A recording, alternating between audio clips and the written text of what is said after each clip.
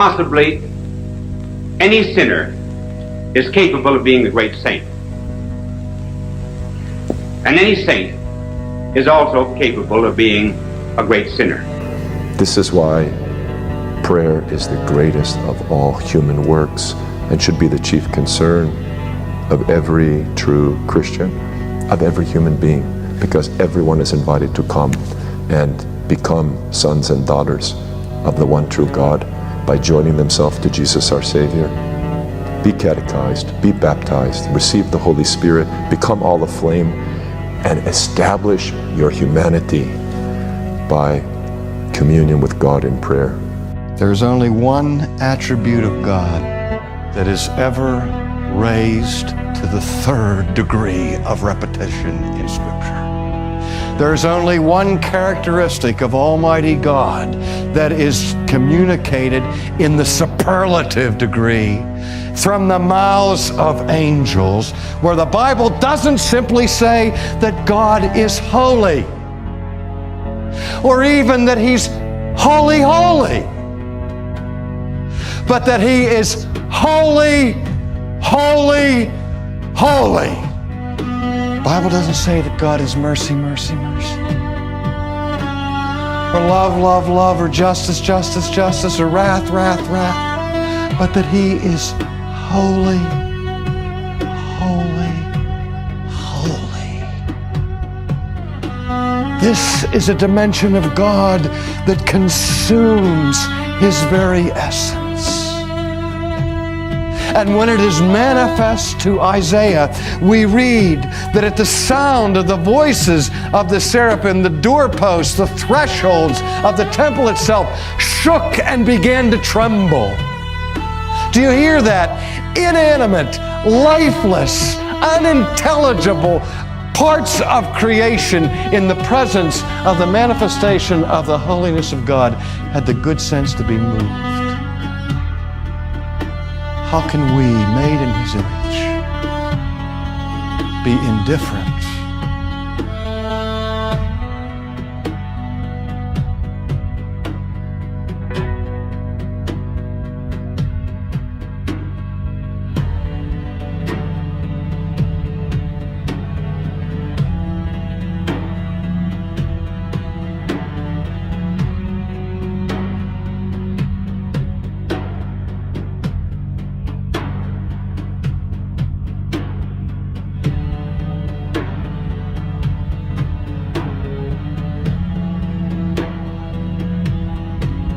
God the Father, God the Son, and God the Holy Spirit are of the same essence, one essence, but they are distinct in their personhood. Christ said, I and the Father are one. He who has seen me has seen the Father. They're of the same essence. This is why we make our hands, put our hands in this configuration when we make the sign of the cross. It's an expression of our theology. Father, Son, Holy Spirit, three distinct persons, but of one essence.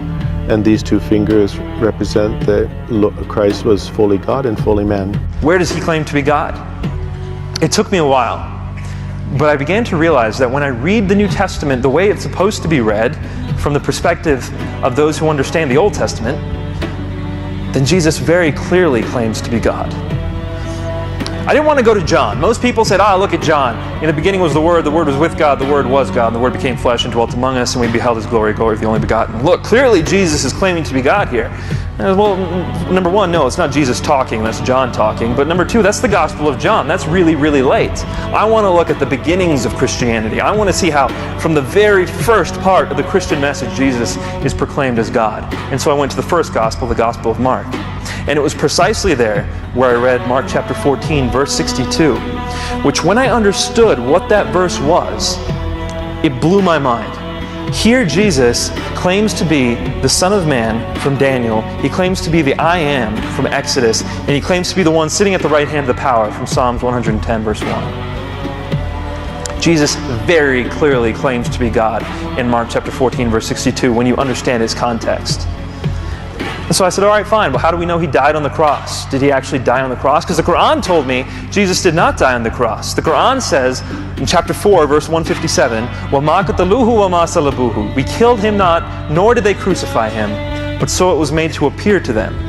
So as a Muslim, I believed what the Quran told me. Jesus did not die on the cross. But Christians think Jesus certainly died on the cross. So this was a good litmus test right here. Which one's true? Which one's false? So I said, I'm going to study Jesus' death on the cross from a historical perspective. I want to see, did he actually die on the cross? And no matter how you look at it, whether you're an atheist, agnostic, Jew, Buddhist, however you look at it, if you're a historian and you're studying the evidence of Jesus' life, you have to conclude that he died on the cross. Every scholar who studies Jesus' life concludes that Jesus died on the cross. In fact, what they say is that if we can know anything about Jesus' life, it's that we know he died on the cross under Pontius Pilate.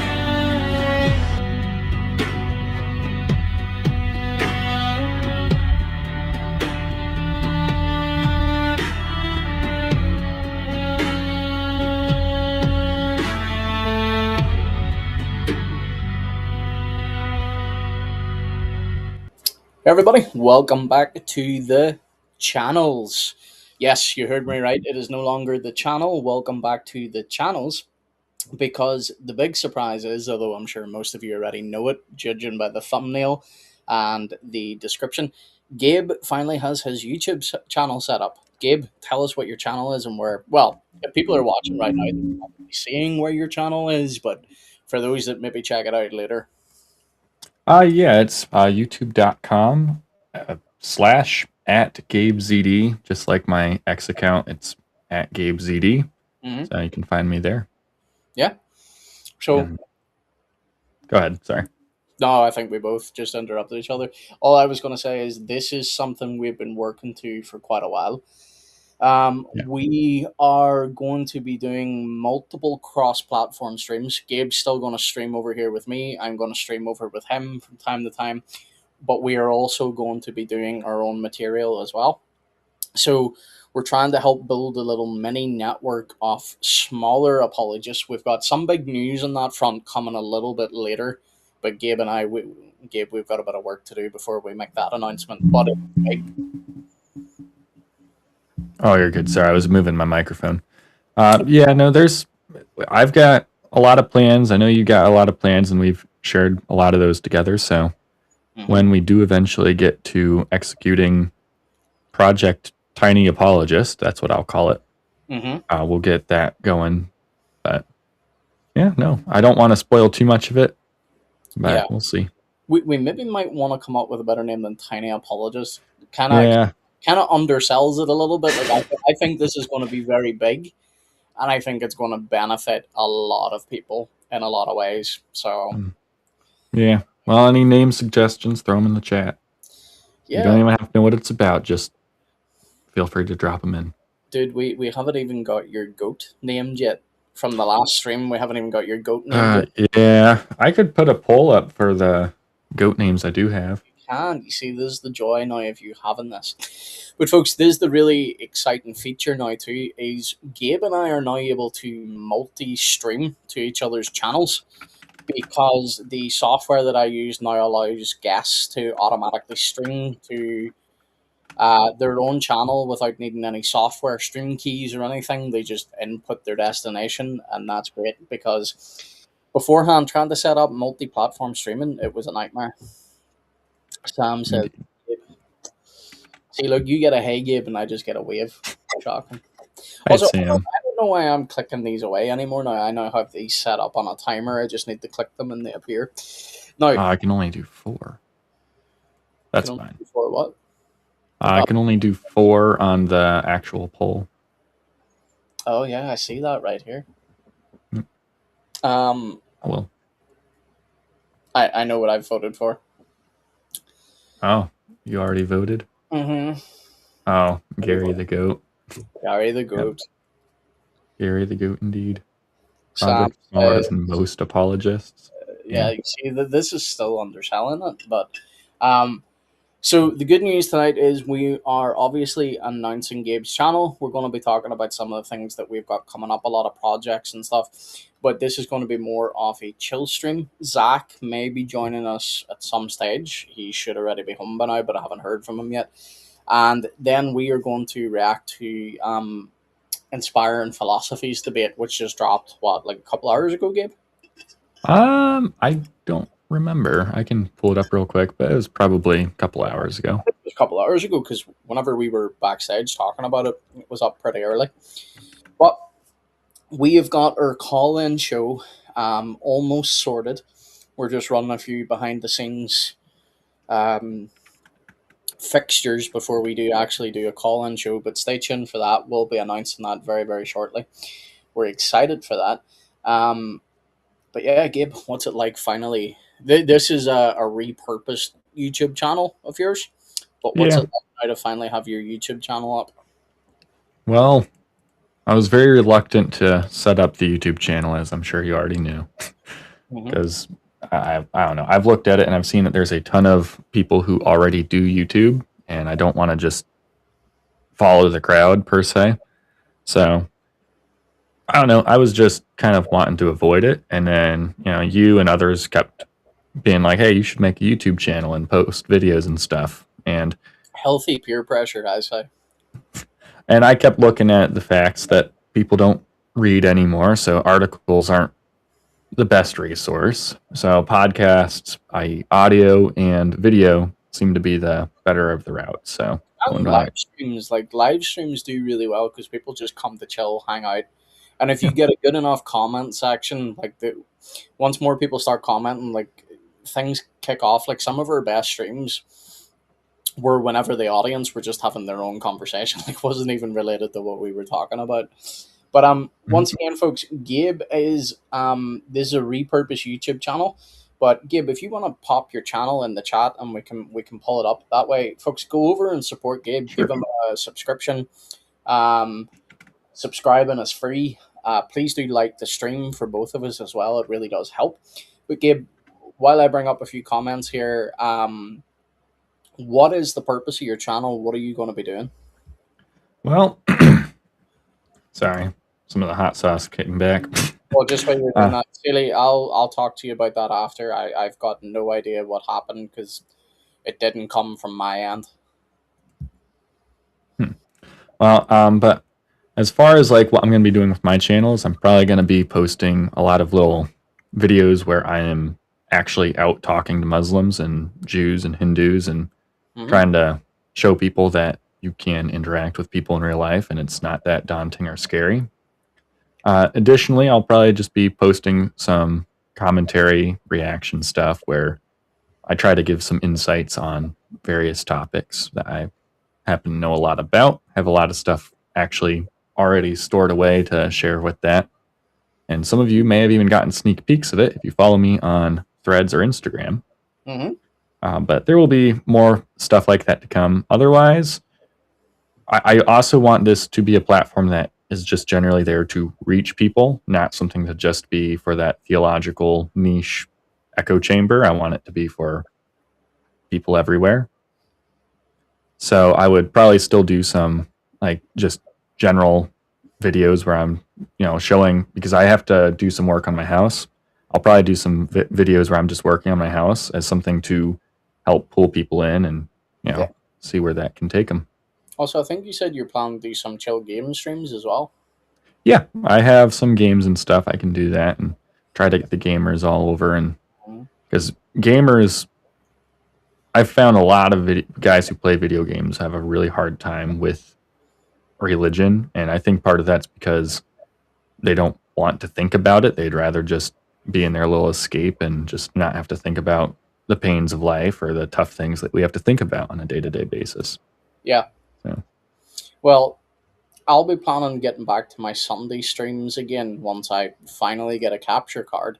But I will actually at some stage be actually doing what Stream Elements tells me that I am currently doing. playing the Wolf Among Us. Yes, The Wolf Among Us is one of my favorite games, and the company behind it got shut down. I don't know how many years ago, but then they got brought back. Like someone invested into them, and they have been working on The Wolf Among Us 2 for so long, but it has just been stuck in like pre-production purgatory. And I just That happens. yeah, I just don't think I'm ever going to get Wolf Among Us 2, sadly. But yeah, Mm. you're going to see a lot more stuff. Yep. I think I already brought this up, but I'll just bring it up again. Sam says people should stop not reading anymore. Yeah, people, stop it. Read more. Yep. Stop not reading. Yeah, Keep reading. go over into my Substack. Read Tiffany's article. There'll be an article out by the Reform Quentin from the Reform Corner on Friday, I Mm, believe. And Josh from the Obro Show will be back to writing very shortly. So sweet. all my writers are back, Gabe. They all took a hiatus at one time. Like legit all took a hiatus at one time without talking to one another. So like they didn't know. It just all happened at the one time and I was like, oh man, I'm gonna have to start writing again. Well, it's the weather we've been having. You'd think that people would be, stuck inside and writing more, but well, you got a lot of things to do when the weather starts getting bad. And Yep. at least I think all of them are in the United States, and the United States being hit by a freight train right now. So Yeah. Yeah. fun stuff. And here, folks, is Gabe's YouTube channel. Please do go over and check it out. That is in the chat. But Gabe, we are going to chill for a little bit just to Zach maybe joins. If he's joining, I'll drop him a text now in a minute just to see. But then we are going to be reacting to the debate as well. So excited for that. Now, Gabe, you last year were able to go to DebateCon, but this year you couldn't. Oh yeah, I mean this year finances have just been way harder this year. But Even otherwise outside, I would have loved to have gone to DebateCon, but what's up? sorry, I was just saying, even outside of finances, sometimes just getting time off, even to go to things like that, can be difficult. Yeah, especially having to drive out. I think they had it in either Houston or Dallas this year, and Oh dear. or not this year because they have multiple this year, but like this time around, it's either in Houston or Dallas, and that's a pretty far trip for me to go. That's like I joke all the time about literally driving across Europe. Well, I would be crossing Europe and probably coming back part of the way just to make it there. So fun long trip.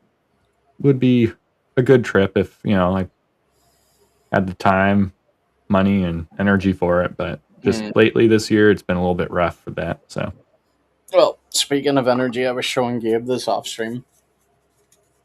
Normally, I drink Monster, but this stuff here, this is like the really. Oh, I forgot the camera's up here now. This stuff is like the really cheap energy drink. This stuff tastes like actual car battery acid, like rocket fuel, so to speak. So it's not a pleasant taste, but it does the job energy wise. So it'll get me through the stream, and then afterwards I'll probably crash. So all right. How many milligrams of caffeine does it have? I don't even know. I didn't look. Uh-oh. Well, it's about to be something absurd like 1,000 or something like that. Yeah, because this is my second one. Oh, man, that would really be bad.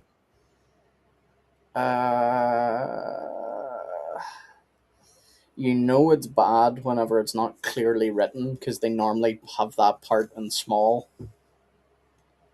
Well, I mean, it's usually, at least here in the States, they usually put it like right below the ingredients list or the area that has the, what's it called?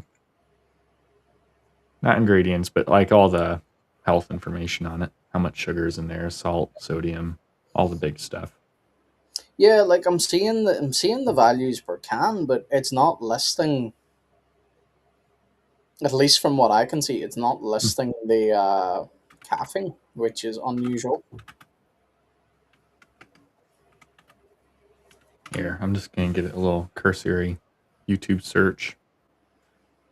Well, according to Caffeine Informer UK, caffeine in a Boost Energy UK can is 80 milligrams of caffeine in the 200 milliliter can, 250 milliliter can. Yeah, so this is 500. Okay, so then it's going to be 160 then. And I've had 2 of those. I mean, it could be much worse than that. I think, what's the daily recommended? 500? Couldn't tell you. All I do know is for whatever reason that stuff hits. So, but anyway, folks, we are going to go ahead. We've got a couple of announcements that we're going to be making later maybe this month. We will see. However, Gabe and I have got a lot of stuff we're working on that we're excited to talk to you about. We've got a lot of material coming out, hopefully, in the future, Lord willing, that is going to help you, especially. Gabe, you're going to be working, which I think is really cool. I'll not mention too much about it, but you're going to be trying to work a little bit more on apologetics from less mainstream Hmm. religions. Let's put it that way. Oh, they're mainstream religions. It's Hinduism's one of the big Yeah, ones I'm planning on going after. But but what I yeah, meant by that is more you don't see as many apologists tackling it. yeah. And with Hinduism, it makes a lot of sense because it's not as much of a theological debate that you're going to have with, say, a Jew or a Muslim. It's usually a philosophical debate that would be similar to what you would be having with an atheist or a Buddhist, but towards Hindus instead. So Yeah, yeah. Well, anyway, we've got all those exciting things coming up, but I'm finally glad, Gabe, that your channel is live, and it's nice that this new features here that you didn't have to give me any like streaming keys or anything because like me and technology does not work well. So this new feature where I literally just click for you is fantastic. How is your vote going so far, Gabe? I think it's one vote for Gary the Goat still. Yeah. That's me. Yep. Well, you're a new channel. Isaiah just messaged me based instead of actually watching the video. Come on, man. What are you doing, man?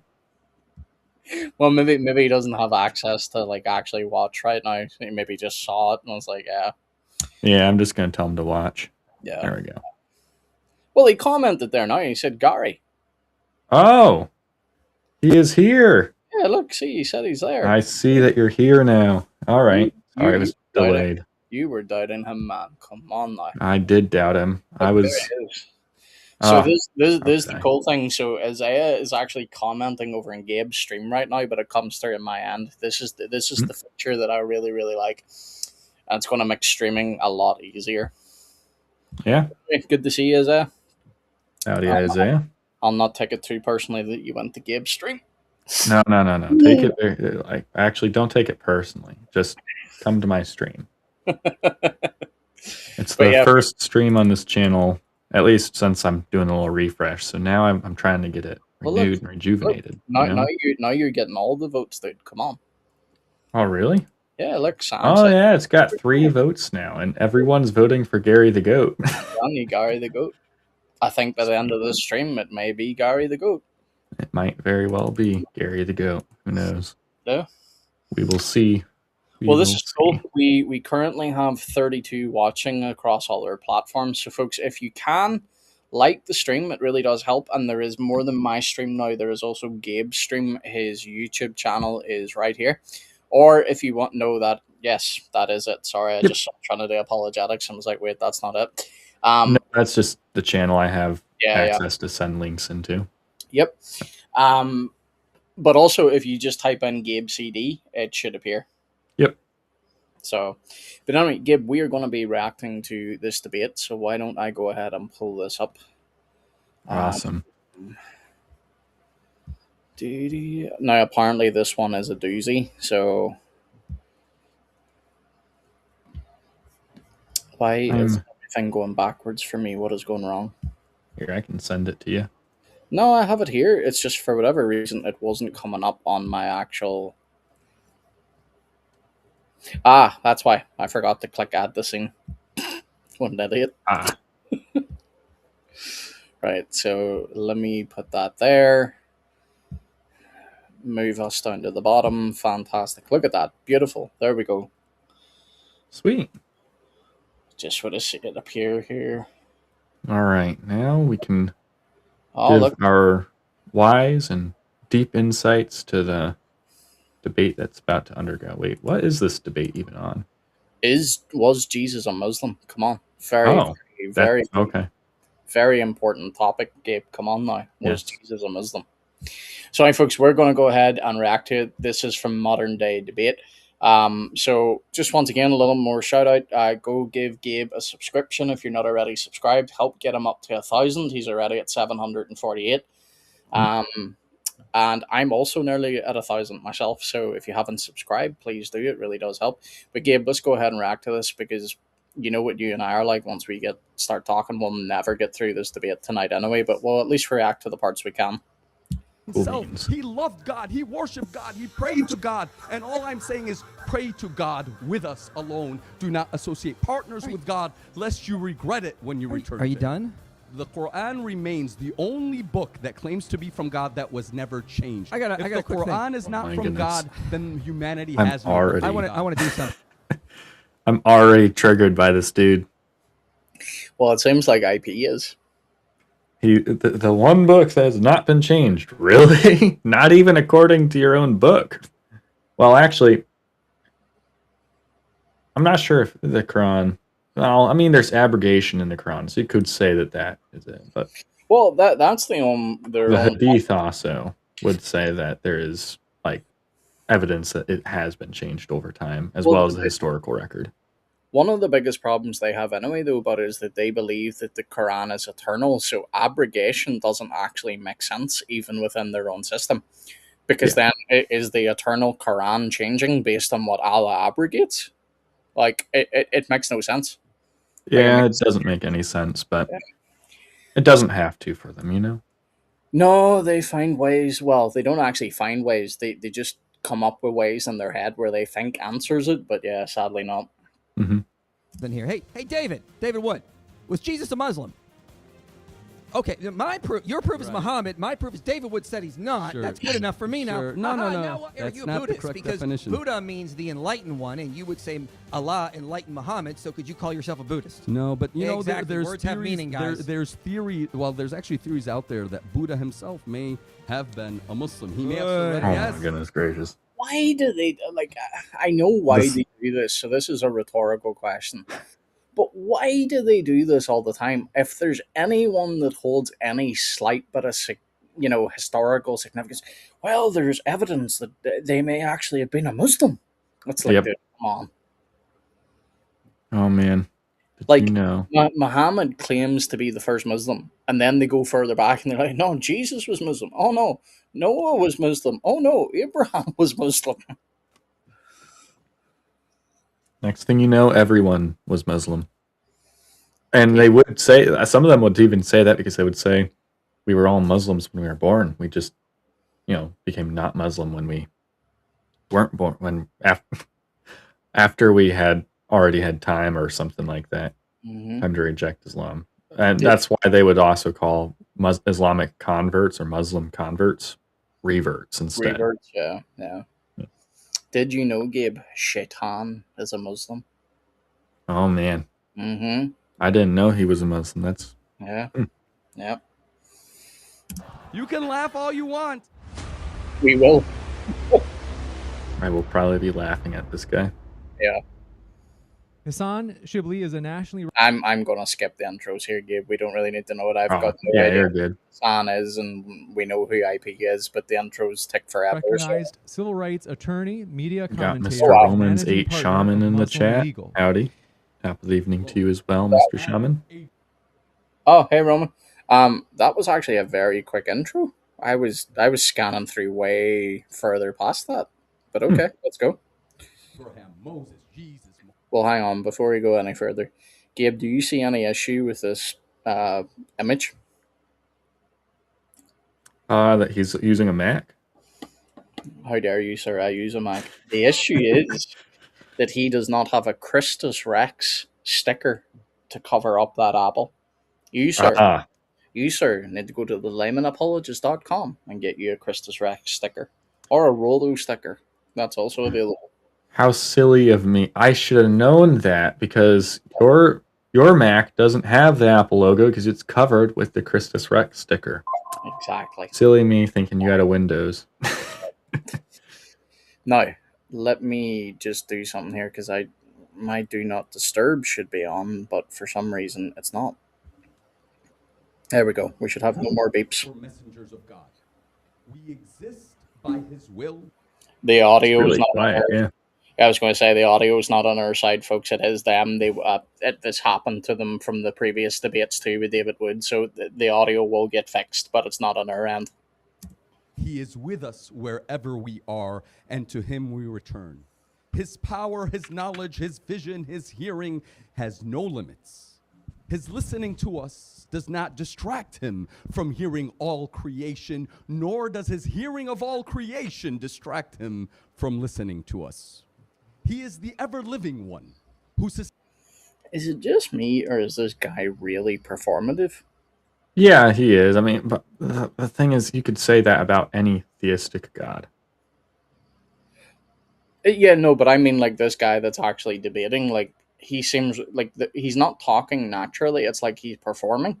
Yeah, that's why I agree to that. I'm just saying that, like, everything he's saying so far could Oh yeah, also yeah, just be yeah, yeah, applied to any theistic god. yeah, yeah, 100%. It's more just Anyway, I should He's probably definitely very theatric, but though, yeah. we'll see. Sustains everything and is sustained by nothing. He is the giver and we are the receivers. And all he asks of us is sincere gratitude to him. And of the greatest of tragedies is to live a life enjoying God's countless blessings in each and every moment that we exist, and then to return to him, having never truly thanked him, having never sought him, having never worshiped him, or having worshiped other than him. With that we begin, and we ask God to show us truth as truth and guide us to follow it, and show us falsehood as falsehood and guide us to avoid it. Was Jesus Muslim? No, debate over. No, he wasn't a Muslim. Yep. I think he's going to try to say that because Jesus was a theist, Jesus was a Muslim, but he's also going to. So maybe that's a little bit better than when they say, "Oh yeah, he went prostrate one time, so that means he's a Muslim," you know. So It's just maybe we'll yeah. go down that route, but that's still a pretty stupid route because that would mean any theistic religion would be something in line with Islam. He's gonna go down many stupid routes, and the thing is, like, this is not the only person that does this, but like God logic has like literally destroyed this argument many, many times. Like, if I call Rollo Allah, does that mean that he is Allah? According to Islam, yes. Well, I think even They might they. have a problem with that, but Yeah, I was going to say, I think they may even deny that part, but like that's the thing. Like, say this is what they try and do. They try and do the lowest common denominator at times, and they'll be like, "Well, to submit to Allah just simply means that you submit to Allah. That's it." But then whenever you take them into it deeper, and you're like, "Well, if I have a cow out in my back garden and I call it Allah and I submit to my cow, am I submitting to Allah?" And they'll be like, "No, because you also need to do X, Y, Z." Exactly. So there are conditions in order for you to truly submit to Allah. You have to make sure that you've got the right God, that you're doing your 5 prayers a day or whatever. So you don't get to just do this thing. Oh, that all that meant was Jesus was submitting to Allah. Well, Jesus called God his father. Can you call Allah your father? yeah, and it gets even worse though. Like I have had one of my first interactions with a Muslim. A Muslim said to me, "Gabe, what's the problem? We worship the same God." So they will outright lie to you and tell you, "Yeah, we worship the same God." We don't. We do not. Christians worship the triune God, a God that their God doesn't know anything about, right? Like their God seems to get confused and think that the Trinity is made up of the Father, the Son, and Mary, not the Father, the Son, and the Holy Spirit. Oh no, No. Gabe. That was only a particular tribe close to Muhammad's day. They wasn't actually talking about the real Trinity. Well, because we all know the original Quran was Trinitarian. Yeah. And it was the dirty, smelly imams and sheikhs who changed it. Mm-hmm. How could they? Those tafsir writing scholars, how could they? Oh, man. Yeah. Uthman changed the original message of Muhammad, who was a follower of Christ. What a shame. Yep. What a shame.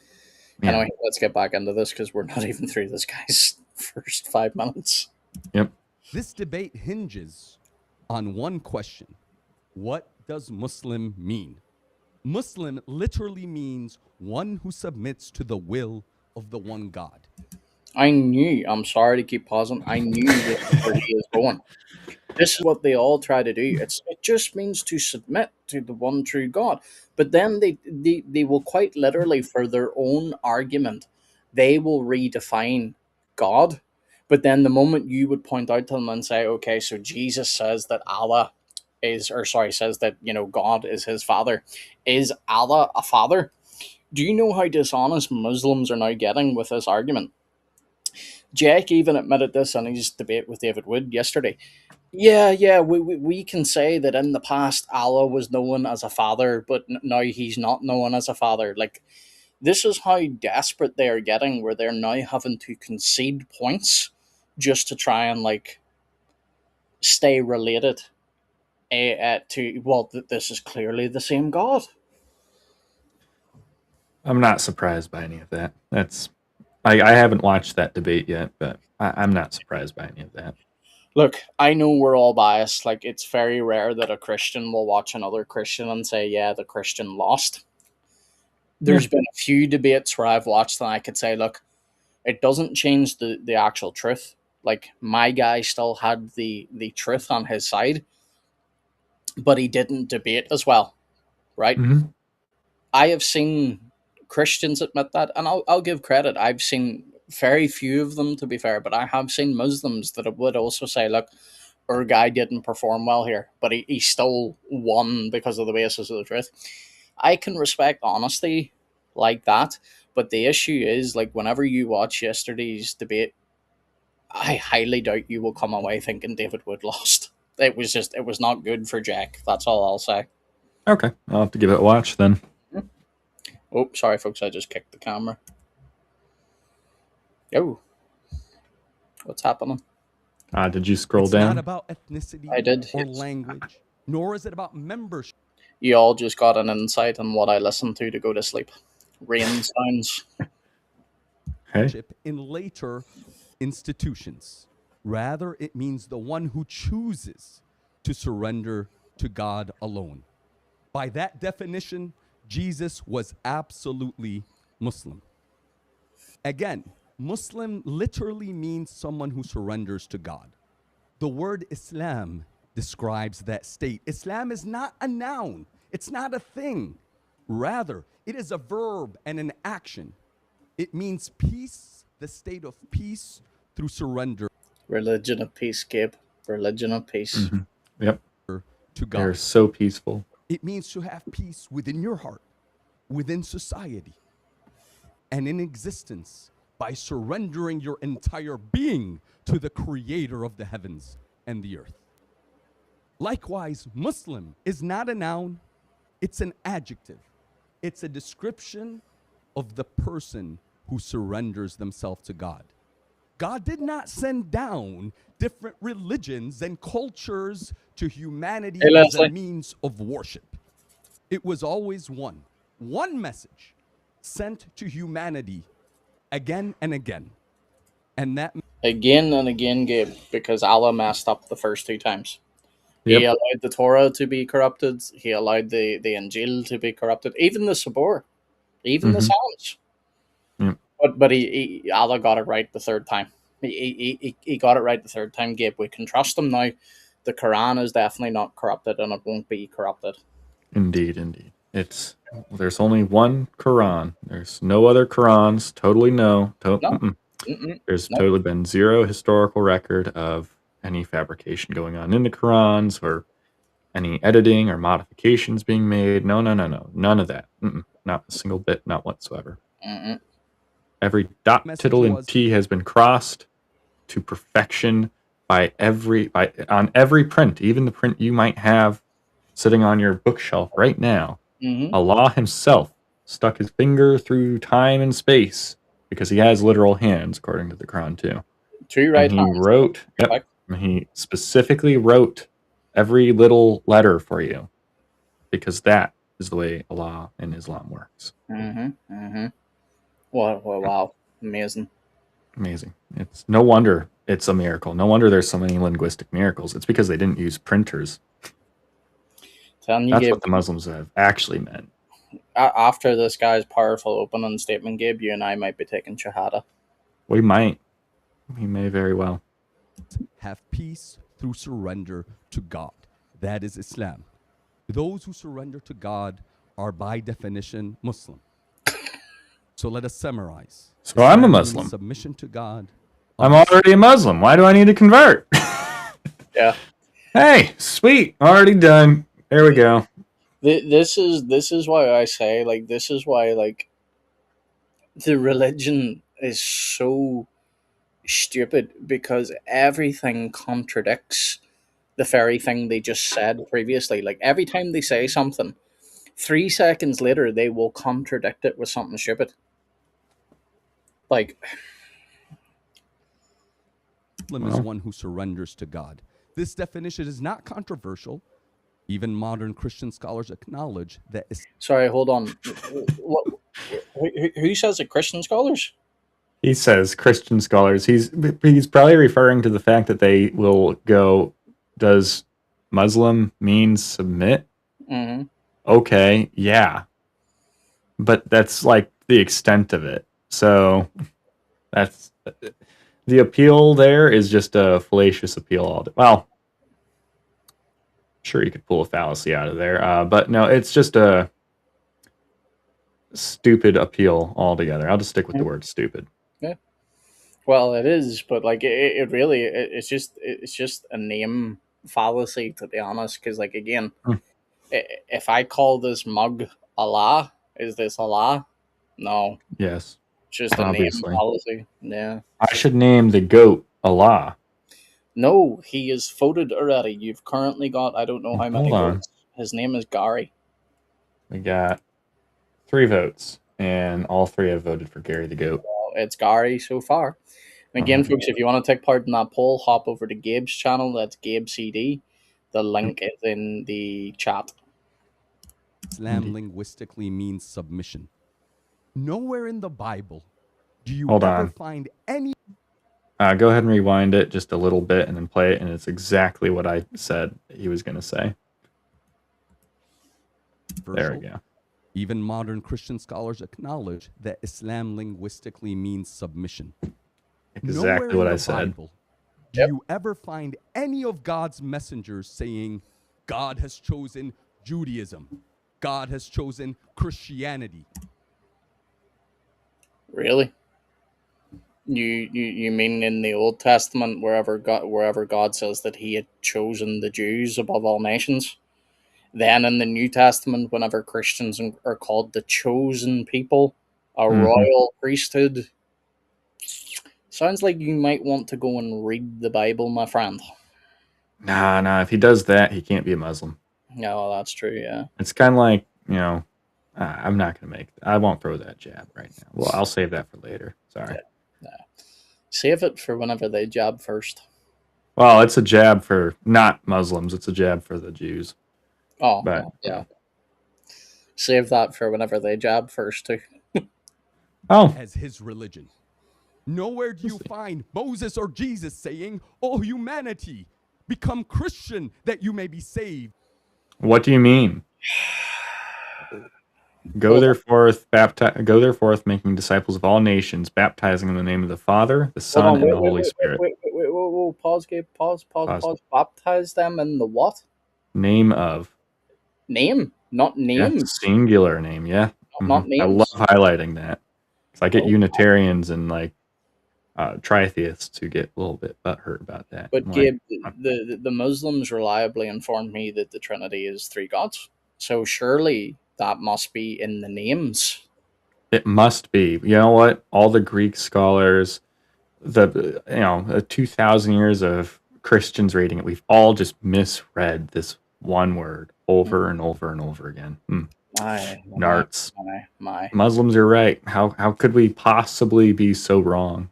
Possibly be so fooled? Like, dude, I know we have the ability of pausing this guy, and like you don't get to think as quick in your feet when you're in the heat of debate, but like within 4 minutes, because like I skipped the first 2 minutes and we're only at 6 minutes 25 in this video. So within like 4 odd minutes, I can't tell you how many fallacies this dude has already committed. not just fallacies. Like he is just straight up lying and putting out Well, I falsehood. was going to say, Yeah. I'll not even go as far as to say he's lying yet. I think he just is ignorant. Like, I just don't think he actually knows what Scripture says. I don't think I can, just from, if you're on a debate stage like this with an odd, I struggle to be able to accept that you just don't know. I'm just going to lean on he's probably already tried these same arguments against people. They've said the same exact thing as us. He knows he's wrong and he's just echoing the same thing over again because that's just what they do. And watch, he's probably going to get corrected by Michael Jones in this debate, and he's still, a week later from now, he's going to use the exact same arguments, even though they've already been refuted, and he knows they don't work. He could well be. Because I don't like. I genuinely don't know who Hassan, and I'm not even going to Shibli. I probably, Shibli. yeah, I'm probably butchering his name. Which, if he ever sees this, I apologize in that regard. But this is very common, not just with Muslims, but like I know Christians that do this. I know atheists that do this. Some people really overestimate their own ability and think that they are debaters, and they go ahead and they sign up for things like debates, and then they end up making a fool out of themselves, like what I would say he is currently doing. Or become Jewish that you may be saved. No, I was saying, yeah, but I still think he probably, I imagine if I look him up, he's probably got some following. Like, here. Well, for the fact that Inspiring Philosophy took a debate with him, yeah, I'm assuming he's not a nobody, but yeah, we'll see. Sorry, folks, if that was really loud. Apologies. But again and again they say, surrender to God. Give yourself to God that you may attain salvation. It was a universal message given by Abraham, Moses, Jesus, all great men who sacrificed everything for the unseen seer of all who is with us at all. Wait a minute. Did he just say, actually, let me just replay this. There's no way this is his YouTube channel. Jewish that you may be saved. But again and again they say, surrender to God. Give yourself to God that you may attain salvation. It was a universal message given by... Did he just say a universal message, Gabe? Yeah. Is that the Islamic claim? No. No. The Islamic claim is that every nation received prophets for their own tongue, but that Muhammad is meant to be the prophet for all mankind.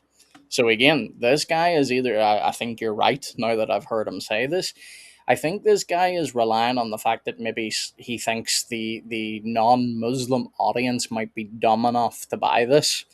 That is not the message of Islam. So you've just lied about your own religion. Yeah, he's got 35K followers on X and 185K followers on Instagram, with looks like a lot of content. So, and most of it's targeting Christianity. So I'm going to assume I'm right when I say he's already tried these and been refuted, and then judging by what he just said, because like if you're going to lie about your own religion that this was a universal message, nah. Yeah, I can get it, but Abraham. Oh, you're good. Moses, Jesus, all great men who sacrificed everything for the unseen seer of all who is with us at all times, from whom we came and to whom we will return. Because it wasn't about labels. It wasn't about egos. It wasn't about nationalities. The terms... It's not about nationalities, Gabe. But it is about culture. Yeah. But if you convert, you need to take on an Arab name. Yep. You need to learn how to say the Shahada in Arabic. Mm-hmm. You need to be able to read the Quran and recite it in Arabic, because if you do it in English, it doesn't count. But it's a universal message for all mankind. But Arabs are superior. Just let that one settle in. Is he a lawyer? It says Muslim legal. Yeah, I Yeah, noticed. I'm looking at that right now. No, that's why he's so performative. That's why. It's because he's a lawyer, and lawyers have to be performative. yeah. Or, and I'd say you're right. I'm just saying that this is also a possibility, but this could be someone that's sponsoring him. It could be, but I'm seeing it on his Instagram too. Yeah, So. yeah. Oh no, I would 100% judge him by the way he's acting, believe that he is a lawyer. I'm just saying, for the sake of people not coming in and accusing us of things, it may also be a sponsor, but yeah. Were developed by men hundreds of years later. But again and again in the Bible, you find the terms of having peace through surrender to God. God is one, and he sent many messengers to humanity calling for us to surrender to him. Was Jesus Muslim? Gabe, in the Bible, did God send many messengers to the nations, or did he send the messengers to the Jews? To the Jews. Yeah, because the plan of salvation comes first through Israel. And I'm not talking about the modern nation state of Israel. I'm talking about actual Israel. Right? Mm-hmm. Then Jesus tells his disciples exactly what you quoted. Go and baptize in the singular name, the nations of Father, Son, and Holy Spirit. That is the plan of salvation. So again, this guy does either he's intentionally lying, which he very may well be, or this dude does not have a clue what he is talking about and shouldn't be debating. Well, that's basically asking, did Jesus surrender to God? And if Jesus didn't surrender to God, I don't think anyone has. Of course, Jesus surrendered to God. He worshiped God, and he taught peace through surrender to God. So we believe he taught Islam, which means peace through surrender to God. And that's what this is. So why is it that whatever Jesus teaches stands diametrically opposed to Islam? Yeah. Why is that if Jesus surrendered to Allah? Well, because Allah is not the same as the Father. But Nope. you know, he can't say that. Won't Nope. say that. I'm not even going to go down this route tonight because I'm not trying to start a fight when we're just reacting to a debate. But Jesus, when he comes to talk about little children, says, if you harm one of these little ones that believe in me, it'd be better for you to have a millstone hung around your neck and cast into the sea. Mm-hmm. Contrast that with Muhammad's life with Aisha. Yep. Not the same God. No. It's about God. It's not about cultures or labels or other things. It's about living life surrendering to God. And God's messengers throughout all time come with the same message. The rules may be different. Moses had different rules. Jesus had different rules. Muhammad had different rules, but So God gives different rules to different prophets. And we're allowed to conflict those rules. Like, as Christians, we're told that all food has been made clean, so we can eat pork. But the Jews were told not to eat pork. Mm-hmm. Now, a Muslim might say, haha, because we have the same laws and you guys just misunderstand it. But Muslims also, like, they can eat cow because it's, or not cow, sorry, Camel. horse because it's camel, horse, either one, because they don't have the full Jewish law, which would have, you know, made it not okay or unclean to eat animals with certain hooved styled feet. So, But it's also just a complete misunderstanding because they'll try and flip that on us and say, oh, well, look, that's a change in God's law. Well, no, it's not. These were ceremonial laws to separate Israel from the nations around them, right? mm-hmm. God's moral law doesn't change. And that's what we are talking about because this guy, Hassan, has said it. I have heard multiple Muslims say this. They will say things like Jews had the Sharia of who they call Musa, Moses. And Sharia just simply means law for those that are not aware. Mm-hmm. The Islamic Sharia is interesting. That's all I'll say tonight. Yep. But what I'm saying about this is they will try and say, oh, but look, the Jews were under the Sharia of Musa.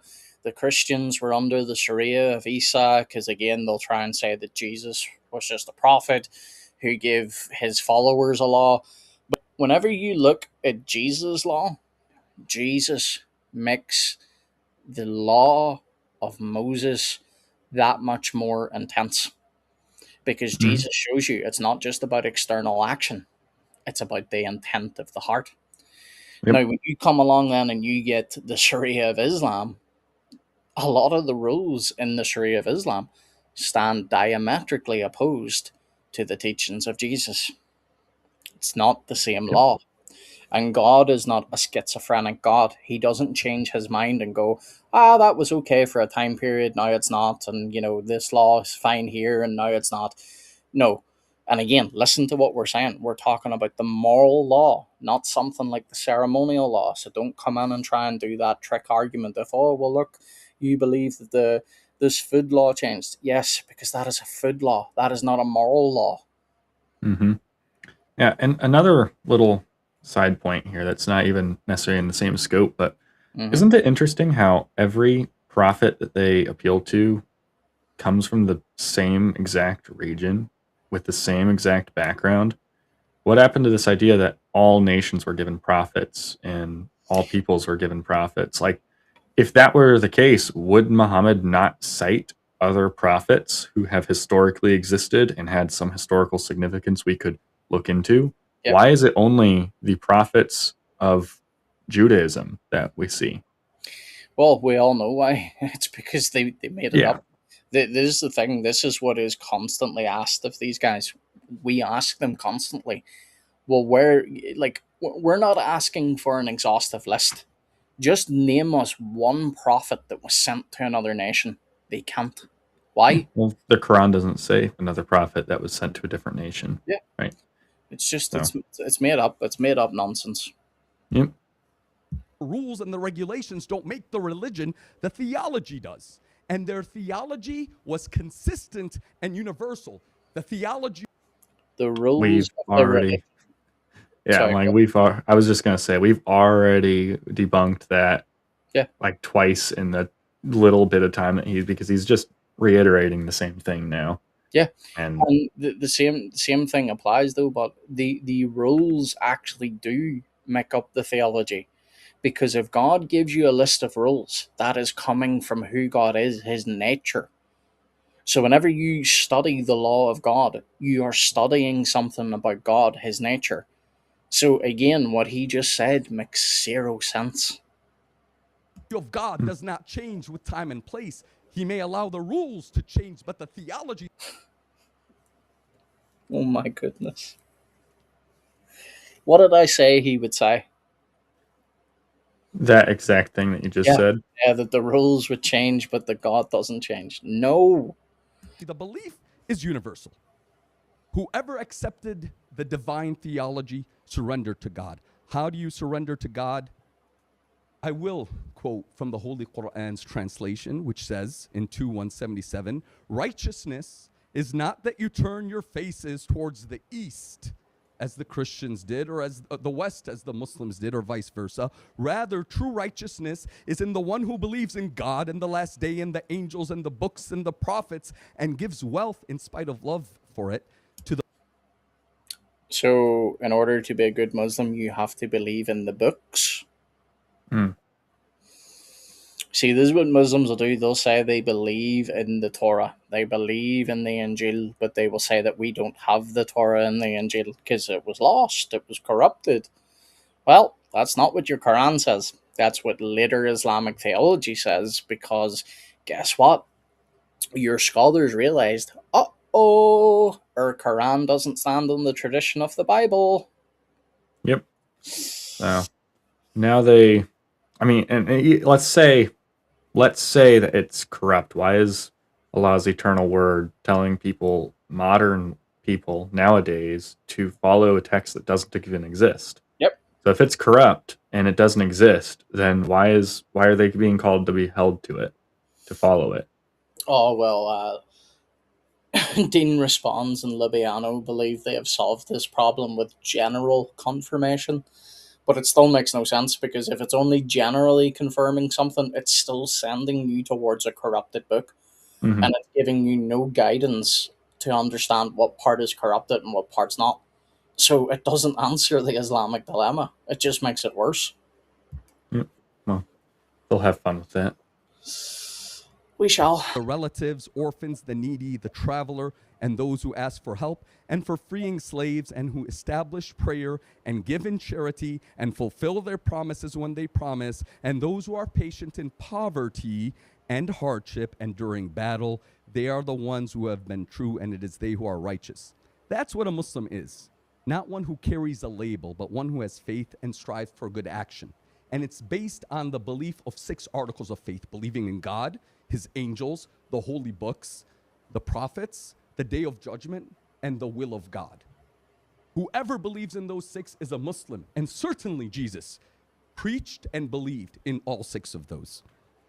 Again, it wasn't about labels. The real question. Gabe, can you remember Jesus ever preaching about the books? I mean, if you're referring to him quoting from the Old Testament books, then yeah, I guess. Well, that is the Old Testament. It is technically, yes, a collection of books. But look at the Islamic paradigm of what the books encompass. It is the books of Allah.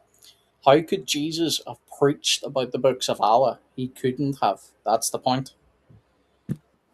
Like this type of like anachronistic nonsense makes zero sense. Did Jesus submit to the one God, worship him alone, obey his commands, and teach others to do the same? Absolutely. Now listen, I'm hesitant to quote the Bible because today's Bible absolutely is not the revelation that was given to Moses and Jesus by top. Okay. So Oh my goodness. prove that it is not. Because guess what? Whenever scripture was placed down in front of your prophet, he affirmed it. Guess what we have? Manuscripts that show that it was the very same thing way before Muhammad. Mm-hmm. Yeah, they'll have fun with that one also. Oh, it's I honestly feel bad for Muslims sometimes, because like I'm talking about the Muslims that are not Dawa guys and guys like this, but like they hear these arguments and just assume that it's because it's coming from some form of authority that, you know, they clearly must have reasons or truth for saying that, oh, you know, it's corrupted or whatever. But if you've ever been in a conversation, I know you have, Gabe, but I'm speaking more to Mhm. the audience. If you've ever been in a conversation with a Muslim and they say something like this, and you ask them for evidence, they will very quickly be like, I don't have any. I don't have any offhand. Usually they'll instead start asking you a whole bunch of questions, but you know, it's same difference. Yep. Avoiding the topic, basically just saying I don't have a hand to play here. The Muslim shuffle. Yep. The Muslim shuffle, Gabe.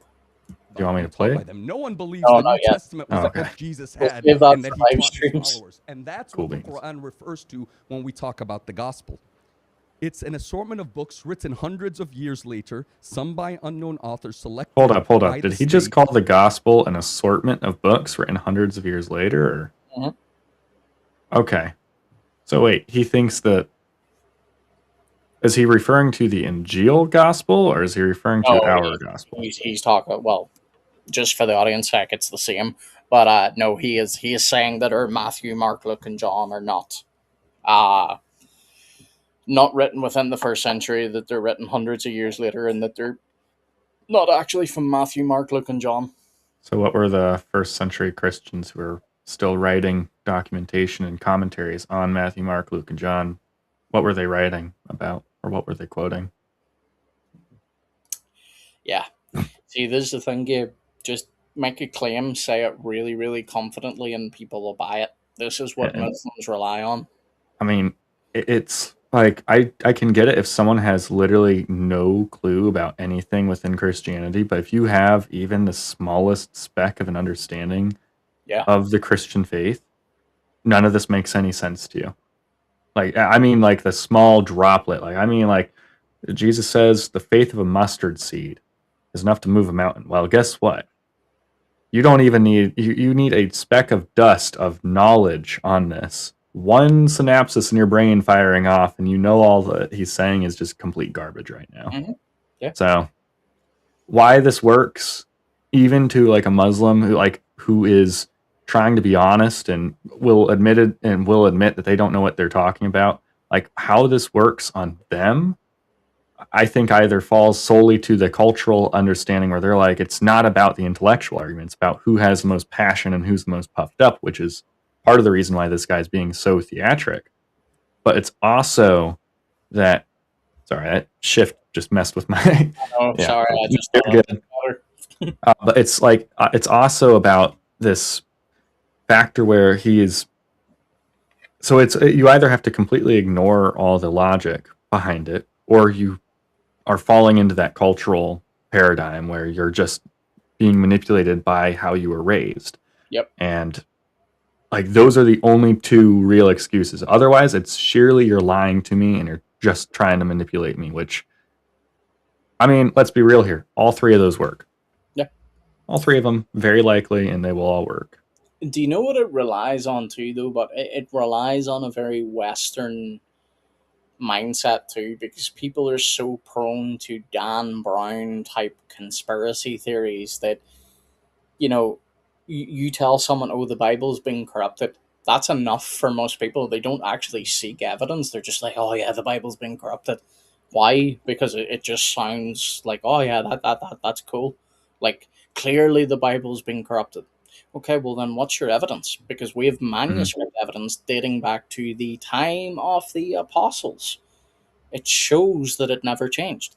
Never mind that it shows that it never changed.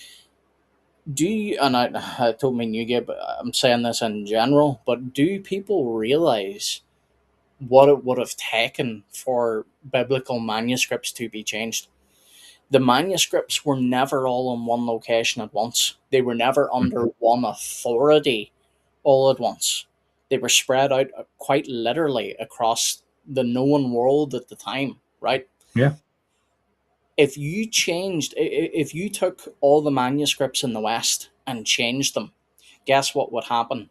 You'd have all the manuscripts in the East to correct the ones in the West. Exactly. And you would have, even then, because then you could make an argument and go, hang on a minute, which one's right, the West or the East, right? That would create confusion. But more importantly, what it points out is it shows the fact that there's been no change. Zero change. Yeah. I mean, like you'll have typos. Well, we say typos, but like just someone misspelled something, a little bit of ink fell, maybe a manuscript got burnt a little bit and part of it's missing. So you'll have those manuscript errors, and those go up to the thousands, but none of those are changing, or heck, tens of thousands, if not hundreds of thousands of errors. But sorry, go ahead. That's nothing compared to like if it was an actual written error that actually festered change. Like that would make up not even a single % of all the errors that you have when you're reading guys like Bart Ehrman referring to errors. Like, because that's the thing. I think a lot of Muslims have this idea that whenever we say that the scripture has been preserved, that it is without error, that what we are saying is that it does not contain things like scribal errors or scribe recommendations. Because Muslims love pointing to things in the Old Testament where it says, oh, this king reigned at 1, and then it says in another verse that, oh, that actually that same king reigned at 18 years old. Well, yes, that's a scribal error. It does not change anything doctrinally. It just means that that scribe either didn't draw in the 8. It wouldn't have been an 8 in English, you know what I mean? And then what happens is whenever other scribes then copy from that manuscript tradition, they are going to copy that little scribal error. That's not what we mean by preservation. What we mean is the message, the reliability of God's word has been preserved.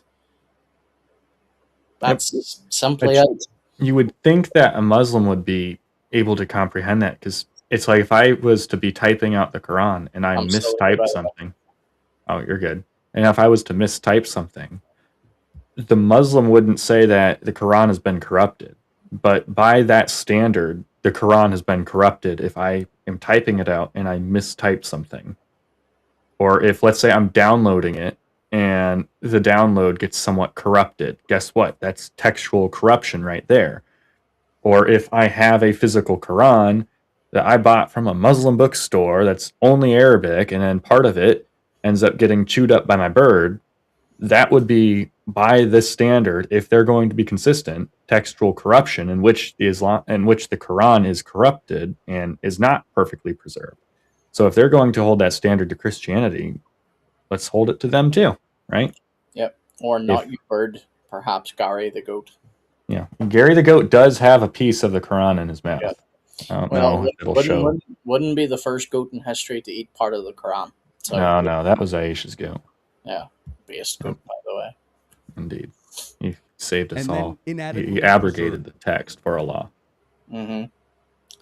Very interesting text too, the suckling verses, but we'll talk about that another time.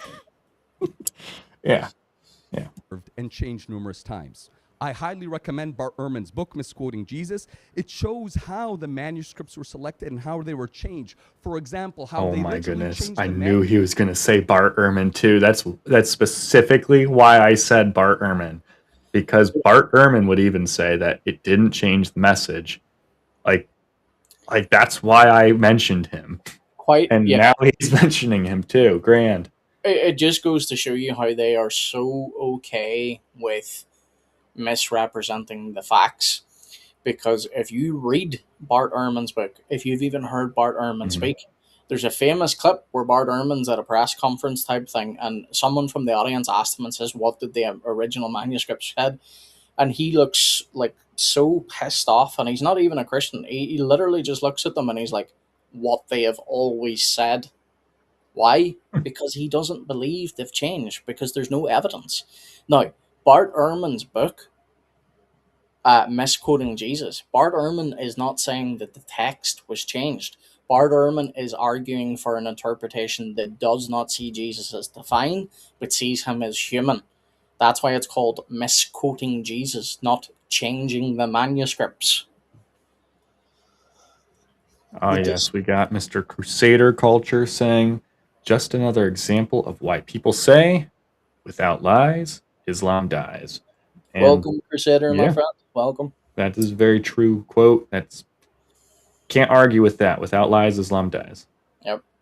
And that's why the internet and Western scrutiny over it is going, like, Christianity's been undergoing, let's be a little bit more conservative with my numbers. It's been undergoing extensive textual, historical, linguistic, think of all the philosophical scrutiny for, let's say, the past 300 years. That's a more conservative metric. I could say 500 years, but we're going to stick with 300 years.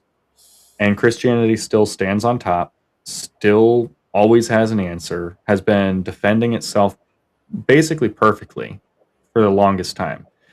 And Islam has, let's just say, like, it started and then 9/11 happened. And then after 9/11, everyone was like, oh, wait, we can't react and be super anti-Muslim now. We've got to be nice.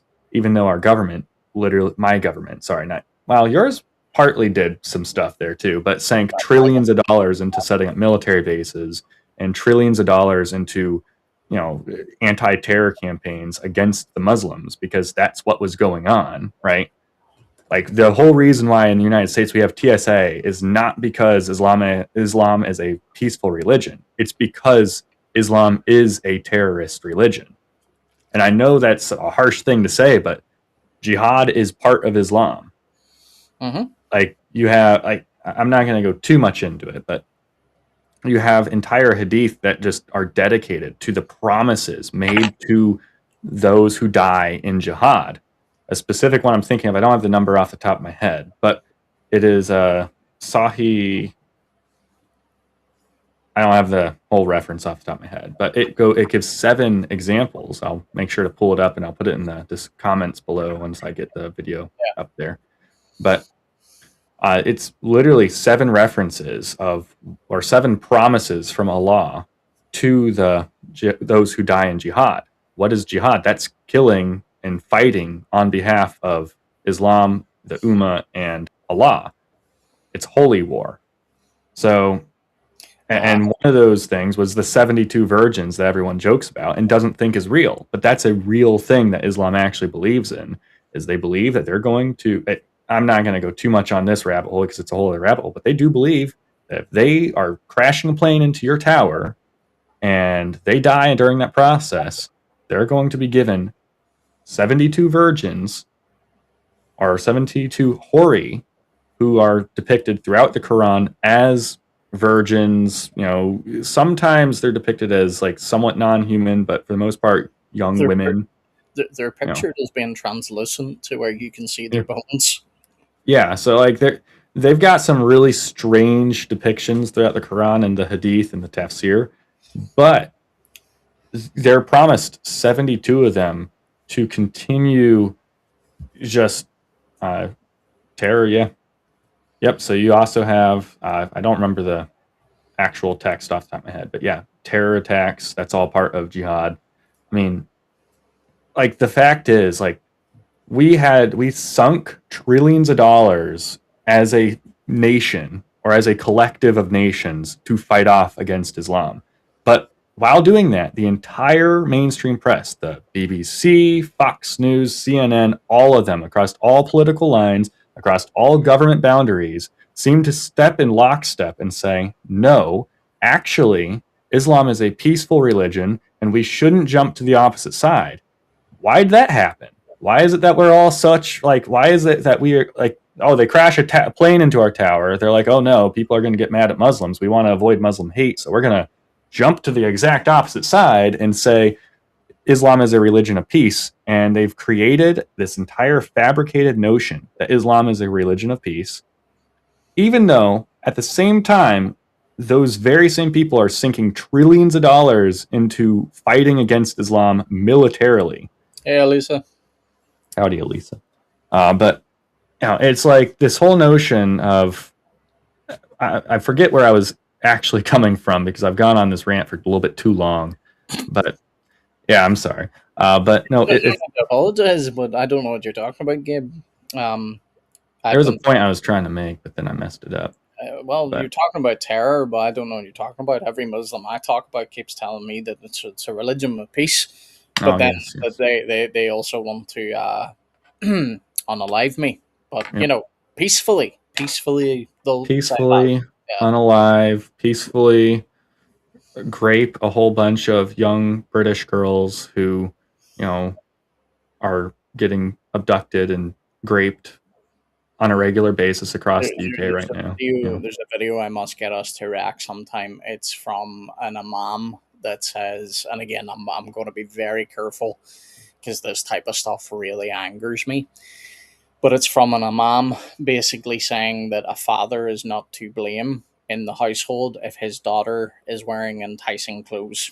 And I'll just leave it there. I'm sure everybody can put two and two together. I was speaking on terror in Islam and Muslims trying their best to deceive. See, look at that. Crusaders got you.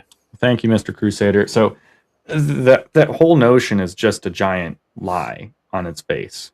And I don't know where I knew I wanted to wrap it up somewhere. I just don't remember exactly where I wanted to wrap it up. But the entire notion that Islam, like everything people believe about Islam is a lie. Yeah. Like once you actually look into it, if you're a Muslim and you're actually part of Islam, you know it's a lie, right? Like the amount of...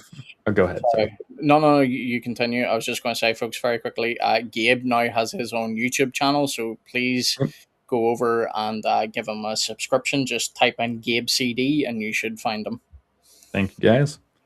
But yeah, no, and it's just, I don't know. I always get a little bit passionate when I'm talking about like how the Western world has seemingly responded to Islam, and it's like we got bit by them. We got bit, right? They bit our hand, and instead of, you know, flicking them on the head or smacking them away, we just, you know, we strangled them in one hand and then took the fangs of the snake and jabbed it into our thigh in another. It's like, it's just a whole bunch of nonsense that I just get so frustrated by it because I've sat down with my own father and he's told me Islam isn't that bad. It's a religion of peace. Every Muslim I know is super nice and kind. I'm like, and that's in opposition to their actual theological doctrines. Thank you, Mr. Crusader. Based Crusader. Very based. But it's just, I'll fully admit, it's one of those topics that gets me frustrated. Mm-hmm. We can continue before I rant on for another 15 minutes about the lies of Islam.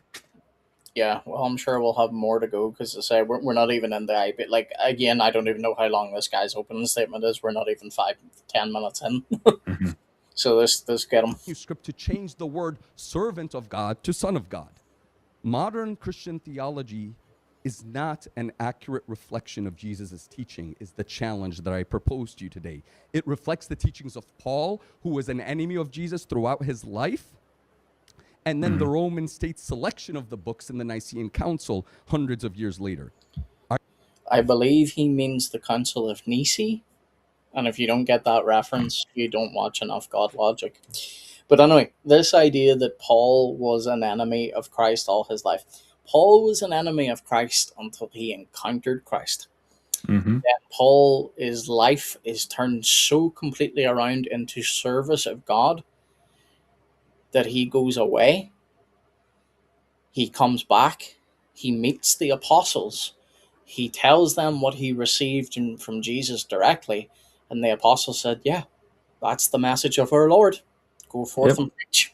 They give him the right hand of fellowship. This idea that Paul was an enemy of Jesus is another Islamic lie. And they love saying, Paul taught contrary to Jesus and the apostles. Really? Go show me where. Because he didn't. I urge you all to Mr. follow Orthodox Philip in the chat too, saying he can't stick around, but he agrees completely with what we're saying about Islam. Hey, brother, I don't know if you saw. I dropped you an email today. We are probably not going to get. Oh, you did. Okay, you saw it. Perfect. God bless. Looking forward to next Wednesday. Next Wednesday, Orthodox Philip is going to be with me over with Tim. We're going to be having a good little conversation about Bibles and a little bit about the Orthodox faith as well. So check that out. Crusader culture, hit the like team. Yes, please do, folks. The likes really do help the stream. It's a way to help out without costing you a penny, and it literally takes less than a second. So go ahead and like the stream, folks. I'm so thankful, whenever you get people that subscribe to you that actually help out and hey, hit the like button. I don't think people realize how much it actually helps and how much it's truly appreciated. So Crusader culture, we appreciate you. We thank you. Thank you, bro. your message of Jesus, not those who corrupted it later. But despite that, even today's modern Bible has verse after verse of Jesus surrendering to God. I have 2 minutes, so I'll read them quick. 2 minutes? But before oh my goodness, he's going on for another 2 minutes, dude. Yeah. We're gonna be here for another 3 hours. we're not even.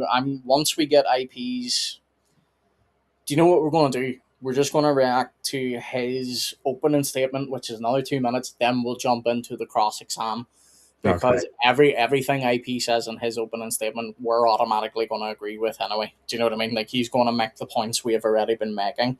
So there's no point everyone sitting through the same thing twice. But here's this really silly thing that comes out of Muslims and atheists. They say things, but Jesus submitted to God. Well, yeah, he wasn't going to be an atheist. That's a silly thing to say. But then they'll try and do these games of, how can God submit to God?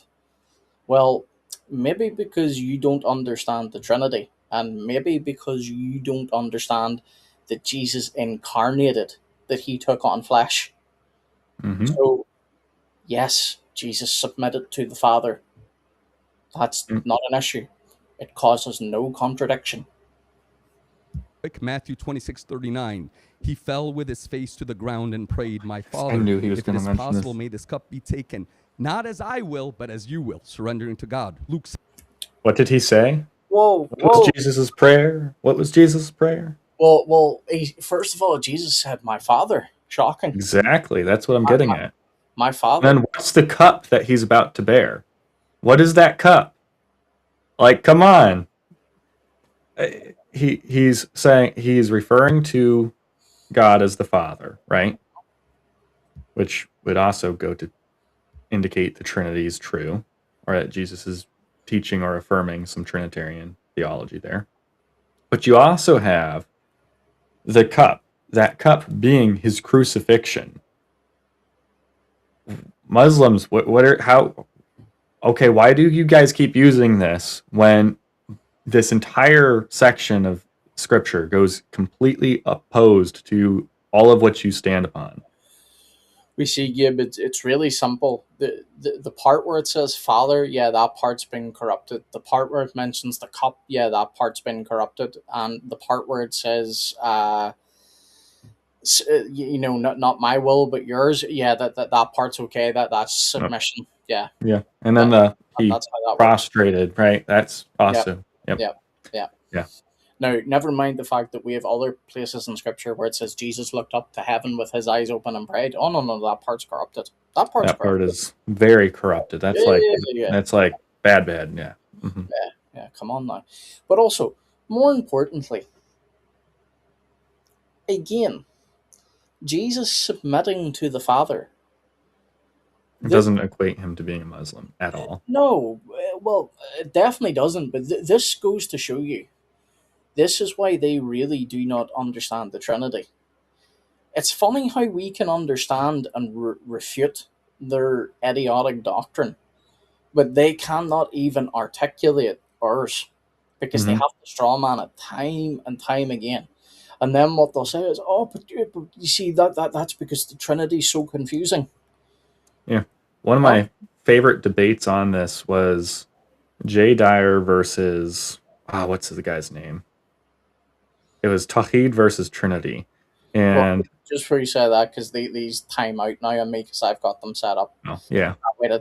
Philip says the Son submits to the Father almost as if he's a distinct person who loves the Father. Wow, who knew?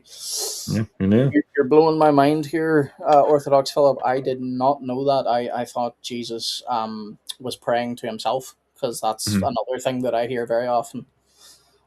How come Jesus prayed to himself? But no, in the debate that Jay Dyer had, I don't remember who he had it with. I'll probably look it up later. Yeah, because he's had multiple. He had one where he basically retired Shabir Ali.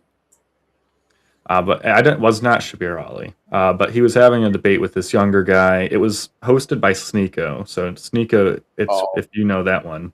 Yeah. But he was doing the debate on the Trinity versus Tawhid, and the Muslim was trying to just literally copy paste like a very basic, very simple Trinitarian formula and put it out there. But he would include like his understanding of the Trinity was like some, he got it from like a Baptist website somewhere and was like, that's it. That's perfect. That is what I'll use and quote to Jay Dyer, and that'll shake his boots. Yep. Jay Dyer is a monarchical Trinitarian. That does not work on Jay Dyer to do that to him, because Jay Dyer is going to outline everything he believes in a very systematic way, and especially on the topic of the Trinity. That's one thing I'll give the Orthodox massive credit for, is they care very distinctly and very heavily about their understanding of the Trinity. So they're going to heavily emphasize that. So this dude's sitting there thinking he's dealing with like a Baptist, when Jay Dyer is sitting there giving him like the entire theological and philosophical breakdown of what the Trinity is and who the Trinity is. And he's sitting there going, well, what would you say this? And it's just like, dude, come on. We know what you're trying to do. You're trying to play games with Jay Dyer, and he's just not going to let you do it because he would not subscribe to the basic, tiny, shallow outline that you're offering him. So... Well, did you not know, though, about Gabe, if you get an argument from your favorite TikToker or YouTuber that, it's really sound? Mm-hmm. Yeah. Anyway, that's what I use TikTok for, guys. That is how you become a great apologist. Step 1, my Apologetics 101 article, completely useless. Don't waste your time reading it. Link will be in the description later. But don't bother reading it. No bueno. Just watch TikTok. Just go on TikTok. Yep. You'll be an expert debater in no time. Yep. You'll be saying that Elohim means that there are multiple gods in the Trinity. Yep. Yep. But anyway, let's suffer through 2 more minutes. 6:12.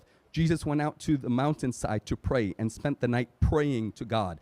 John 17:3. Now this is eternal life, that they know you, the only true God, and Jesus, whom. Whoa, he's got us. Whoa, he's got us. Oh yeah. He's got us. So Mike. true life is to know the Father and the Son. Yep. Uh-oh, Muslims. Uh-oh. It's man. almost like you should have stopped quoting after that part. Yeah. And again, this argument is really silly. To say that the Father is the only true God is not a negation of the Spirit or the Son. If Jesus said only the Father is the true God, well, that would be a negation, right?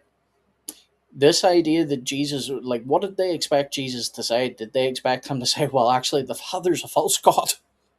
No. This is what I mean. Like, they bang on so much about, well, you need to know the Arabic, you need to know the this, that, and the other. How about you learn the English? Or just basic grammar. Well, yeah, just Like, basic grammar. But like again, literally any language, but just the grammar of the language. Like, if you're gonna be reading an English Bible, learn English grammar. You're gonna be reading it, the Greek Septuagint.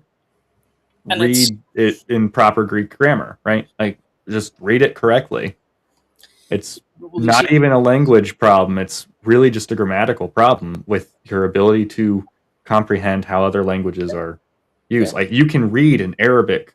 I have an Arabic Bible on trinitybible.app. You can pull up the Bible, Old, New Testament, everything, in Arabic and read it in your favorite little grammatical structure that you got in your little Arabic language, and then stop misquoting me.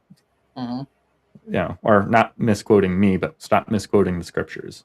And then it really is so silly though, but because as I say, like, again, it's very basic English, and we're saying English because we are English speakers. Yeah. The guy is also an English speaker, given that's what I'm saying. context. He's also quoting an English translation. So again, if Jesus said the word order matters, why? Because it's defining what is being talked about. If Jesus would have said only the Father is the true God, what does that mean? Jesus is saying that only the Father, no one else, right? But by Jesus saying the Father is the only true God, that's not the same thing. That's not a negation of himself or the Spirit.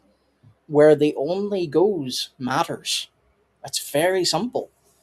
You should not have to talk English speakers through this. This should not be like, dude, I'm not even being horrible, but I have, like, trying to be very careful what I say because I don't want to dox myself, but like, my uncle lives very close to me, and his youngest could actually understand the difference between saying only the Father is the true God versus the actual translation. He could understand that, but again, Muslims don't want to understand it because it wouldn't work for them. So if it doesn't work for them, well, I guess we just have to twist it. Indeed. You have sent. John 5:30. I can do nothing of my own. I seek not my own, but the will of him who sent me. John 14:28. Hold on. John 5. Gabe, let's go there. All right. I'm not going to bring this up on screen, but now, what he just read, he says that I can do nothing of my own initiative. As I hear, I judge, and my judgment is just, because I do not seek my own will, but the will of him who sent me. Oh, so you mean that Jesus is not a rogue agent? Jesus isn't, coming and doing the opposite of what the Father wants, right? Now, the interesting thing is, what Jesus then goes on to say is he says he does exactly what what the Father does. So Jesus does what the Father does. Jesus gives life. Jesus raises people from the dead. Jesus forgives sins. Is that Yep. really the passage that you want to go to, Muslims? I mean, that would be like shirk 101 right there. And from the Islamic perspective, that would be shirk. Well, it would be, because the thing is, they say multiple times, oh, well, that's agency, any prophet can do that. But then whenever you push them on it and you say to them, well, could you say that about yourself? No, can't. Why? Because as Gabe said, that would be considered shirk. Mhm. Because Muslims understand, whenever they read that part, whenever they hear that part, they understand it the same way the Jews did. Because when the Jews hear this type of language from Jesus, they go to stone him. Why? Because they say to him, you are making yourself equal with God. Jesus' enemies understood exactly what he was saying. Yep. Very, very silly. Very, very silly. Oh, that's Muslims for you. Yep. The Father is greater than I. Mark 10:18. Why do you call me good? Jesus answered, no one is good except God alone. Mark 13:13. Hold on. I seek not my own, but the will of him who sent me. John 14:28. The Father is greater than I. Mark. Gabe, Hmm. do you have a boss? Yeah. Is your boss greater in authority? Yeah. Okay. Is your boss a greater human being than you? I'm kidding. No. No. No. See, this is the thing. Stop cherry picking things. Stop taking things out of context. When Jesus says the Father is greater than I am, he is not speaking about his essence. He is speaking about his role. Very simple. Hmm. 10:18. Why do you call me good, Jesus? The Father is greater than I. Mark 10:18. Mark 10:18, Gabe. Let's go there too, because this is another one they love. Yep. This is one they literally love quoting out of context. Now, Why do you call me good? Jesus answered, no one is good except God alone. there you go, Gabe. He has finally debunked us. He has shown us that, Jesus refused the fact that he is good. Now, did Jesus actually refuse being called good here? No. No, he asked the man a question. Why do you call me good? Hmm. Because he's giving the man an invitation. He is saying to the man, if God alone is the one that is truly good, why do you call me good? Jesus is drawing faith out of this man. How do we know this? Well, it's because in Ezekiel chapter 34, where it talks about Yahweh, God, Hmm. being the shepherd of Israel. Oh, who gets called the good shepherd in John's gospel? Oh, that would Oh, be Jesus. I could only wonder. Right. Wow, it looks like the disciples understood Jesus to be claiming to be the God of Israel. Hmm. Dang.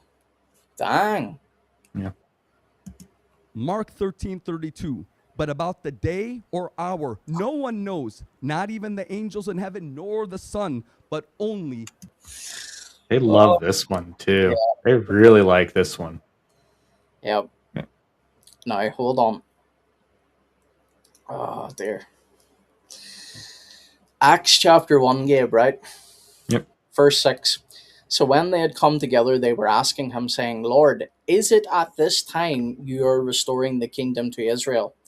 Jesus, who's about to speak here, said, He said to them, it is not for you to know times or epochs which the Father has fixed by his own authority, but you will receive power when the Holy Spirit has come upon you, and shall be my witnesses both in Jerusalem and in all Judea and in Samaria and even to the remotest part of the earth.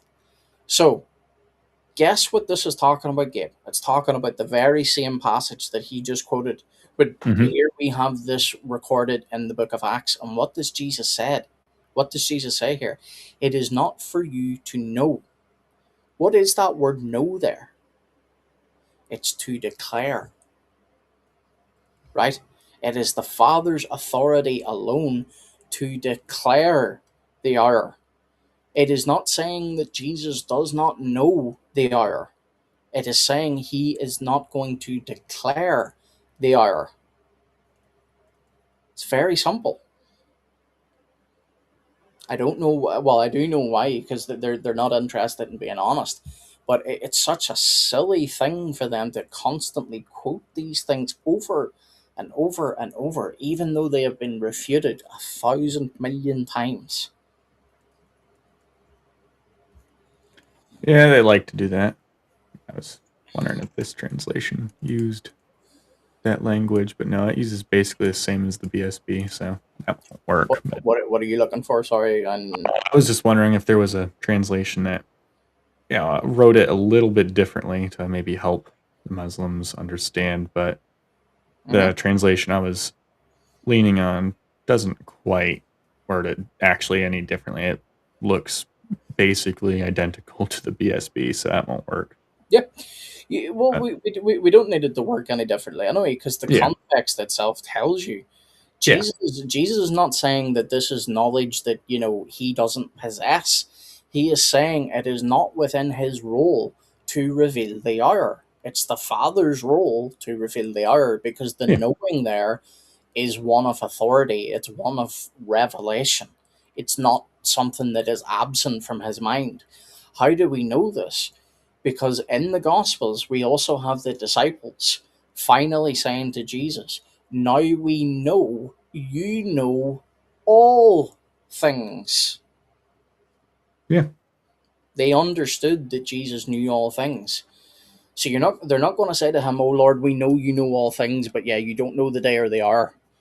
No, it is not Jesus' role to reveal the day or the hour. That belongs to the Father alone.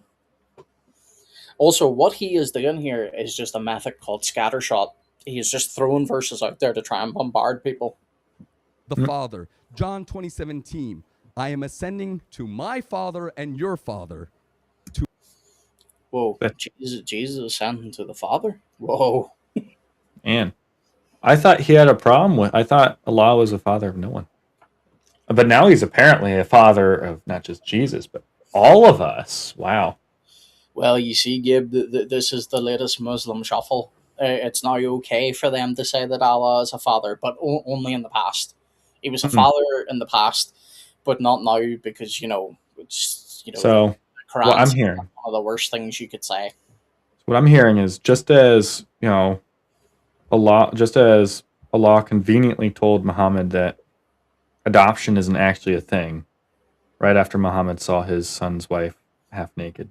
Mm-hmm. Now, Allah also said, you know what? All those people I adopted and called sons of God for 1,000 years, if not longer, Mm-hmm. all those people who I called sons of God, abrogate that adoption too. Mm-hmm.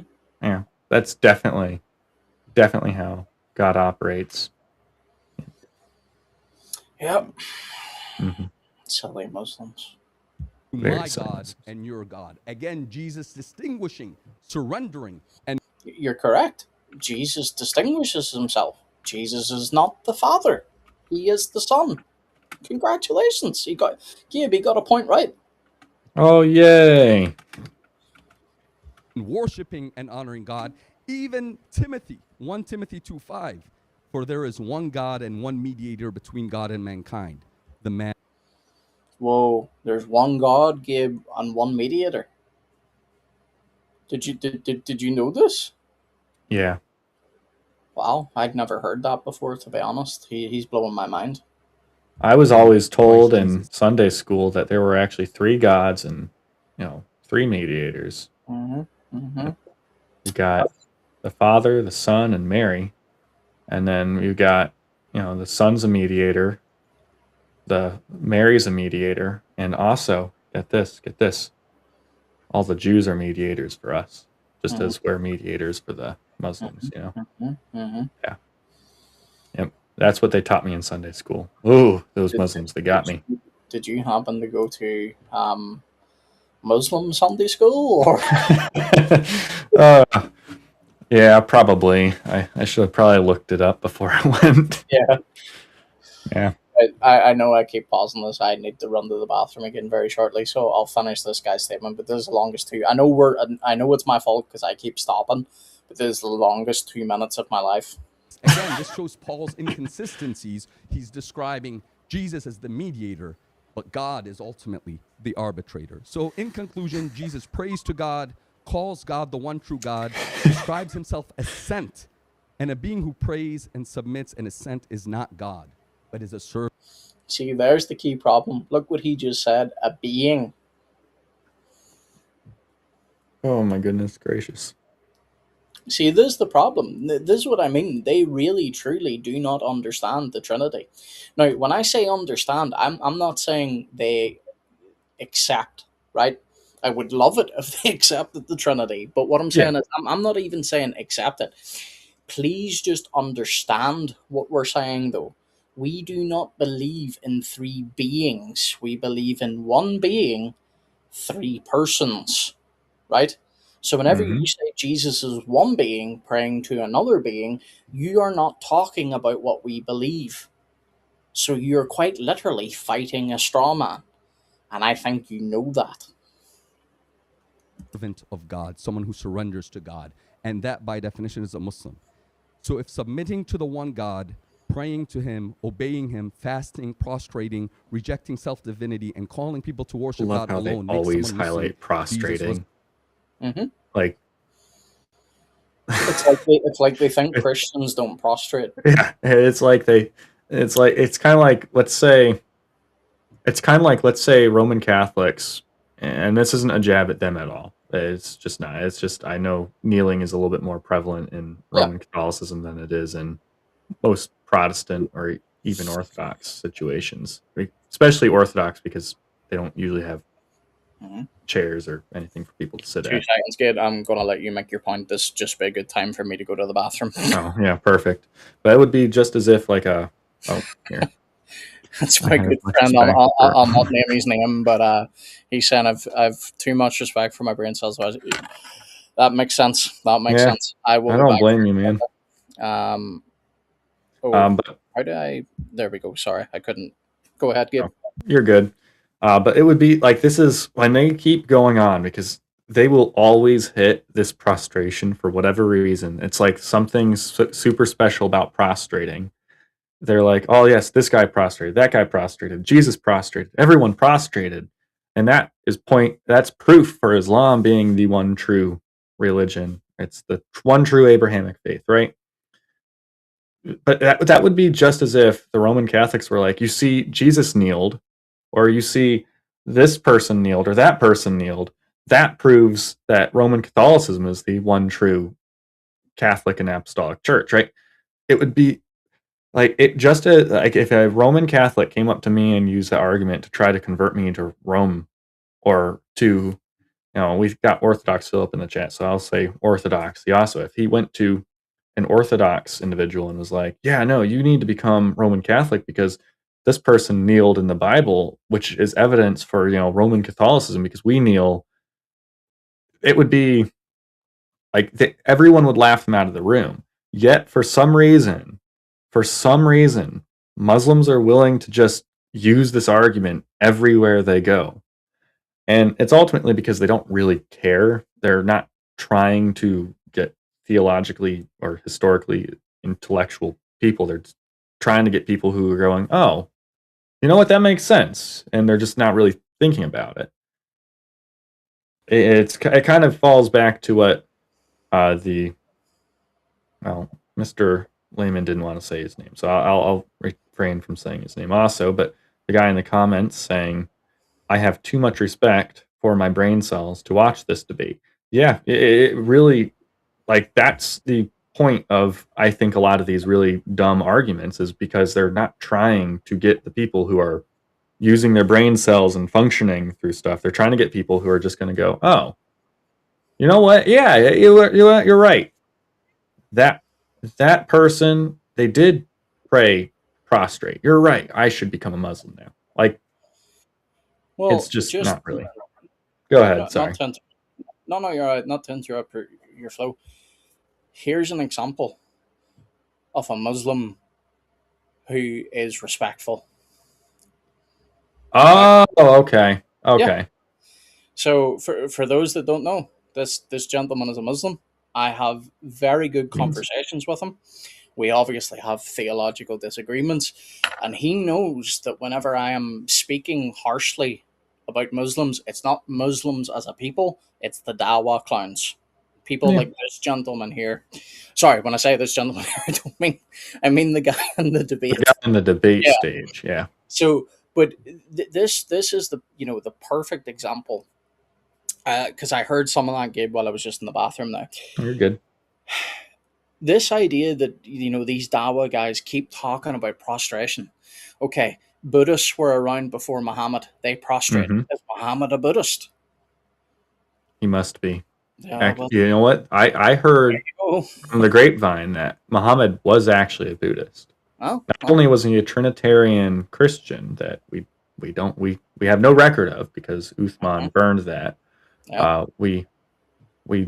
But we also have record of him also being a Buddhist because this whole coexist thing. He was one of the true founders and architects of the coexist Well, look, movement. anyone that prostrates is a Buddhist. Yep. There you go. Yep. Anyway, hopefully this guy is on his final 30 seconds. Hopefully, because By otherwise we'll be definition, here Muslim. for another hour. So, in closing, my brothers and sisters, do not follow cultures and states and power authorities. Follow. Okay, I will not follow the Arab culture then. Thank you. Neither. I'm good. I'm glad we got that cleared up. So when Yep. we inevitably say our Shahada after this amazing closing, now we at least don't have to take an Arab name.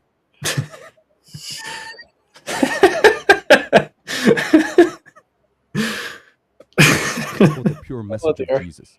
He surrendered to God. The adjective describing someone who surrenders to God in Arabic is Muslim. He, along with all who worshiped God alone throughout humanity and followed his messengers, were Muslim. Thank you, and God bless you. You want to know who else submitted to the will of God? The Apostle Paul. The very man that I'm willing to bet this guy has a special hatred towards. Oh, man. Bro, I'm I am. We are. Hang on, I need to come back into the studio.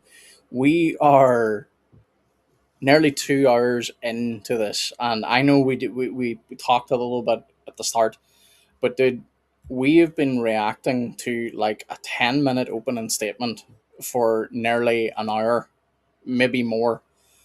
And why? Is it because we love the sound of our own voice, or did this guy make so many stupid and fallacious statements that we could not help but stop and react? It's bad. It's bad. Thomas Alexander has explored the Buddhist roots of the Hajj, so you're not totally off. Yeah. And this is the thing. Whenever it comes to, going around the Kaaba, the Islamic sources don't even hide this. It was originally done by the pagans. Yeah. So these are things that we can all have conversation over with, and I match energy.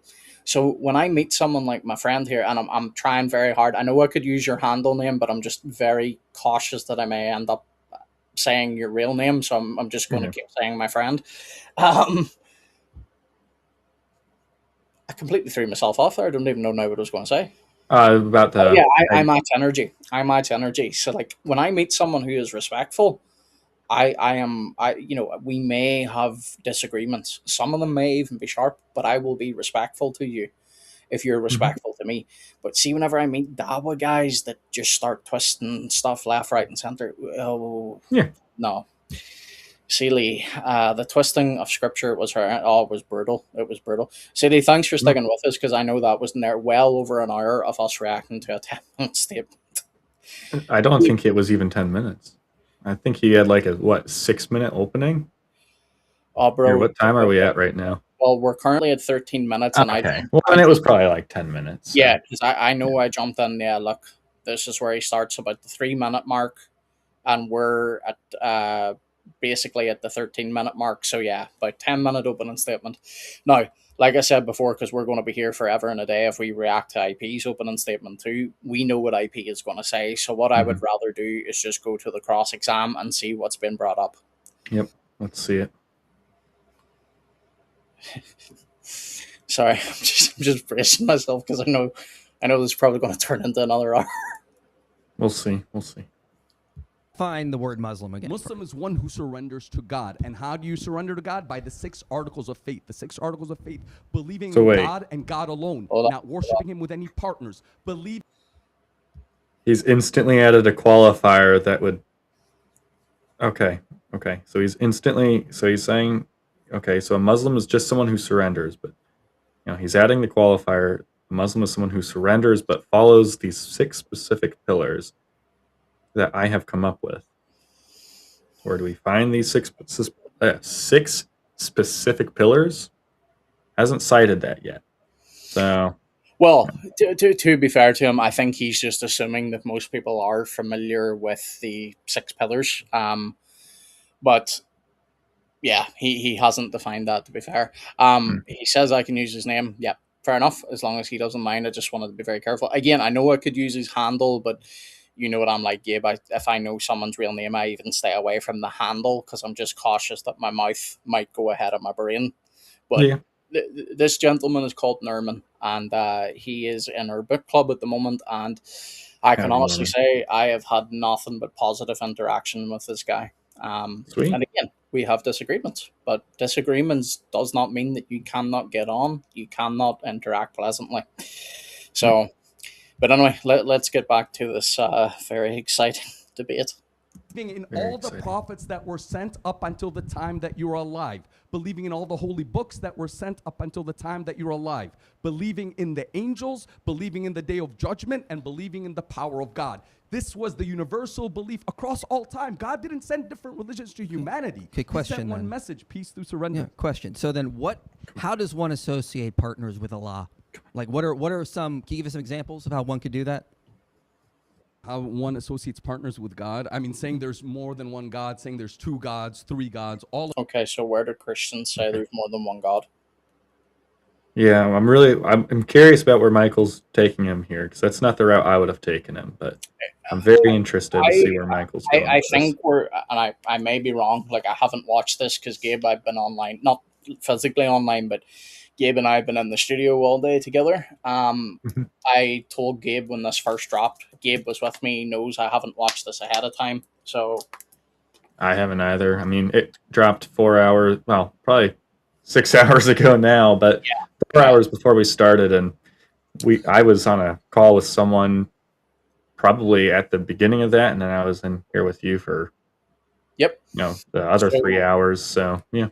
So I have not watched this ahead of time, but where I think IP is going, and if I'm wrong, I'll eat my own hat. I'm not wearing one, so thankfully I won't have to eat it.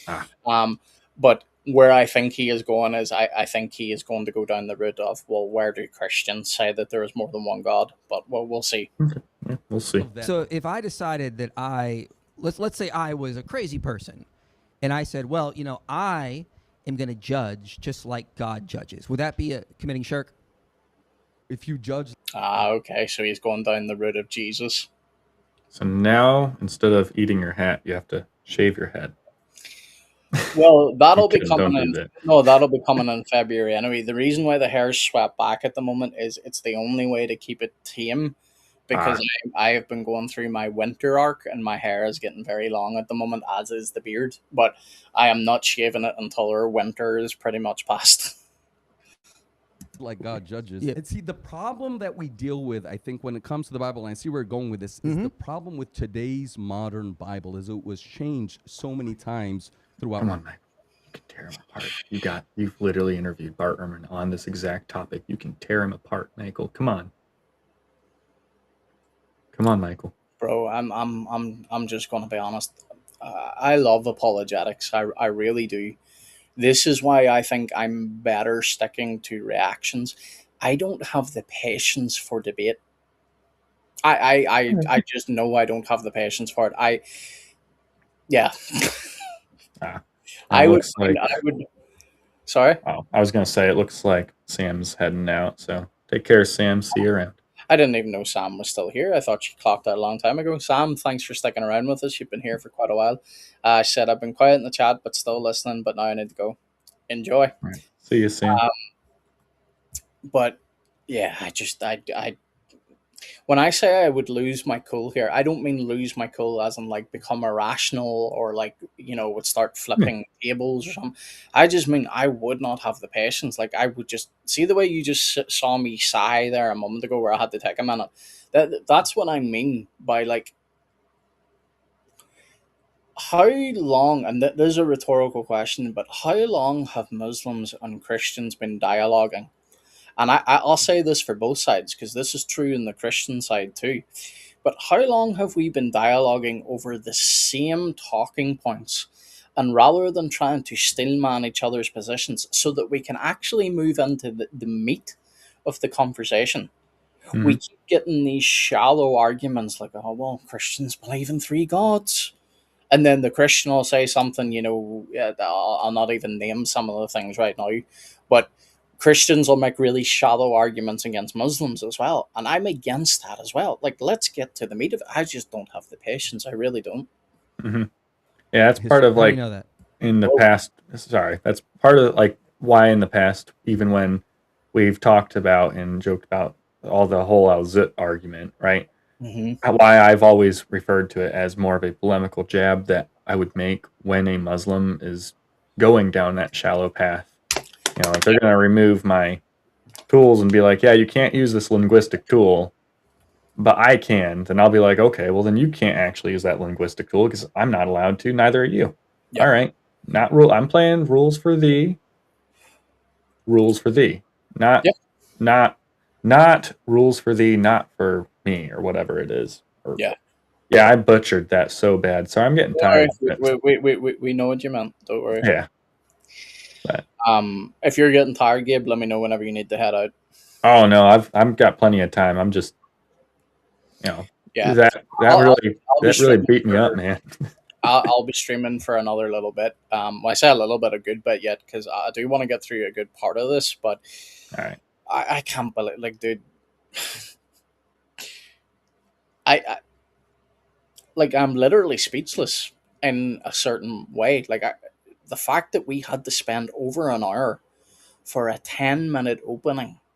Like we've reacted. Like there's like 153 videos or something on my channel at the moment, and the majority of those are live streams.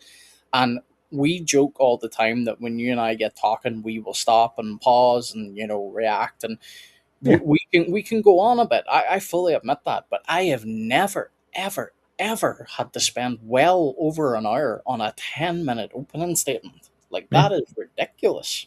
Even on like that video we recorded for like, what was it, 2 hours? 3. But 3 hours? Yeah. That was going through an hour of content. So that's 3 hours for a whole hour. That's a 1-to-3 ratio. Hour to 10 minutes, that's a 1-to-6 ratio. That's double that. Oh man. So yeah. Like I can see now, but again, I know people will always they'll always bat for their own team. So like we'll probably get some Muslims that would come in here and say, look, Hassan clearly won, and you'll get Christians that say IP clearly won. I'm not even going on right now about who will win, who did win, whatever. All I'm saying is if your opening statement is objectively that bad, where someone needs to take close to an hour, well over an hour, to simply just pick apart what you said, like, dude, that's not good. I can understand now why IP says you really don't want to miss this debate. Like, that opening statement is going to go down as one of the worst in history, like, in all honesty. But anyway, let's continue. Read Bart Ehrman's book. I think I have. and you quoted it. Read it from beginning to end. Who chose the books? Is there any unbroken chain of today's holy books going back to the prophet? To the prophet Jesus? There isn't. Let's go on that. Okay, so how do you know that the original Jesus preached what you say he did? If these books have been corrupted, how do you know? Because the Quran has never been changed. I have an unbroken chain going back to the Prophet Muhammad.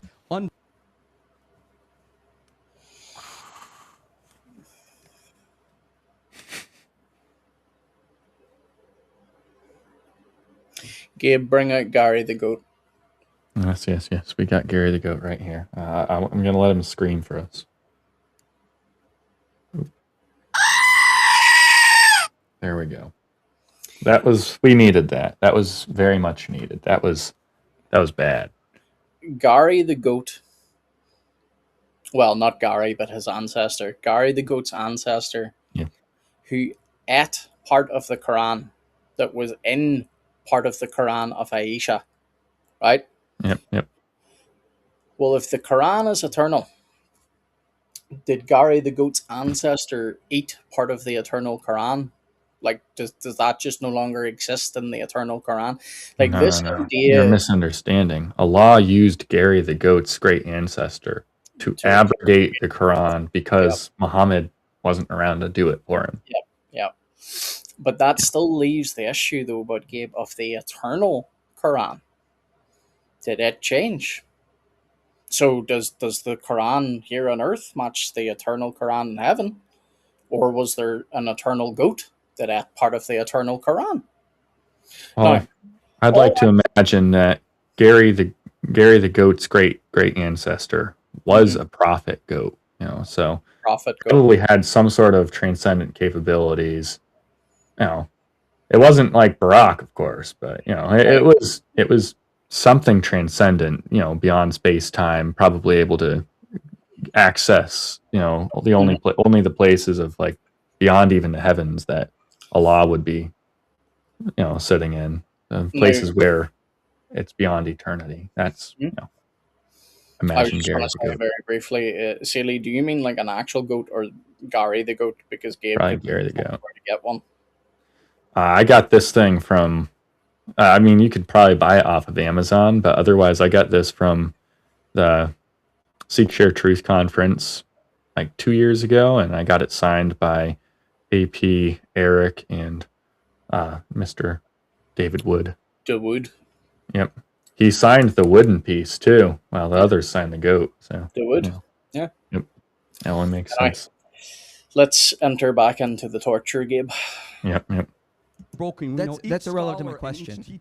Yes. So how do you know that the original Bible or the original books of the New Testament preached the same thing as Islam? Because they could have been corrupted and maybe they taught Mormonism. How do you know it was Islam?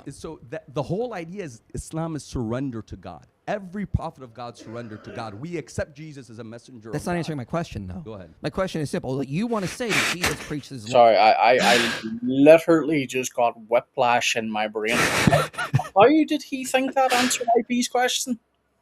I don't think he did. I think he was just really hoping IP would just move on. I think that's all that was right there. Was just Jesus submitted. Just yeah. There's some research that the word Quran might not have referred to the book originally, but to some sort of citation. Okay. Who are you reading? What? Sorry. Oh, next message, not Gary. Oh, my software is really behind. I don't know why it's not displaying. There it is. It's there now. Gary the goat, not a real goat. Okay. There is some research that the word Quran might not have referred to a book originally, but to some sort of emanation. Okay, yeah. And again, that's something we could discuss. But whenever you're dealing with guys, and I know Norma would be okay with this, but like whenever you're dealing with a guy like this, like you know what his view is. He views it as an eternal book. But you also like even from his own view, the Quran was, first presented orally too. So it's not even that it has to be written down necessarily, but that it has to be like orally transmitted by Muhammad. Mm-hmm. So. And again, just to make it clear, we're not actually against oral transmission. Like Christians also believe in oral transmission. Now, we'll not get into that right now because that'll take us down a different rabbit hole. But like, again, how and I know you've already answered, Gabe, but like it's just more of a rhetorical question. Like that genuinely caused me actual whiplash in my brain. Like my brain ricocheted off my skull, being like, how did he think that answered? The same doctrines you would believe. To God. He okay, taught people how to worship do you God. know that if these books have been corrupted? Where anywhere in the Bible did Jesus say worship me? If Jesus said worship me,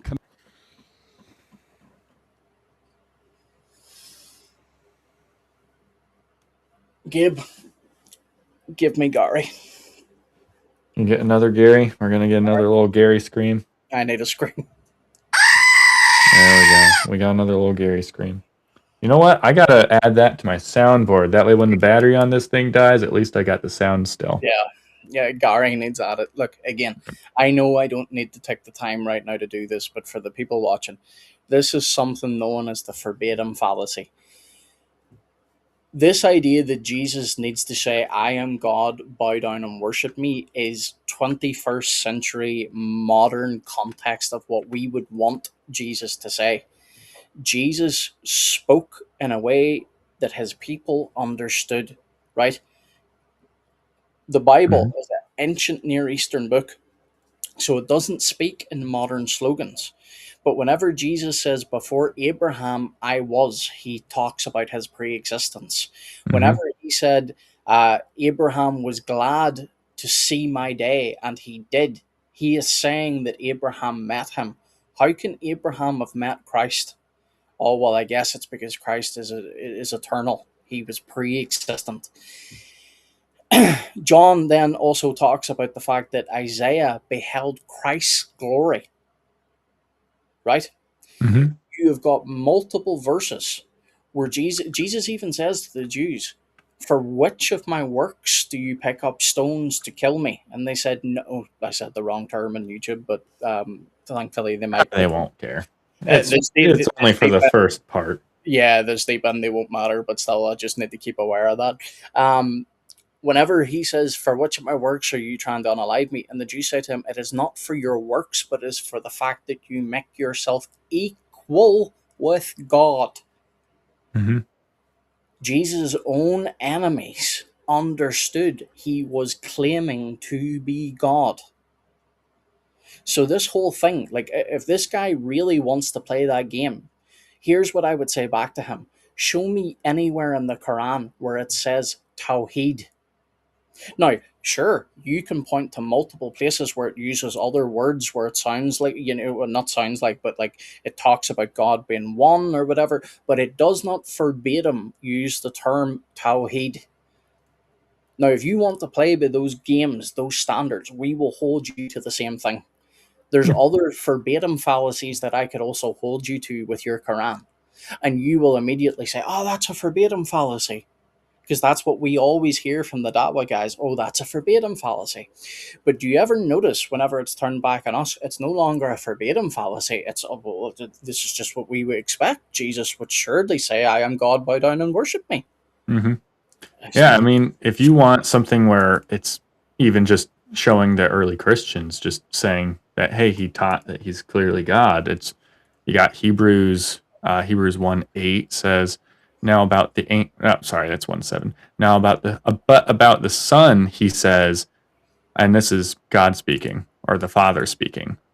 Your throne, O God, endures, and this is about the Son. Your throne, O God, endures forever and ever, and justice is the scepter. Yeah, because I can totally read of your kingdom. Scepter, yeah. I said scepter because I got a little bit of the tism. My bad. No, don't worry. But yeah, so it's right there. You have the Father referring to the Son. So that's speaking like for a Muslim perspective. That is Allah saying about Jesus, your throne, O God, endures forever and ever. Yep. That is, that's as good of a testimony as it gets, man. I mean, otherwise, you do have John 8:58. Truly, truly, I tell you, Jesus, and then Jesus declared, before Abraham was born, I am. The I am statement in reference to the burning bush. Yeah. So, and again, even in the Greek, that is prin Abraham genestai ego I me. Before Abraham was, I am. And what did the Jews say to Jesus? You're not even yet 50 years old and you say that you knew Abraham. What does that tell you? The Jews knew what Jesus was saying. They were looking at him in complete shock and going, what type of madman is this that he thinks he was before Abraham?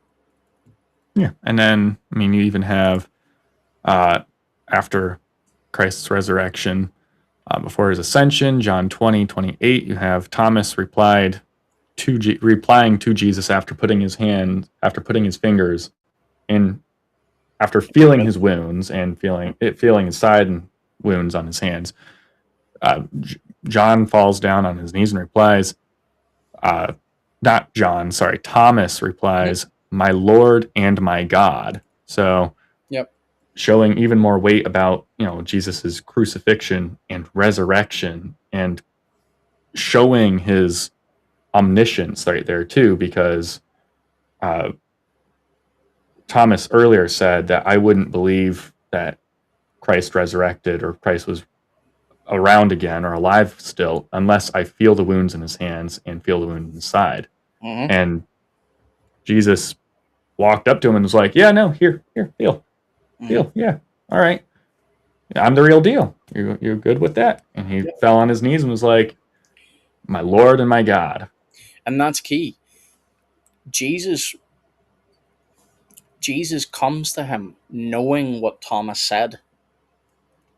Mm-hmm. Thomas did not say that when I say Jesus wasn't in the room, we believe that Jesus is omnipresent, yes. Yeah. But what I mean is, like, it was his glorified body in the room at that stage. No. So when Thomas said that, the fact that Jesus comes to him, because again, we read throughout the Gospels, Jesus read and perceived the hearts of men. Who in the Old Testament is the only one that can know and perceive the hearts of men? God alone. So whenever people try and do this thing of, oh, it's just agency, Jesus is just an agent of God. No, Jesus takes on, when I say takes on, let me rephrase that. Jesus acts quite literally as God because he is God. That's the thing. Anyway, let me just read these comments very briefly. Yeah. Yeah, oral tradition weighs a lot in Sunniism. Yeah, that's very true. Scholars agree that the early Christians worshipped Jesus, correct, but the disagreement is what kind of worship it was. Yep. The Tawheed word does not exist in the Quran. Yep, but here is something interesting. The word triad might be in the Quran. Yeah, that's the thing. This is what this would be the Christian polemic against the Quran is whoever the author is, and I don't say this disrespectfully, and I know Norman won't take this as me being disrespectful, but I just say this because he is someone that I consider myself friendly with. Not just our pushback, but like I mean Christians in general. This is the polemic that whoever is the author of the Quran, they do not understand the Christian view of the Trinity. That much is clear. That is why we would push back and say that the book cannot have been written by God. But anyway, let's jump back into further of the torture. Shirk, he would be expressly clear upon that. Nowhere in the Bible does Jesus ever command people to worship him. Did Jesus ever say in the Bible, "I'm just a messenger, don't worship me"? He was. That's a good one. Why haven't I thought of that? Oh man. Because again, use the fallacy against them. Oh man. Exactly. Now, watch what he is going to say. I wish I thought of that. He is probably, well, now that you've heard it, you get to use it. That's the great thing. Like, this is the thing. No matter who you are, Muslim, atheist, Christian, no matter what it is, most of your arguments will not be original anyway. Like, you may come up with something. Like, I came up with something the other day. Remember, Gabe, that I showed you? Yeah. Which I'm not going to release yet, but just stay tuned. It's going to be very interesting for Muslims that say Christians can't count, but stay tuned for that. But the likelihood is you're going to use recycled arguments. That's okay. But just watch. I don't know what he is going to say, but I can already tell by his posturing. That question threw him off. So now watch as he does special pleading for why Michael can't use that argument. Just watch. Very clear. Do not call me good. Wait. He didn't say. This is why I don't for debate. Muslims do this all the time. Again, Dawa guys. When I say Muslims, Dawa guys. Where on earth does Jesus say, "Do not call me good"? you're inserting that into the text, and you know you're inserting it into the text. How do I know you know that? Because we just listened to a 10-minute opening statement from you where you quoted it verbatim from Scripture. And it does not say, Jesus said, do not call me good. Jesus did what he always did, which is a Hebrew teaching method from rabbis, and Jesus was a rabbi. It's a method called remez. They use questions to flush things out of you. So whenever Jesus says to the man, why do you call me good if only God is good? What do you think Jesus is trying to get that man to put together? That Jesus is God. So Jesus is asking him, think about this. Why do you call me good? Jesus never says, do not call me good. That's not something he says. Those exact words, though, right? I don't remember Exactly, because that's an exact word fallacy. But he clearly accepted worship. Now, hold on. It's very clear worship. Did you? I'm a little, again, I know this is in the heated debate, so I can't hold this against Michael here. But I'm a little bit upset that Michael doesn't get and stick on the fact that Jesus does not say, don't call me good. Did Jesus ever say in the Bible, I'm just a messenger, don't worship me? He was very clear, do not call me good. Wait. He didn't say those exact words, though, right? I don't remember. Exactly, because that's an exact word fallacy. See, that I wish he would have caught that part. Not that it matters too much, but I wish he would have caught that.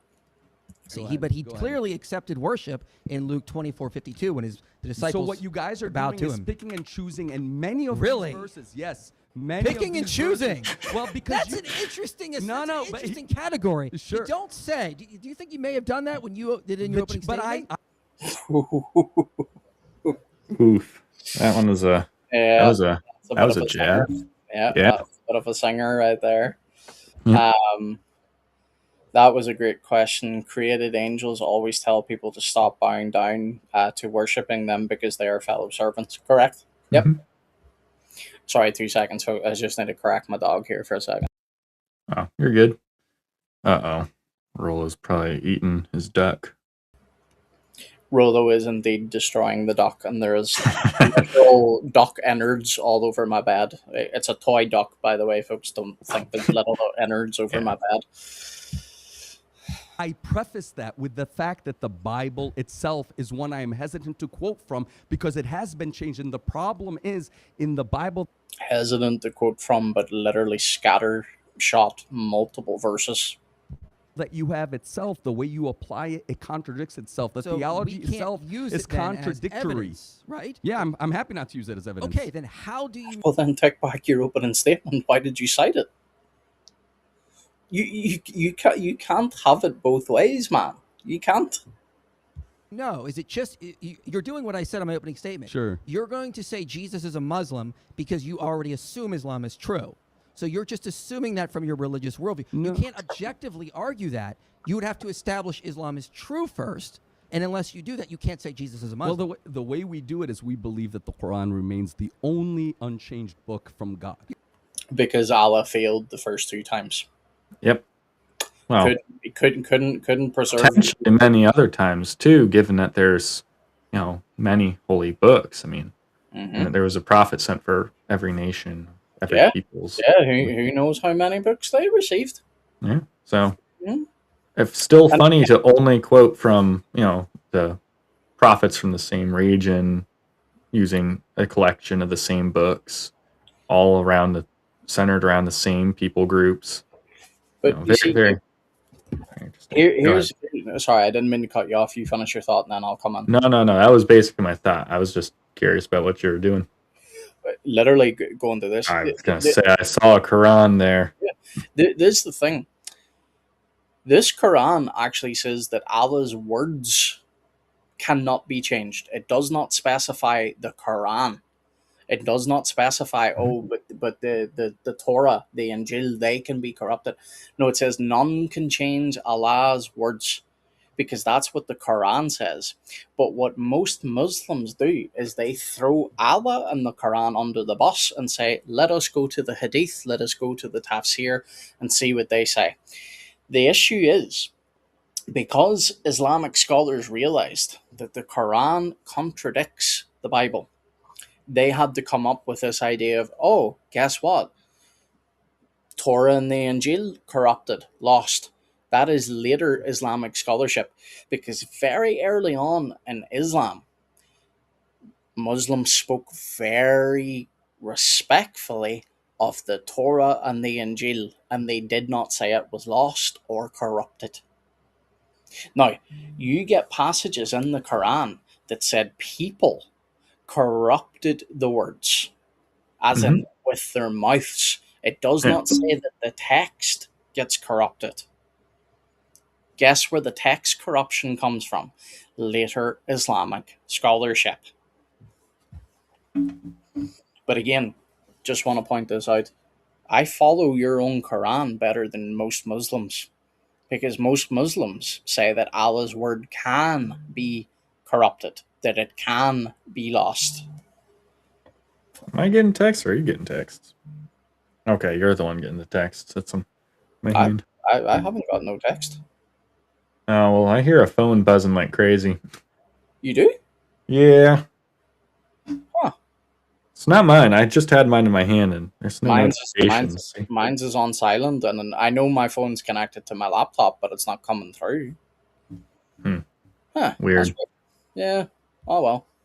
You can believe that all you want. Exactly. That's going to be the foundation. Obviously, the Quran is our foundation for our beliefs. Okay, yeah, but that's my point. Okay, if all you got up here and said, I believe Jesus is a Muslim, and if you accept Islam, you'll believe that too, okay? That's fine, but you're arguing it's objectively true. That's why you did go to the Bible and use verses and say, no, this is an objective truth beyond what Islam believes. What is your evidence for that? And if your only evidence is Muhammad said so, that's not good enough. Well, it may not be good enough for you, but ultimately, Muhammad didn't even say that. Each and every person has to answer before God. And my message to everyone is, do not make the mistake of worshiping other than the Creator. The Creator is too big. He is not, we know one of the biblical quotes, and again, I understand the contradiction of quoting the Bible, but it's something to think about. Numbers 23:19, God is not a man that he Hang on, yeah. Michael said finish it. That's a good point. should lie, nor a son of man that he should repent. Question. If I said I'm not a husband that cheats, did I just deny being a husband? No. Exactly. He said I'm not a man that he should lie. It's about I'm not lying. a man that man would lie. Yeah. Yeah. It's not talking about his nature. This is what IP is trying to show. Whenever God says he is not a man that he should lie, what is God saying? My nature is not like man's nature. Man is fickle. He lies. He goes back in his word, because when things get uncomfortable or lying could get him out of certain situations, he lies. God is saying, not so with me. If I promise, it will come to pass, because I am not a man that I should lie. It is nowhere saying that God's nature is what is in question here. This is what we're saying. Don't cherry pick our Bible, and we won't cherry pick your Quran. I could quite literally now, I'm on my third pass through of this Quran, and I'm going through and I'm making notes. You can see that there's a pen inside it. I'm going through, I'm making notes, I'm making references, right? I am obviously going through this, and I am reading it, and I am comparing it to my Bible, because that is what the Quran directs me to do. But more importantly, if you don't want your Quran being picked apart, if you don't want it being pulled out of context, don't do that to our scriptures, because there's plenty of places that I could go into in here where it would make your Quran sound awful. But guess what you would say? I'm cherry picking. That's exactly what this guy is doing with our Bible. And I think there's a good comment there. Yeah, keep telling me when comments come up, because I'm not. I jump in and out of the studio to control the YouTube. Oh, yeah. I mean, yeah, that is another important point. If God allowed scriptures of earlier messengers to be corrupt, but not the scriptures of the newest messenger, then God is making an anti-Quranic distinction. There we go. If I could read. Yep. And then this is why I say, this is why I really do enjoy interacting with this brother, is he is not someone that will get offended by me having a difference of theology, or, vice versa. he is also willing to look at his religion and say, okay, here's things that, I could maybe concede to, or here's things like he's not presenting straw man. He is genuinely trying to engage with what his book says and what our book says. And I've got no issue with that. Mhm. God has no issue with people coming to him and questioning things. Our scriptures has God quite literally saying, come, let us reason together. If we could sit down without all the straw men, without all the attacking, I think a lot more, we could probably make a lot more headway into the Christian Muslim um, polemics that go back and forth. But unfortunately, what we often get is, and as I say, as bad as this debate is, God Logic's got one coming up very shortly with Gabriel. Guess who? Who is the Aligawa? only person? Who is the only? Well, close, but Oh, who's the only Malik? person? No, no. Who is the only person that could make this guy look like a seasoned debater? Oh, Junior. Junior. It's not Malik. Okay. I guess, yeah, you're right. Junior. If Yeah, I you're was not thinking familiar with Aligawa because Junior, I love this little quote he's got. There we go. I love that proud of quote. that. Yeah. We're proud of that. It's really Yeah, the no, context that makes it quite dark, but yeah. it's funny when you don't have the context. Ali's not really debating people anymore now because he's got burned too many times in debate that he realizes now the best thing he can go and do is talk to people on the street. Because again, statistically, this is true of both Christians, Muslims, and atheists. Talking to people on the street, you are less likely to run into someone that is an apologist for their own religion who truly knows their religion. When I say inside and out, I don't mean that you know literally everything about your religion, but you know it well enough and good enough to defend it. Mhm. That's why Ali is now going out onto the streets. He's no longer doing these type of debates because he realized he's not a debater. Now, here's what I will say. As much as I dislike the guy and I think he's dishonest and he's been involved in so many scandals, Muhammad Ajab is a decent debater. Not because he is got good points, but because Muhammad is very good at appearing confident. And if you're in debate, confidence carries you a long way. If you project your voice, if you say things with great passion, you can come across, especially if you've got rhetoric as well, you can come across as a very good debater. Now, side point, there is a Hebrew Israelite guy out there called Captain Tazariak. He is also a very good debater. He doesn't have good points, but he is a good debater. This is the thing. Debate is a skill. Not everyone is a good debater. And I can say very easily, I would not be a good debater because I would not have the patience. Mhm. That's the Again, thing. it Though. gets- That's it- the it gets to aim of the- the verse. It doesn't actually. Yeah. What about Exodus 15, where it says Yahweh is a man of war? Ish. It uses the Hebrew Again, ish. I think there's many. If we were going to go and dissect the Bible, we would have a long. See, again, apologies for all the stopping folks, but this is what bothers me about Dawa, guys. They quote from our scripture when it's a point that they want to make, but then when we would come back and say to them, well, what about this part? That part's corrupt. Oh, so Well, the no, part, it's worse than that. It's worse yeah. than that. Mhm. When we take the point that they're trying to make and show them it in context and show them that it doesn't make the point that they're trying to make it make, and then go to show them something else, they just go, oh, well, we could pick it apart, just like exactly what just happened there. Mhm. He was like, oh, if we read Numbers, and then Mike's like, finish reading the verse. Yeah. He finishes reading the verse. That doesn't make the point that you're trying to make. You're making a dumb point. Yeah. And then Mike goes, well, what about? And then he says something about, well, we could just. And Mike goes, well, what about this? And then gives another verse. And then he goes, well, if we dissect the Bible, dude, it's literally rules for thee, not for me. And the rules are all of every possible encompassing rule against you, while I have zero rules and I can run roughshod over you with Yep. no ref in the field. Yep. Right. And that's how a lot of that stuff happens. It's like the amount of times I have stood outside of a mosque and they want me to open up my Bible and they want to criticize it. And then I point to passages of the Bible where it condemns Muhammad as a false prophet. And then they go, well, that's just not, why are you going to my Bible? Mm-hmm. You know, obviously I would say, yeah, go to my Bible because your Quran says to go to my Bible. But why are you so comfortable going to my Bible and then lying about what it says? And then when I refute that and provide you counter arguments from the same source that you're working with, all of a sudden it's like, whoa, don't be doing that. Mm-hmm.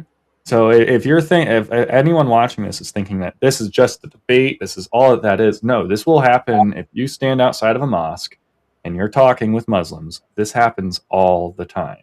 Mm-hmm.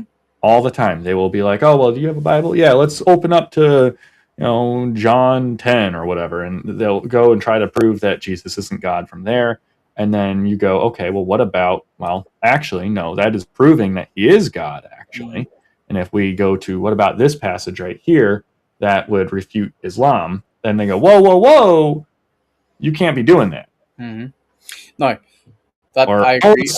all of a sudden, my favorite is, well, I'm not a Bible scholar, so I'd have to sit down and study. Like, whoa, you are scholarly enough to know the exact verse, exact book, chapter, verse off the top of your head Mm-hmm. that supposedly says the exact opposite thing of what you think it says. You're supposedly scholarly enough to know that, to have references, almost as if you studied them off of flashcards, for crying out loud. Almost as if you have typed them in 1,000 times over and it's muscle memory. It's almost as if you have done that so much. But the second that it comes to reading anything else, including the single verse before or the single verse after or the entire verse in its totality, the second it comes to anything outside of what you have personally studied as your own little scholarly research, it's like you just, now you're not a scholar. Like, goodness gracious, give me a break. Mm-hmm. And the best part is that usually they'll start it where they're like, I studied the Bible, and this is why I don't believe that. And then they're like, well, I'm not a scholar. It's like, well, clearly you're They not. also they do the scholar line too, though. But whenever you take them to their Quran or their Hadith, they'll be Yeah. very quick to say, "Well, I'm not a scholar." And then whenever you show them from their own Hadith or their own tafsir, that even their own scholars actually agree with what we're saying, like pointing out the same thing. So I'm not going to get into it right now because it's not the point of the stream. But whatever it talks about the Edda of the women, by the way, that are have to undergo their waiting period. Their own tafsir points out that it's talking about women that have not yet reached pubescence, right? Whenever I'm you still here. I'm just. no. Whenever you point that out to them, guess what happens all the time? Well, you don't know Arabic. Arabic is the magic get out of jail free card. That is what happens time and time again. But anyway, folks, I'm going to go back into this. We have about 60 watching across all platforms. Thank you very, very much. Please do go out and check Gabe's channel on YouTube. Go vote in his poll to name his goat, although so far it seems like it's Gary the goat. Go give him a sub if you have not yet subbed to him. He's at 748 currently. Gabe and I both plan to hit 1,000 hopefully within the next couple of months. So That would be awesome. yeah. But anyway, let me jump back in. Time to do that. But I think the issue is this: ultimately, each person has to make a decision because ultimately our souls rest on the line. And I think where the difference is that you believe that you have to accept Jesus. Absolutely. Correct me if I'm wrong. And that he is God or is the Son of God. I mean, tell me exactly what do you believe about We Jesus? believe Jesus is the Son of God, and he is fully God in essence. Yeah. So therein is the contradiction. You believe. Only correction I would make there, and again, it's the heated debate. We do not use the term fully, we use the term truly. Fully can make people think of percentages. Mm-hmm. He's both the Son of God and is God. No, that's not a contradiction. But That this is a irrelevant to the contradiction, point. and that is It's what is irrelevant to the sad, is point. that you're blinded to realizing the contradiction in that. Our message is much simpler. It's literally John 1. Well, yeah, but that's not even the part that annoys me. Calling something a contradiction does not mean it is a contradiction. For something to be a contradiction, it quite literally can't be true and not true at the same time in the same way. So if I said, this is my mug, right? Mm-hmm. And then I go on and say that this is my pen holder, is Mm-hmm. that a contradiction? No, because it could No. be both a It's, mug it's, and a pen it's holder. exactly. It is my mug, quite literally my mug, that I Mm-hmm. also, after I'm done drinking my tea or my coffee, that when I wash, I put my pens into it. Now, by the way, I don't actually do that. I have an actual mug for that. But that is not a contradiction. What would be a contradiction is me saying that, and I'm just trying to think of something off the top of my head, that this is my mug, but also it is my car. Yep. You're driving your mug. I mean, at your car. Yeah. Hmm. Drive your car to work. Now, why would that be a contradiction? Because it cannot be true at the same time in the same way. Yep. There's no wheels in that mug. So, It's got no yeah. engine, it's got no seat, it's got no steering wheel. It's very clearly a mug. It cannot be a car. So Mm-hmm. just throwing the term contradiction out there, and again, this is cross exam. I know IP has got his own points that he wants to get to. So you don't, Yeah. we have the hindsight of being able to pause and think. But this Mm-hmm. is where people really need to be held to the fire. When people say that's a contradiction, your first port of call should be to say to the person, explain what a contradiction is. And if they can't, and by the way, most people can't actually explain what a contradiction is, they'll end up just saying something, well, oh, it just means it can't be true. That's not what a contradiction means. Contradiction has a very specific meaning. Faith is simple because it must rest within the heart. Within the heart, we know that God is one and indivisible. He has no children. Yes, there are verses in the Bible. I am the Son of God. You are the Son of God. He's the first begotten Son of God. The Bible uses multiple people and calls them the Son of God. Then why did you we quote reject, it? Well, I told you the caveat of quoting it. What I urge you to reconsider is that our position about the Creator is He is too great, too beautiful, too powerful. The Creator is so great and so glorious and so loving that somehow it's abhorrent to him to have children. Yes. Indeed. Interesting. To be a person. He's not a person. We reject anyone who claims that they are God or that they Hold are up. the Son of God. And He's not a person at all? Like, even unipersonal? Like, that goes against Tawheed. See, I think he's probably just going off the cuff pretty fast. He's probably not thinking about that one through. So I don't want to hold that one against him. I would also just say his metaphysics are pretty Not very bad. solid. Yeah. I think what he was trying to mean is he doesn't believe that God is a human, but human and person are not synonymous. Yeah. That is not what person means whenever we talk about theology. Again, my mug has being, right? It doesn't have personhood, Yes. right? What is the being of this? This is a mug. Mm-hmm. It doesn't have personhood. Now, I am a human being, but that is my nature, human. But I am a person. Mm-hmm. So if he's like you said, and again, we'll be charitable here. We'll just say he's going off the cuff, and he maybe he misspoke, and he's A little Freudian slip. yeah. Happens. Exactly. Or his metaphysics are just not very good. And again, I'm not claiming to be a metaphysical expert. I'm not. I know the bare basics. I wouldn't even try to get into metaphysics with some people. But what I'm saying to you is I know the bare basics, and what he is saying there is wrong. Yeah. yes, I love the verse you quoted. They say the most merciful has taken a son. The heavens and the earth wish to tear up about that claim. We reject those claims. We are the only remaining pure monotheists who believe in Jesus. And we believe we do follow the original. You don't believe in Pure monotheists? Eh? Pure monotheists? I mean, I guess that heavily relies on what you mean by pure. And even within, like, to some degree, even monotheist in reference to Islam, like, I guess it kind of falls into, like, what you would say makes someone or something theistic, but that would be that would be an interesting discussion to have with him. I don't think he would like that discussion, but I think it Well, would be an interesting one to have with him. Muhammad wasn't a pure monotheist whenever he said, "Have you considered the daughters of Allah?" And he Mhm. names 3 pagan deities. Yep, and they take the prayers up because Allah stays in the highest heaven. So But they he take our descends, prayers. every night, though, about Gabe. Yes, And sir. Allah gets no rest because he descends every night. He has to make his way around the world with different time zones. So Hmm.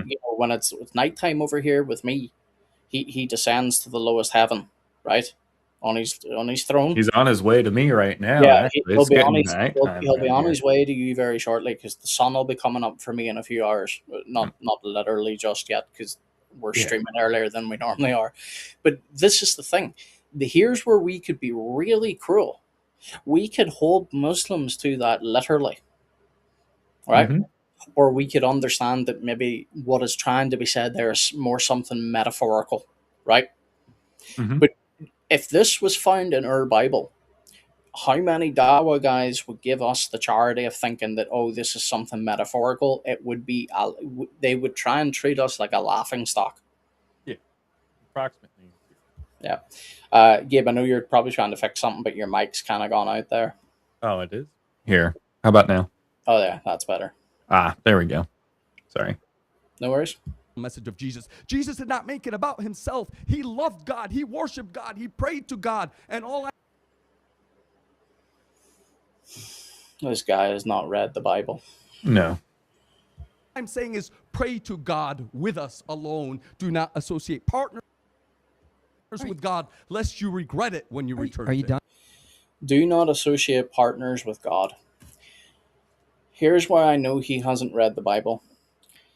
This would be a blasphemous statement for a creature to make. You believe in God, believe also in me. That's what Jesus says, verbatim. Hmm. Whenever he tries to say that, oh, Jesus didn't make it about him, or, that he don't associate partners with God. Jesus didn't think it to be robbery to consider to be equal with God. Because though he Wonder why is existed that? in form, yeah, because while he existed in the form of God, he took on human flesh and humbled himself to save his people. Hmm. So this idea, you see, this is what I mean. This is where whenever someone claims to have read our scriptures and they make silly, stupid statements like this, either you've done a cursory glance and just thought you know it, or vice versa. Like, I am very honest whenever people talk to me about what I know about Islam. Studied it for many, many years. Things like the Hadith and the Tafsirs. How many times have I read the Quran? 2 times total, going through it for the 3rd time. That's not a lot, so I wouldn't stand in front of anybody and say that I know the Quran inside and out. I don't. But what often happens with Dawa guys, oh, I've read the Bible cover to cover and I could tell you all about it, proceeds to then give me some type of information that just flat out contradicts the Bible.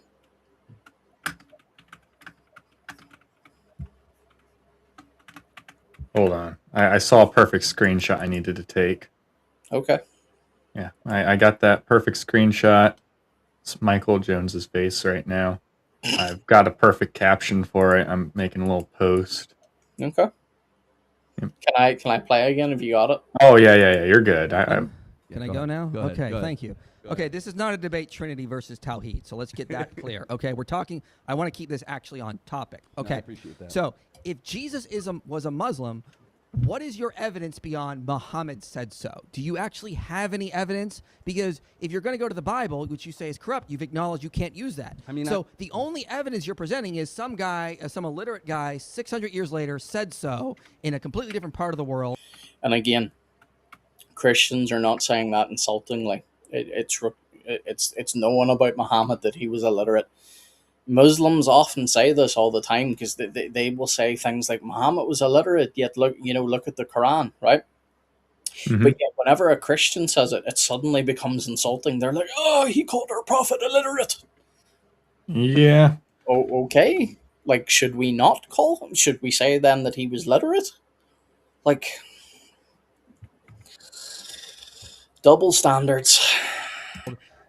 That's Well, I not mean- evidence. I mean, really, I think what it comes down to, and I think this would sort of bring out my own question to you, which is, if Jesus worshipped God, could you acknowledge? I want you to no, no. answer. You can. I'll ask. You can answer me that. I'll answer that Well, I question would next. s- But please answer mine first. Sure.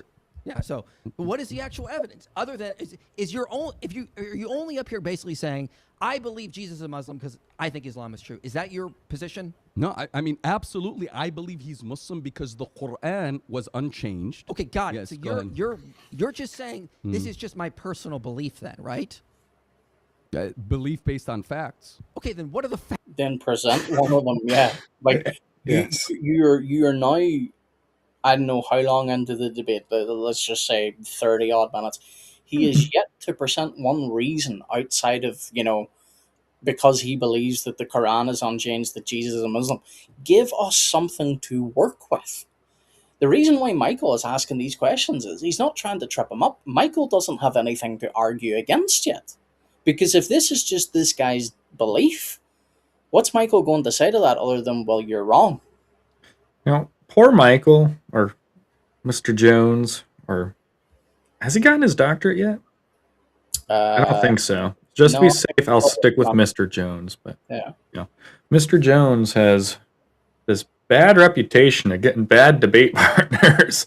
Let me tell you, even against atheists. The atheist, last time I watched the debate, I was there in person, DebateCon 3, and it was, I don't remember who the atheist was because it was some big name, big wig guy, and he shows up and he's like, I don't even know why I showed up here. Yeah. And I'm just sitting there like, and why are you here? That's a waste of everyone's time. Oh, well, we all know why he was there. He was there for the quick paycheck, but, Yeah. Well, this is the thing. This is, there's no disrespect to modern day debate, but modern day debate really do take a lot of, they just take people that are willing to debate, if that makes sense. So, like, you get a lot of these Dawa guys that want to debate, the likes of David Wood and IP and AP, and it's not often the strongest of debaters. Now, again, if you brought up someone like a Muhammad Ajab, now even he runs from debates from them now as well, but what I'm saying to you is if you even brought up a Muhammad Ajab or whatever, you could at least say, even from the Christian point of view, okay, they're now debating someone somewhat stronger, in the sense that, again, Muhammad Ajab knows how to debate. He has got the art of debate down. That does not mean that because he is a good debater that he is automatically right. Facts that Jesus was a Muslim beyond Muhammad said so. I mean, for me, that's sufficient, and I challenge everyone to do their own research to see if Prophet Muhammad was a messenger of God. The Quran. is this the whole debate? Like, is this it? Like, let me just address him first, and then you can bring that in. I have, and respectfully, because there are times where I'm not respectful towards Dawa guys because they set the pace. I'll match their energy, but respectfully, I have looked into your Muhammad. I have compared him to the life of Jesus. Muhammad was not fit to lick the dirt that Jesus walked upon. And I know that's going to insult a lot of you. I'm not saying it to be insulting. I am just telling you what I genuinely believe. So whenever you say to me, this gentleman here, what's his name again? Hassan. Whenever you say to me, study it for yourself, I have. And I do not hold to your belief. So, like Michael has said to you multiple times, what are your facts? What are you appealing to other than the fact you believe this to be true? Anyway, Gabe, sorry, back to you. Yeah, no, I was just gonna say, okay, he's given up then. Yeah. He's like, oh yeah, no, I don't have any evidence. All the evidence I do have, that's sufficient for me. Yeah, That's it. and it's just an emotional appeal too, because like Mormons do this a lot too. They won't actually cite evidence. They'll be like, "Well, have you read the Book of Mormon and prayed about it?" And then, and when you tell them, oh yeah, I've read the Book of Mormon, they go, no, you haven't. and then they just walk away. Like that one's happened to me too Yeah, many times. yeah. Like again, most young Mormon missionaries are very respectful. It's the online Mormon guys that Mhm. are similar, That's very what I'm similar. referring to mainly. Yeah, very similar to what we're dealing with here. Most most Muslims that I have met in person are not disrespectful. It's the Dawa guys that are the disrespectful. Let me insult your religion, and then let me cry Islamophobe whenever you match my energy. Same thing happens with Mormons online. Mormons online can be incredibly nasty because it's keyboard warriors. I have done a lot of work with Mormons before in person. Again, I won't dox my town, but 20 minutes away from me lies another town. And in that town, there is now a Mormon temple. So there is Mormons that I get a chance to talk to. I'm no longer allowed to talk to them because I'm blacklisted with them, right? But here's the point. Mormons do the very same thing. Well, have you prayed about it? Have you because we have this testimony, this burning in the bosom, right? That is a subjective religious experience. No matter what the religion is, Buddhists will tell you that they have had religious experiences. Christians will too. Yeah, Mhm. but those things are personal. I could tell you stories of how God has worked in my life. But the Mhm. likelihood of that convincing anybody that the Christian God is true is pretty low, right? Now, outside of God moving, obviously. But what I'm saying is, you just purely on evidence based. Most people will look at that and go, "Oh, well, that's your religious experience. You interpret that to be God." This is essentially what this guy is doing. He is saying, "Well, why don't you just pray about it because I have and it's true for me." Mhm. Like Yeah, so I far, mean, he has give Michael nothing to argue against. Like yeah. again, there's an even better screenshot for you, Gabe. Look at that one. That is just the Yeah, definition. I actually took that screenshot Yeah, already. that Yeah. is just the definition of like, please get me out of here. Yep. There is a new comment from Mr. Econ again, and it says regarding Jesus' worship of God, there is a difference between the Bible and Quran, Mhm. obviously. In the Bible, Jesus says, "My God and your God," while in the Quran says, "My Lord and your My Lord." Lord, your Lord. Yep, Rob. Mhm. Yep. Yeah, sorry about the delayed response there, too. I Yeah. noticed it was there for a little bit. I I'm just didn't say it I'm or surprised didn't he's notice at the time. still awake because it's 2 a.m. for me. So again, not saying anything else, but from where I know he's from, he is ahead of me time wise. So fair play. He's keeping up with us. And remains the only book that claims to be from God that was never changed. I gotta. He falls back to that. I mean, I think I already knew he was saying that, but yeah, he's just falling back to the same talking point again. Yeah, We've already iterated it time after time after time after time again. It's just a lie. He's yeah. just lying to you right now. That's all it is. Well, the problem is too, though. But like again, he keeps falling back on this. This would be similar though, but to Michael just getting up there and saying, "Well, my Bible says that your Quran's wrong," and not giving any other Mhm. argument. But notice how Michael hasn't even done that yet. Now, to be fair, I don't know whether this is open discussion or not because we just jumped right in. But if this is time for Michael's questions and then we'll see Hassan's questions to Michael, I don't know. But so far, Michael has had literally nothing to argue against because all this guy is essentially doing is saying, "Well, this is what I believe."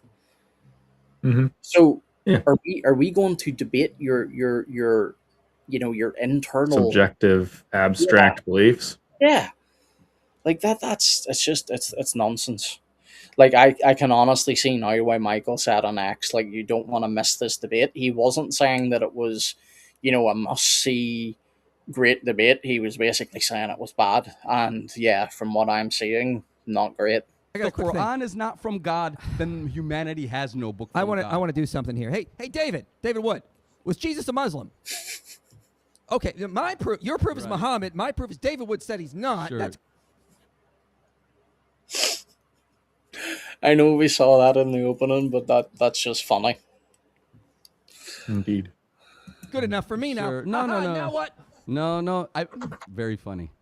Very funny. What? It's not intended to be funny. He is It's showing the you same the exact thing. stupidity of what you're doing. Hold on. Another screenshot moment real quick. This one's a good one. Sorry, I collect these. Sure, go for it.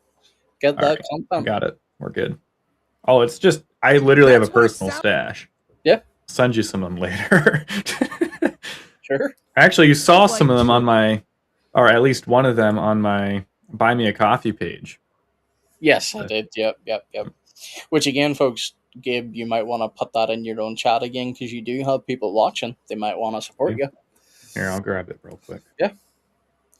And again, folks, this is only if you feel led. If you feel led to wanting to support Gabe, because Gabe's going to be doing a lot more of this type of content by himself as well. But we will always be streaming together as well, Lord willing. Non-Muslims when you Right. say that. And That's not evidence. Give us evidence. I mean, I think the Bible is sufficient in that he worshipped God. He just said, I can't even give a time reference because we have stopped and paused this so often. So it could have been 30 years ago now at this stage because this is what this debate honestly feels like. He literally just said, 5-10 minutes ago, whatever it was, that he cannot take the Bible as reliable. So then why does he keep appealing to our Bible? Because he is happy to operate on double standards. And furthermore, any like criticism you have of the Bible can be applied to the Quran equally, Yeah. if not more so. Yeah. So, Again, sorry, Gabe, not to cut you off. I just want to say this would be like me saying, I do not believe in the Quran, which, by the way, just in case anyone is confused, I don't. That's sarcasm, by the way. But then that would be like me constantly going to the Quran to say, look, this supports this supports that. I would be arguing from something I don't believe in. all right. Econ has let us know he's hopping on out. It was Who? lovely having you. I call him Econ because that's just the first few letters. Fair. But Yep. He says, time to get my beauty sleep. Indeed, my friend. It was a pleasure as usual. Likewise. And I'll see you very shortly. right. God bless and take care. God bless, my friend. Take care, man. It's clear he worshipped God. Okay, and it's consistent with Trinitarian theology. So what? And I would say Trinitarian theology is corrupt. It's based on the Nicene Conference, which then later, with the books that they selected, there's plenty of... Oh, my goodness. Oh, my goodness. Now he's going to, they came up with the Bible canon during the Council of Nicaea. Oh, man. I've written extensively on this one, guys. Just go to my website, trinityapologetics.com, search up Nicaea, and I have an entire article debunking the entire claim of basically all the claims where everyone tries to say that Catholics, created the biblical canon or that they made up the Trinity. All those arguments, I cover those in that article. So more importantly, the Council of Nicaea, according to Muslims and atheists, has been responsible. They discussed everything at the Council of Nicaea. Like my local Tesco store, before they got permission to open, they actually had to be discussed at the Council of Nicaea. Yeah, they needed to get a time machine, go there, represent themselves, and then come back and then we had to read the documents later. The documents that totally have Costco, or did you say Tesco? Well, Tesco's my place, but Costco. yeah, you guys have Costco and stuff. Yeah. But this is my point. Most people do not actually know what was discussed at the Council of Nicaea. Or again, if you're, and I'm not actually making this guy's name up, this is actually his name. I'm burying myself. Dawa UTI. So yes, urinary tract infection. I couldn't do it, man. Yeah, I know. It's bad. Is he to quote repeatedly in his debate with God Logic, which was brutally bad? He loved to talk about the Council of Nicaea. The Council of Nicaea. Oh, yeah. Nicaea was responsible for everything. Everything. Well, you want to know the positive there? at least you know he read it somewhere and didn't just listen to it, because if he listened to it, they would have said Nicaea, not Nisi. So at least you know he's reading something, even I if it's just the was Google summary of whatever he thinks it is. I was literally on the verge after watching that of making the Council of Nicaea merch, but I realized it was such a niche thing that unless you had watched that debate, people would just think that I was some type of illiterate fool that couldn't say the Council of Nicaea. So I did not put that merch out. Avery should make that. That would make a good T-shirt. His closer fans Yeah, would probably pick it up, yeah. or at least something on a mug, sticker. Sticker at least. Hmm. Books, you have to look at Arius and the Ante-Nicene Fathers. I point you Oh, to Arius. Arios. Yeah. Yeah. There's an O in there. Yep. That good old church father Arius. Maybe he didn't read it. Maybe he just listened to some guy, and I'm just giving him too much credit here. Here's the thing. People have heard this if they watch our streams before.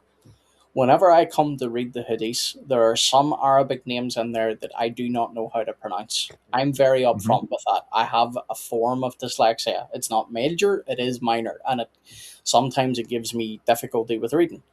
But whenever I come to those things, I will humbly say, look, I have got no idea how to pronounce this dude's name, but this is a narration from Ibn whoever, right? But what bothers me is these guys come along with such confidence, and they will say things like, there was one the other day, and I cannot remember who it was now, but they butchered the church father's name so badly that the guy that was hosting the YouTube live genuinely had no idea who they were talking about, and even in the comments, everybody was like, who is he trying to say? The name will come back to me, and when I remember the name, I'll remember how he butchered it. But it was so bad that everybody was like, you know, the way like whenever you get in group situations, like people will make fun of it, even if it was a genuine mistake. That happens, whether it's Muslim, atheist, Christians, whatever. That happens, right? But people weren't even joking. Everybody was like, "Who on earth is he talking about?" And no one could get an answer, because even whenever Nick tried to ask him, who are you talking about? The guy just kept repeating the name. But dude, it was butchered so badly, it had nothing to do with... I mean, I get messing up names, because, even names in the Bible. Oh, yeah. Some old It's very difficult. Yeah. And then, even just reading, like, for example, Johann Gerhard. I would not, if I was not informed of how to properly pronounce that, I would have been like Johann Gerhard, not Johann, because it's a silent J. Yeah. For some reason, it's like Germans. Who gave you permission to do that now? Okay. But yeah. Let's get back to some Arios. Yep. Arius, and the Ante-Nicene Arius and the Ante-Nicene Fathers. Look them up. They rejected the Trinity. He's so confident. He got corrected. Rather than going, I'm sorry, I just missaid it. And going from there. If he had just done that, I would have been like, okay, you know what? It's fair. We all do that sometimes. I will throw the little jab. That's about all you're going to get from me. But now he's like digging his heels in it. And he's like, no, it's Arios and the Ante-Nicene Fathers. Because I totally know what Ante-Nicene means. Yeah. I am 100% clipping that part for later, because like, how do you go from saying it wrong to also getting corrected to then saying, yeah, look him up, as if you know? And it's like, dude, come on. Look him up, bro. Come on, man. Look him up. My goodness. I wonder if he actually just went on Reddit and found someone called Arios and thought that was a church father. I don't think so. No, that was. I mean, I've spent some time digging around Reddit. Pray for me, I need it. Yep. But I've never found an Arios Ante-Nicene church father in Reddit. So I could be wrong. There could be a typo in there, obviously. But could be. Mm-hmm. They also did not preach Islam. He taught that Jesus was pre-existed his birth. He was more than a prophet. You know that, right? Yeah, but they didn't worship Jesus. Oh, yes. Yes, he did. What do you mean he didn't worship Jesus? He literally, yes, he worshipped Jesus. Bro, bro, it's the confidence at which they say things. Like, it honestly is the equivalent of me saying 2 plus 2 is 6 and looking you dead in the eye and saying 2 plus 2 is 6. Look it up, bro. Yeah, 2 plus 2 is 6, guys. Oh, my goodness. Trust, did. bro. Google said Did so. they? Yes, the Arians No, definitely. Arius worshiped- did not. Well, he They- rejected. Now they he's said corrected Jesus the was- name. uh, Well, how he else? had too much pride to correct his name initially. So Arians? he said Arius that time. He was saying Oh, Arios earlier, well, but this time he said he, Arius. he gave the plural to the followers because he said Aryans. But then I was trying to think, how would he put the O into the word Aryans? Oh, Arians. Yeah, true. Like, let's just go back. Arius and the anti-Nicene Fathers. Look him up. They rejected the Trinitarian. Wait, hold They on. Go also back a did little not bit believe farther. in him. Did he actually take the correction? Oh yeah, he did the first time, yeah. But Oh, okay. but then the problem was he was like, look him up. That's what I'm Okay. saying. That's what made it even funnier. He said it wrong. Michael corrects him. He accepts the correction, but then he has the audacity to be like, look him up. Okay, I misheard that because I heard him say, "No, it's like as if he said no, it's actually Arios," and then said to look him up. Mhm. So okay, I was a little bit wrong there. My bad. Just misheard that. Yeah, but even then though, but it's still ridiculously funny because he goes from saying it wrong to being corrected to, well, look him up. Yeah, look him up, bro. Google told me so.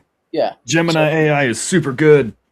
let's hear this part now because he definitely says Aryans, or well, Aryans technically. Mhm. Is how we say it over here, because I know someone's going to be like, well, actually it's Aryans. Well, we say Aryans over here. Yeah. Fight Let me. me say Aryans over here in Mhm. the Holy Was he Land of taught that Ohio. Jesus was pre-existed his birth. He was more than a prophet. You know that, right? Yeah, but they didn't worship Jesus, Oh, yes, they did. did they? Yes, the Aryans No, definitely. Arius worshiped- did not. Well, he They rejected the taught concept that. of Okay, Michael said Aryans. He stuck with Arius. Mhm. No, I'm not going to go into this right now because we're going to go down a rabbit hole. Arius taught something off about Jesus, but to say that he did not think that Jesus was God is false. Yeah, he Jesus was effectively is what like a modern day Jehovah's Witness would believe. Mhm. And a modern day Jehovah's Witness would look at you and say Jesus is God, and have no problem with that. So different substance than that of the Father, but he was the firstborn, the first thing created. He should still be worshipped. Yeah. It's like See, Mhm. whenever you actually read church history, when you come across Arius, Arios, yes, look him up, Arios. bro. Look him up, bro. Sounds like a cereal, like an off-brand cereal. Yeah. But Like, go ahead. no, I I'm was just going to just say, saying like, the cereal name. whenever you actually look up why my namesake, and I probably shouldn't have said that because I'm trying to keep my name out of things, but well, my namesake decked Arius in the face. Why? Mm. Yeah. Because he taught a heresy. He taught that Jesus was not of the same substance of the Father, but he still taught that Jesus was to be worshipped. Mm. So whenever you've got Hassan over here being like, oh no, he didn't teach that Jesus should be worshipped, you should Everyone really loves- do your research before you start just throwing things out there. Mhm. Everyone loves the good old story of Santa Claus punching Arius in the face. Smack. Just a nice, solid sucker punch. Yeah, he didn't see it coming. It just boom went right there. And I think Nick looked him right in the eye before he decked him. You know what? That's actually probably an even better way of doing it. Mm-hmm. Jehovah's Witnesses today are like sort of like Hey! Aryans in that sense. So yeah, Because again, they believe Jesus is a small g God. they actually absolutely did. We don't. This is the problem you have is we don't actually have any groups in the first century that were teaching the same thing as Islam. The closest what they'll try to bring up is like the Ebionites, but the Ebionites Many deny the virgin birth. They believe Jesus was crucified, resurrected. They believed he was a human prophet, but they also didn't think he was the Christ. They thought the Christ was a heavenly figure that descended on him and left. Don't tell me bro's about to do a junior mid debate in ChatGPT here. Nah, he's gonna use Gemini. He's not using no Chat GPT. He's using the good stuff. He's like, I heard that Gemini was better than Chat GPT, so I'm gonna use it now. Let's see where this goes now. To be fair, it could Or just Grok just put out an update today, so he's probably gonna use the new updated Grok. Bro, I like, all jokes aside, because I'm talking about this with Tim tomorrow and our guest AI usage. I'm not against AI usage, but like, some people pay for AI, and like, bro, like, I looked at the price of Grok one time. Grok was something ridiculous, How much is Grok? like 50. So I don't know, because I would need to do the translation for you guys, but like, when I looked at a subscription for Grok, it was like £50. So we'll say that's like $40, $30-$40 a month. Yeah, that's a Dude, lot. that's like just slightly under my electric bill. And Not electric bill, that's- sorry. No, electric bill, depending on the time of year, it could be way more or way less. And But again, no, my that's- internet bill. Yeah. Sorry, I was just going to say, that's also just the first tier of Grok. Like, you can pay for higher, because like they limit you with things like, I'm looking at it here now, and it says things like, yeah, upgrade for higher limits, early access to new features. Yeah, I won't be picking up. I have like a subtle boycott. I'm getting a little bit tired, so I might be using the wrong word there, but boycott against Grok, because Elon keeps pushing, and I say Elon even though it's probably not even him directly. He's probably just the face of it at this point. Keeps pushing the stupid anime AI corn. Yeah, it's like, no, if you can't make it respectful and like decent, I'm not gonna back your product at all. And if you're gonna make it something that pushes degeneracy, like it's one thing if there's like freedom behind it and someone can freely use it degenerately. Yeah. Right. Anyone can do that with anything. You can sketch something degenerate. You can write something degenerate. You can use a tool improperly, obviously. But if you're going to outright promote the degeneracy, especially when out of the other side of your face, you're promoting the exact opposite, I cannot take you seriously as an individual, and I'm not going to use the tool or service you're trying to sell me. Mm-hmm. So the only thing I will say in Grok's defense is it is the only AI that is not scared to cite Hadith properly. Because if you ask ChatGPT to help bring up Hadith or whatever, if it's a controversial Hadith, so i.e. maybe something about Muhammad and Aisha, ChatGPT will quite literally give you a warning message to say that we cannot talk about this. Then when you ask why, they'll say it's not that you've done anything wrong, but that this contains, certain information or material that isn't appropriate. Mhm. I mean, in that case, with that, because of the sensitive nature of it being child X boxing, because I don't know if the other word is possibly picked up by YouTube. Yep. But you know what I'm trying to say. Yep. If it's something like that, maybe ChatGPT just has an issue with that type of content, and it has enough reasoning to recognize. ChatGPT, it's Claude, it's Gemini. If you critique or criticize Islam at all, they will. Okay, so it's all about like critiquing it. I thought it was just the sensitive nature of it being child related. It would have an issue with that. Because here's what I use Grok for. Okay. Whenever I'm online on X, and I know, I even do this with the Bible. I don't use ChatGPT or anything for the Bible, but what I mean is, this is what I do. My mind is always either very good at remembering what a passage says, but will forget its reference, or vice versa. So I'll remember the reference, but can't remember, what the verse says, right? Mm-hmm. So in those moments, because Google is kind of becoming obsolete in the sense that, normally when people can't remember a verse or a passage, they'll just Google it because like it's quick, rather than flicking through your Bible being like, well, where was that again? Well, I do that with the Hadith and stuff. So like I'm not going to Grok and being like, oh, Grok, give me like a really good Hadith that's going to embarrass a Muslim. No, I'm recalling actual hadith I remember reading, but Mhm. I'm like, Grok, give me that reference because like I ain't gonna scroll through sunnah.com searching for Scroll something, through you know, where 500. I yeah. may or may not have done a little bit of that scrolling through Senda.com today. You know why. You were with me while I was working on it. Yeah. But But no, again, who whenever knows? It's a little somewhere bit dirty with how they hid that thing from me. Either see way. that's why I would use something like Grok to find it because they'll give me the source reference. Then I can go straight to the source reference. But Yeah. do you see whenever you use ChatGPT for something like that, ChatGPT refuses, and then when you ask it why, it says because Islam is protected. Now it doesn't use those words verbatim, but it says something along the lines of like you're critiquing a religion that may, you know, insult its adherents, blah blah blah. But then if you put back into it, well, how come, you know, you don't do the same for Christianity? ChatGPT even says to you, and again, this is not verbatim. This is just me saying this from what I've read.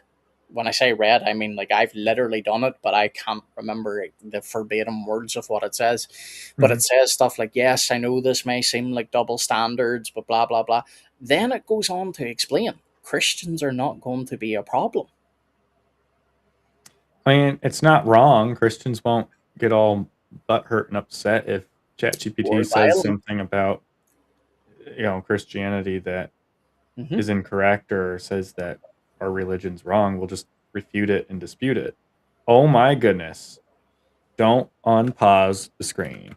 This has been a goal. This has been like the gold rush for me all over again. Goodness gracious. You see what I'm picking up. Oh yeah. This is a good one. This is gonna be my Discord profile picture for a month. Lovely. Per Michael. Yep. Anyway, I'm Yeah, still I'm good on to his stream. Discord server, so he'll probably see it. Yeah. I am still. We've been live over 3.5 hours now. Well, not over, but about 3.5 hours. We still have about Yeah. 58 people watching.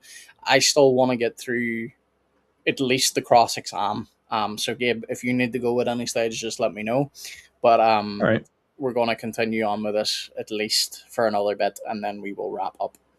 Cool beans. At his crucifixion. So we don't have any evidence of Islam in the first century. We don't have any evidence Jesus was a Muslim. All we have is Muhammad said so in the 7th No, century. also, what I would argue is to think rash and look at the big picture. Was Moses a Trinitarian? Did he worship Jesus? Mm-hmm. Yes. Yeah, Moses had an interaction with a multi-personal God, Mm-hmm. right? Now, Yeah. I take the position, and I think I can argue it very clearly. And this is where I'll also give the Eastern Orthodox Christians a huge pat in the back, because not all Roman Catholics, because I know someone will come on and say I'm wrong, but the majority of Roman Catholics say that, you know, the Trinity was not explicit in the Old Testament. It took the New Testament to reveal it. I side more with the Eastern Orthodox. I think the Trinity is actually very explicit in the Old Testament. You just Mm-hmm. need to know what you're looking for, because Yeah. you see three persons operating and being called God. You see the Mm-hmm. Father. I'm doing my hands really weirdly here because they just spasmed out on him. But you see the Father. You then see the angel of the Lord slash the word of the Lord. And we know Mm-hmm. from John that the word of the Lord was God. Then Mm-hmm. you see the Holy Spirit who comes upon people. And we read in the Old Testament that when he gives life, when he creates, and yes, it uses the phrase of the Spirit, he creates. Guess what a he is? A he is a person. It's Mm-hmm. personal. It's not an impersonal force. So yes, Moses was a Trinitarian. Would Moses have used the term Trinity? No, that is a later term for a concept that already existed. Because Mm-hmm. what Muslims love to do, and even atheists will do this too, they'll be like, oh, well, the Trinity is invented. No, the word Trinity was made to explain God because he is three in one. Now, again, because we're going to get trolls, three persons, one being. Yeah. But we can point to multiple places throughout the Old Testament. Abraham encountered a multi personal God. Mm-hmm. On multiple occasions. I mean, you also had, even you could even say the pre-incarnation forms of Jesus in the Mm. Garden of Eden. Who did Yep. they hear walking through the garden? It wasn't just, some God that's beyond space and time. It was God incarnate walking around the garden Hmm. with them. You know, And where that gets very interesting, I'm not going to get into the stream because, again, I think it'll take us down a huge rabbit hole. Mhm. But some people interpret that as, because obviously God is omnipresent, some people do take that as that Jesus, being outside of time, was walking in his incarnate body. Okay. It's not. I'm not saying like that's a position that I hold. I'm just saying this is what Yeah. I some mean, scholars have even argued. Mhm.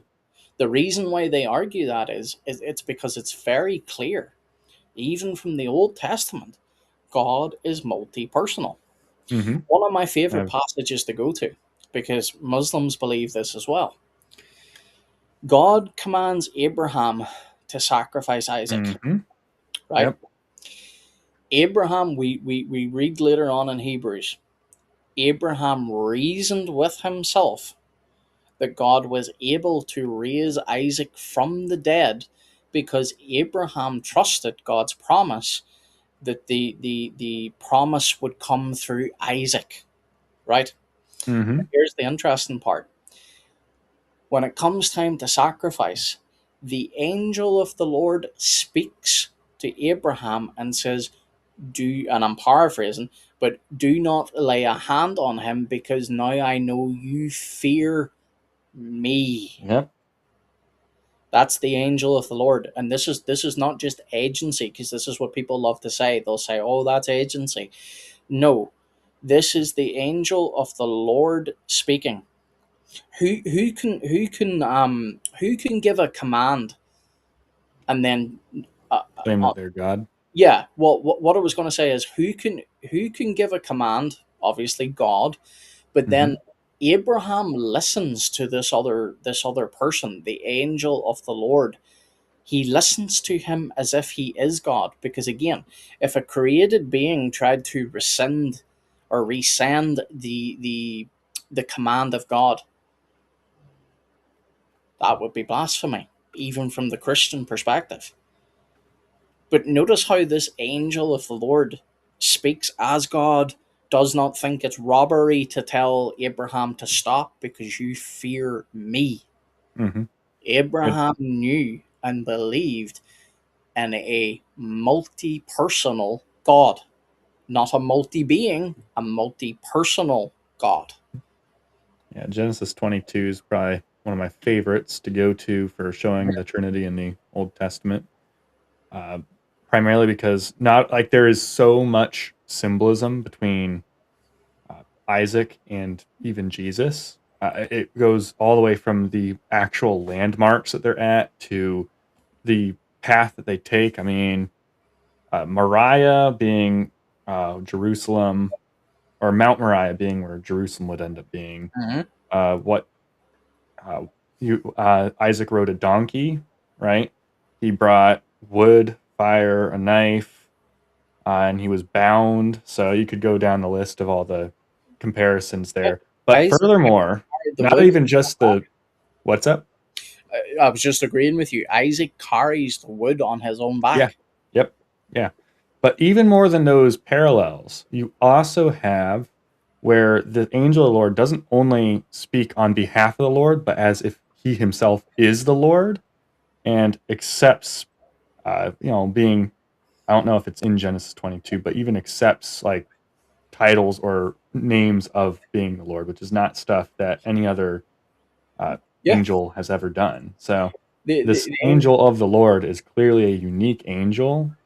And all angel really means, by the way, for the Muslims who are messenger. sitting there watching, is all angel really means is messenger. Yep. So, you know, God could be a messenger, right? He can convey a message to you. Yep. It's not logically inconclusive that, the angel Lord could be God and God can be the angel Lord. Yep. It goes both ways. It Yep. works either way. And we know this too because also the angel of the Lord appears to Jacob Mhm. multiple times. Yeah. And Jacob wakes up from his dream and he says, "Now I know that this is the house of the Lord." And he sets up an altar and he makes a promise. The angel of the Lord at a later date meets him again and he says, "I am the God of Bethel, the one that you made the oath to." The angel of the Lord says that. Also, let me see, Seeley said something here as well. He said, Yeah, yes, the sorry, I New missed it. Testament makes certain things more clear, even the instance of God standing before Abraham before destroying Sodom and Gomorrah. Then the whole Lord called fire down from the Lord out of heaven, correct? Was one instance. The burning bush instance makes clear that the angel of the Lord was God. Yep, because it's not agency. Because we see whenever angels come and bear a message from God, they make it clear that they're bearing a message. Gabriel says that he is one of the angels that stands before the presence of the Lord. That's a case of agency. That's Gabriel saying, "I have come to bear a message. This is what the Lord said." The angel of the Lord doesn't do that. The angel of the Lord says, "I am the God of Bethel." Even more beautiful, Abraham's prayer at the end of the life, he prays to the angel of the Lord and says, "Protect and bless my sons." You can't get around it. You just can't. Jesus, was Abraham a Wait a minute. Trinitarian? They all surrendered Yes. to God alone. Your interpretation Wait a minute. contradicts countless prophets So and let's talk messengers about- what that about, call to worship God Do alone. you think Moses thought there were multiple Yahwehs? No, Moses believed in one God and one God alone. Did you? What about? Okay, so let's go to. Numbers 22 is another good one too for angel Lord passages. Yep. Where you got Balaam and his donkey and Mhm. the angel Lord, appearing before him, and go on about that. But we'll let them continue before going down a deeper rabbit hole on the angel Lord, which we will, but is a just really. because Go ahead. I was just going to say we will let them go on because we will go down a rabbit hole. We'll do a stream in this sometime going through the Old Testament references because I think that'd be a good stream. But more I've got important, so many notes on the angel Lord. I'm don't want to out it too much, but Yeah. I may have mentioned it even to you and many other. By many other, I mean you and Isaiah. Yeah. So 2 people and some family members know I'm working on it, but it may or may not be a book that encompasses much of deeper Trinitarian theology. nice. Looking forward to it. But again, going back to what you even pointed out, you named Balaam there. Balaam actually gives a prophecy that a lot of people miss because they don't understand Jewish thought. Balaam gives this prophecy of a God man. Now that's important. A God man. How do we know this? Let me just bring this up here and I'll read it out.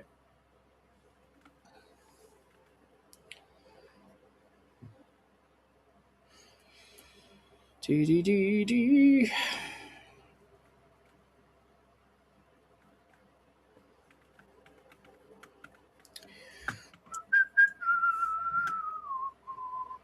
So this is Numbers 24. I was 15 going to say it's not Numbers 22. no, Numbers, Numbers 24, 24, 15 to 19. 7? Okay. Now, I'm going to read this in context, but see if people can pick out where he prophesies a God man. Then Balaam lifted up an oracle. An oracle was the old way because before the prophets were called prophets, they were called seers, and they gave oracles, which oracles is just a revelation or a prophecy. Then Balaam lifted up an oracle, saying, "The oracle of Balaam, son of Beor, the oracle of the man whose eyes are open." And by the way, this is a pagan. Remember this. The oracle of one who hears the words of God, who has knowledge from the Most High, who sees a vision from the Almighty, who falls down with eyes wide open. Now listen to this. I see him, but not now. I behold him, but not near. A star will come forth from Jacob, and a scepter will rise from Israel. He will crush the foreheads of Moab and strike down all the sons of Sheth. Edom will become a possession. Seir will be owned by his enemies. But Israel will perform with father. One from Jacob will rule and destroy the survivors of the city. Now, where's the prophecy of there being a God man? Well, what did ancient Near Eastern people believe about new stars in the sky? That it foretold the birth of a god, right? Now, you're going to get Muslims coming in and be like, no, we can't believe that God was born. That's not how they use the term birth. You have to understand that. We can't read our Western mindsets into this. But then it goes on to say, but one from Jacob will rule. This is talking about the same person that he says, I see him, but not now. I behold him, but not near. Mm-hmm. He is quite literally prophesying a God man.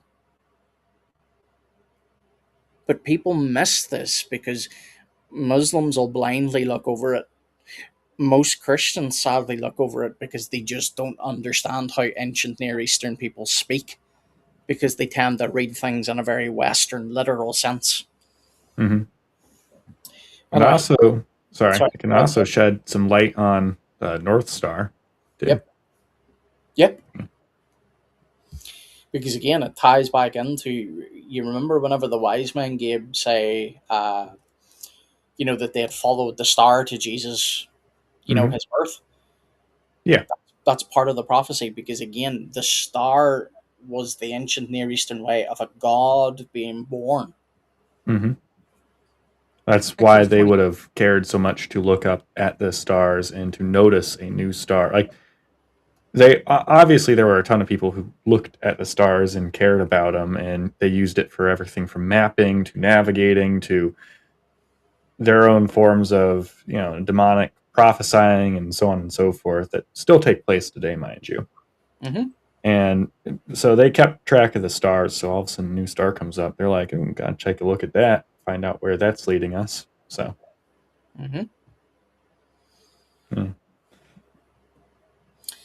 One of the other things, just before we go back into this, I just wanted to pull this up as well, is Daniel, whenever he gets taken to Babylon, Mm-hmm. you go through all of Daniel's story, we find out that Daniel eventually becomes the head of the wise men, the Magi, because that's what they're called in the Old Testament.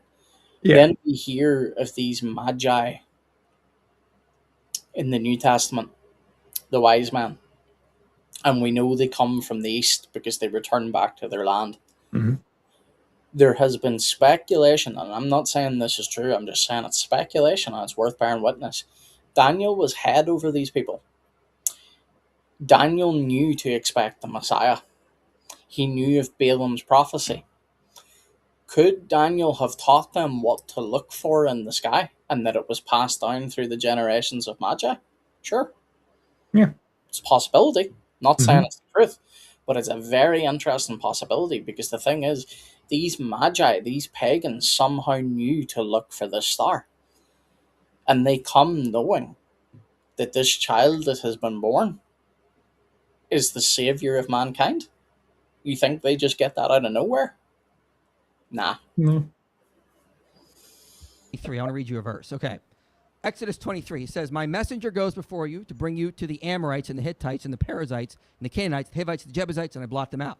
You shall not bow down to their gods, nor serve them, nor do as they do, but you shall utterly overthrow them and break their pillars into pieces. You shall serve the Lord your God." Now this is the important verse. He's talking about the messenger. God is speaking. He says, "I send my messenger before you." In verse 25, he says, "You shall serve Yahweh your God, and he will bless your bread and your water, and I will take sickness away from among you." So Yahweh is talking about sending a messenger called Yahweh before the Israelites. The he and the I. Mm-hmm. And God's not schizophrenic. He doesn't start saying he and then I. Yep. Go to Genesis 24 or 19:24. Yahweh reigned on Sodom and Gomorrah from Yahweh out of heaven. So you have two Yahwehs there. So it sounds like, as scholars like Benjamin Somers, as well as Alan Siegel, who were Jewish writers, Jewish scholars, Because this myth, and Gabe, we've talked about Yep. this a lot, but this myth that Jews always believed in again, they were monotheists, yes, but they did not interpret monotheism to mean that God was one solitary monad. Hmm. Jewish thought was very all over the place, and they did have beliefs like the two powers in heaven. Where do they get the idea of those two powers in heaven? From passages like Michael has just said. Yeah, and he even cited you're citing it too. The book, "The Two Powers of Heaven," by Alan Segal. Yep. I've cited that book many times. He's citing it now, and you even made reference to it right there. So clearly an influential work, and it's by a Jewish guy out of anyone. Yep. Because even Second Temple Judaism didn't have this, one solitary thought that God is a monad. They Well, didn't. Judaism really didn't have that till way later. Like there was no really like Talmudic, structured. yeah, It wasn't structured till like the really even in the Middle Ages. So yeah. Basically, Talmudic Judaism, which is not the same thing as the original Judaism. It's far from it. yeah, That's like why. Sorry, go like ahead. like you gotta give them credit. They're like genetically, basically, like they have done a very good job at keeping their genealogies and stuff as like genetically the Jews. But I think that's just to misunderstand what Israel really is. Yeah, because nowadays this is where I'm saying Jews today, people that say they are Jews today, they can't give you a genealogy anymore. Why? Because God has so completely done away with that system. He scattered them so far abroad from the destruction of the temple. Because the destruction of the temple, the second time, that was it, done. No more animal sacrifice, no more Old Testament way of doing things. Why? Because the Lamb of God was the final and true sacrifice. And God has not allowed Judaism to reclaim any footing, nor will He. They'll say, yeah, the God of the Old Testament is multi-personal, and Benjamin Somers is on record saying, I've got no theological objections to the Trinity. That's insane. Literally. Cites the first. Literally, oh man. Go ahead, His response is, well, that's insane. So here's further appeal to his emotions. Well, that's insane to me. But then he says it's literally insane, so he must be meaning it's literally insane. Like that's like a idea that couldn't possibly be comprehended unless someone was suffering with insanity. So you see that this is what I mean though, but that like this guy is not, and this guy just shouldn't have been debating because like his metaphysics are bad, but like he also does not understand the difference between literal. Like people say this all the time, like, "Oh, I'm literally dying." No, you're not. You're figuratively dying. Well, don't get me wrong, unless you are literally dying and you say you're literally dying. But you know what I mean by that. People use the word literally all the time whenever what they mean is figuratively. And he's just did that. Mr. Shaman's wanting to know if he can come up. He can, but to be honest, we're nearly wrapped up, so it's down to him. Romans, let me know. Like, we'll be wrapping up very shortly, so it's down to you if you want to come on or not. Gabe, you can keep an eye out for me because I'm out of the studio.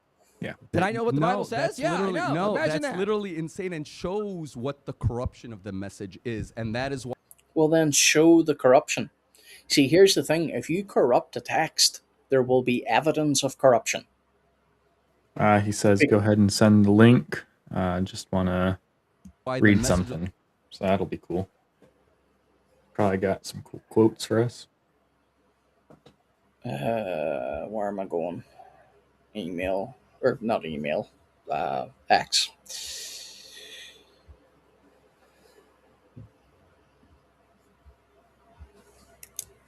Oh man, this is a good screenshot point right here too.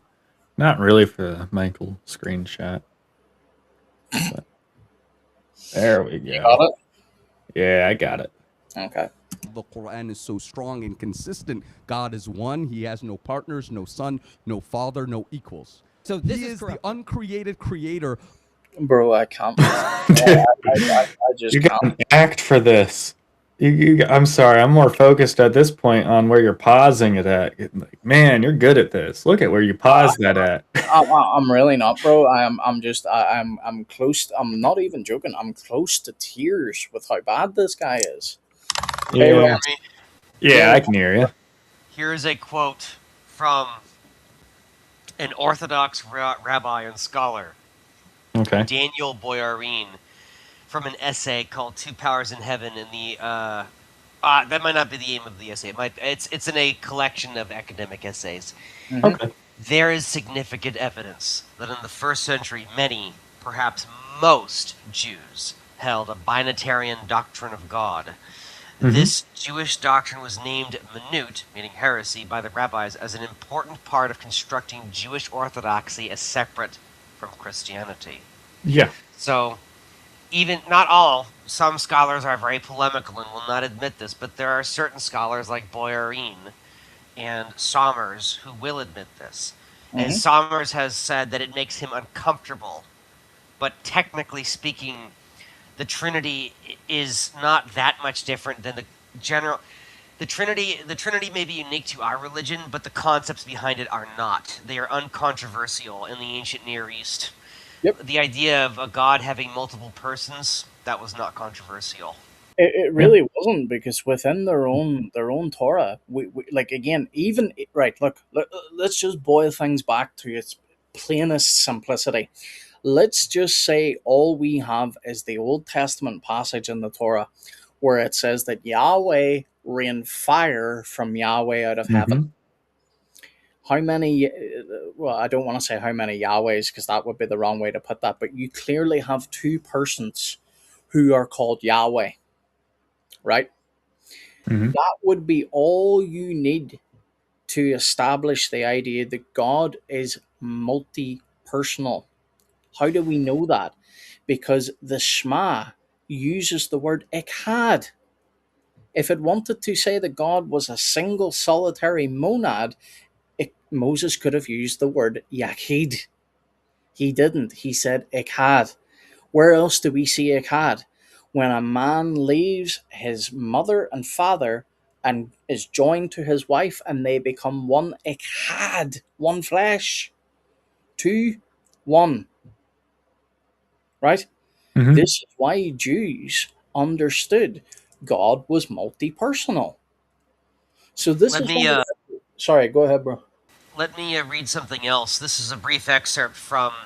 I'm pretty sure it's Targum Neophiti of Genesis. This is dated between 200 and 500 A.D. It was not composed by Christians.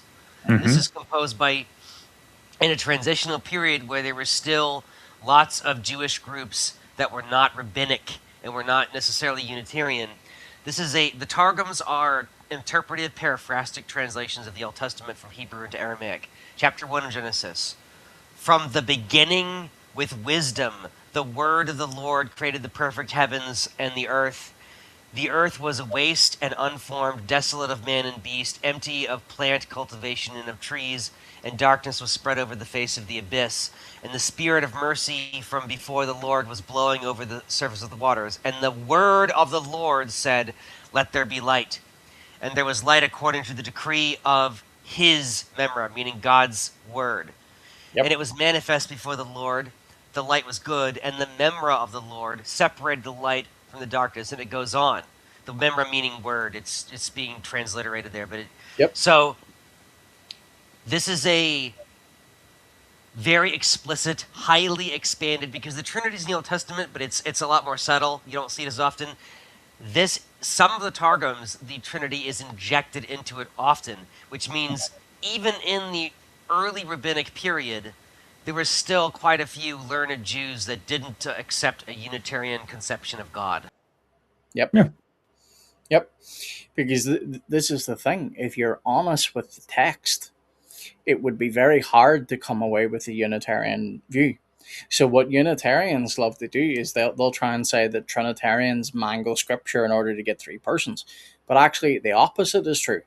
Whenever you see multiple persons being given the term Yahweh and they act as God, they do what God does, you can see that God is multi-personal. Mm-hmm. What Unitarians like to do is, oh no, that's just modes of existence. Really? Like, anyway, let's jump back into this final bit, because this has been the longest stream of my life, and I don't even mean lengthwise. I just mean I feel like I've been dealing with this guy for 30 years. Yeah. Of the heavens and the earth. And the point is this: we define God as the ever-living one who sustains everything and is sustained by nothing. That is, let me finish this point, because you keep asking, jumping question to question, because you're trying to control the narrative, but it's okay. The idea is this. The idea, no, and that's very, very great on the debate skills. But the point is, God is defined as the ever-living one who sustains everything and is sustained by nothing. God is the ever-living one who sustains everything and is sustained by nothing. By Say it 3 more times, maybe it'll become true. Maybe, yes. definition, Maybe. Sorry, what, It's Gabe? kind of like, maybe yes, maybe. It's like if he taps his heels together while wearing little red shoes, he might be able to make something happen. Like, I'm glad I got a laugh out of that. yeah. Well, the thing is, though, but like, we all repeat things when it's important, but like, if you're going to repeat the same point 3 times, you're buying time, because you don't know what you're trying to say. So you're trying to come up with something on the top of your head, and you're like, oh, well, God is the ever-living one that sustains everything. God is the ever-living one that sustains everything. God is the ever-living one that sustains everything. I still have nothing else to say. must be one. Which part of the Trinity sustains everything and is Still sustained got by a good screenshot. bro. Oh my goodness. He's just saying words. He's just saying nonsense.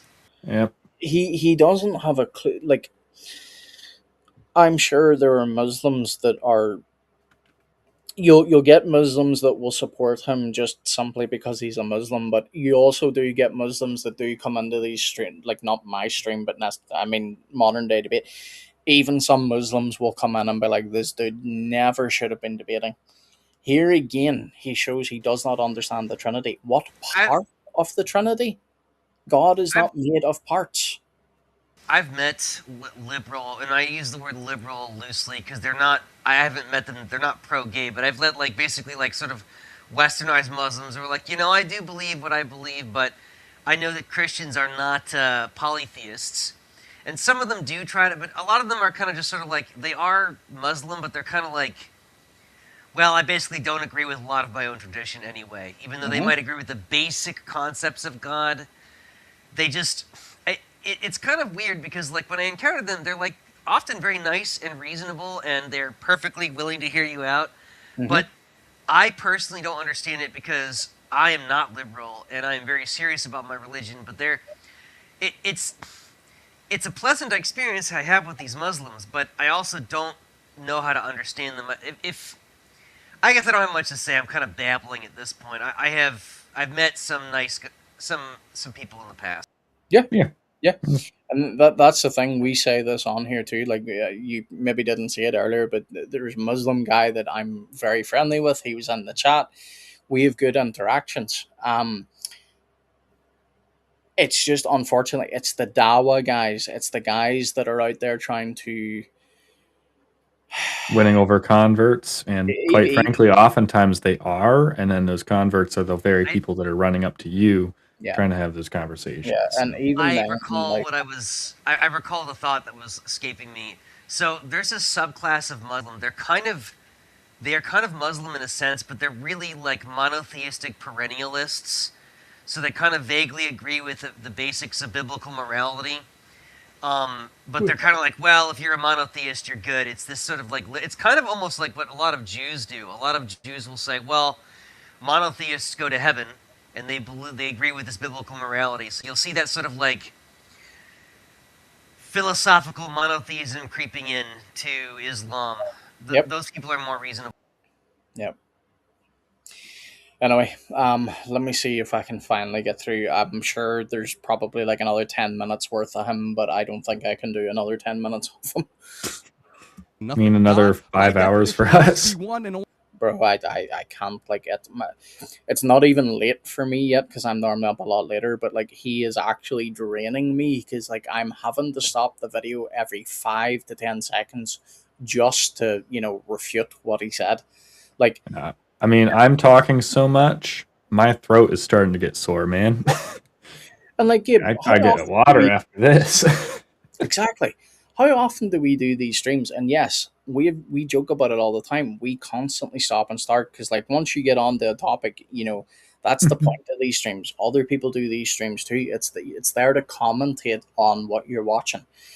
But dude, when, and again, I feel like I'm repeating myself, but when have we ever had to stop a video so much and so often?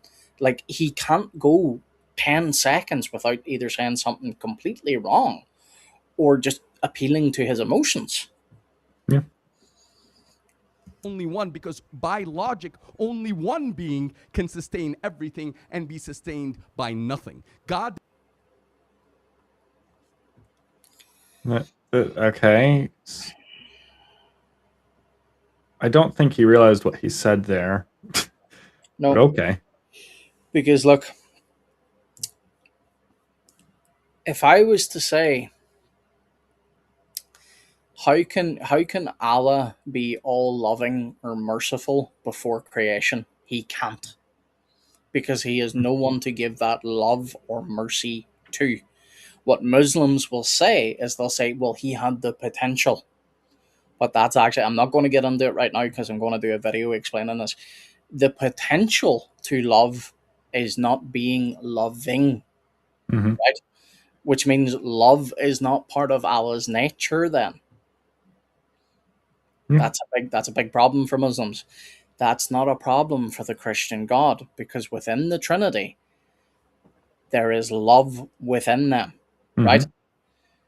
God does not need anything external to him. In order for Allah to be a loving and merciful God, he has to create in order to give his mercy and his love to something. Guess what? That means Allah then is dependent upon his creation. Did not send messengers to be worshipped. He sent the messengers to call humanity to worship God alone and achieve God's pleasure through sincere service to humanity. That is the divine message. That's going to make a great Islamic sermon one day, but that's not really the debate here. Notice what you just did, though. Okay, I read you Exodus 23, Genesis 19:24, and you said, well, look at how it's been corrupted. We know this because we know the Quran is true. You just basically gave the whole game away here. The only way you're arguing Jesus is a Muslim, or you know the Bible's been corrupted, is because you just assume the Quran is true. You're just assuming your position and then using that. But you're not actually giving us any real objective evidence that is independent of what the Quran says. The objective evidence is for each and every person to think for themselves. That is not literally just, objective evidence is literally anything that is subjective to you, because objective evidence is subjective. I just said his sentence out loud for him, but in a little bit more clear and concise words. Yeah. Like, again, like, bro, this I'm not going through this whole debate. I'm not even watching this privately afterwards. This goes on for like another hour and 10-ish minutes, whatever that is. Oh, don't pause. I just looked at their faces. But what I was going to say to you is, dude, we are almost 40 minutes in, and this dude has not give one piece of evidence, not one.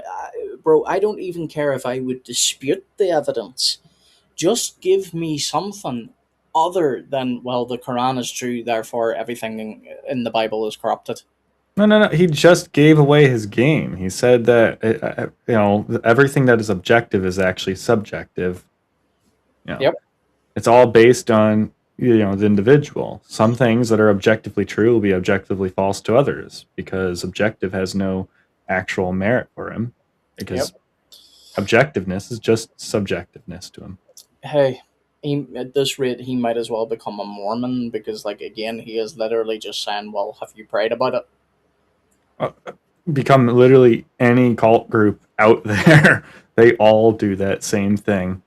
Obviously, the Mormons are a little bit more popular because you could say the burning in the bosom thing. But, I mean, I've seen people, I'm sure you'll know what I'm referring to. I've seen people convert to Eastern Orthodoxy over sensations and things like that. The feels, I smelled something. Like we've people do that stuff for a lot of reasons, and look, I mean, if that's his reasoning and that's his bearing, then I mean, okay, but that's not an actual argument for Islam or for, in this case, is Jesus or what? Well, it says was. I'm sticking with is Jesus a Muslim because no. I know Jesus is God Yeah. and is still alive today.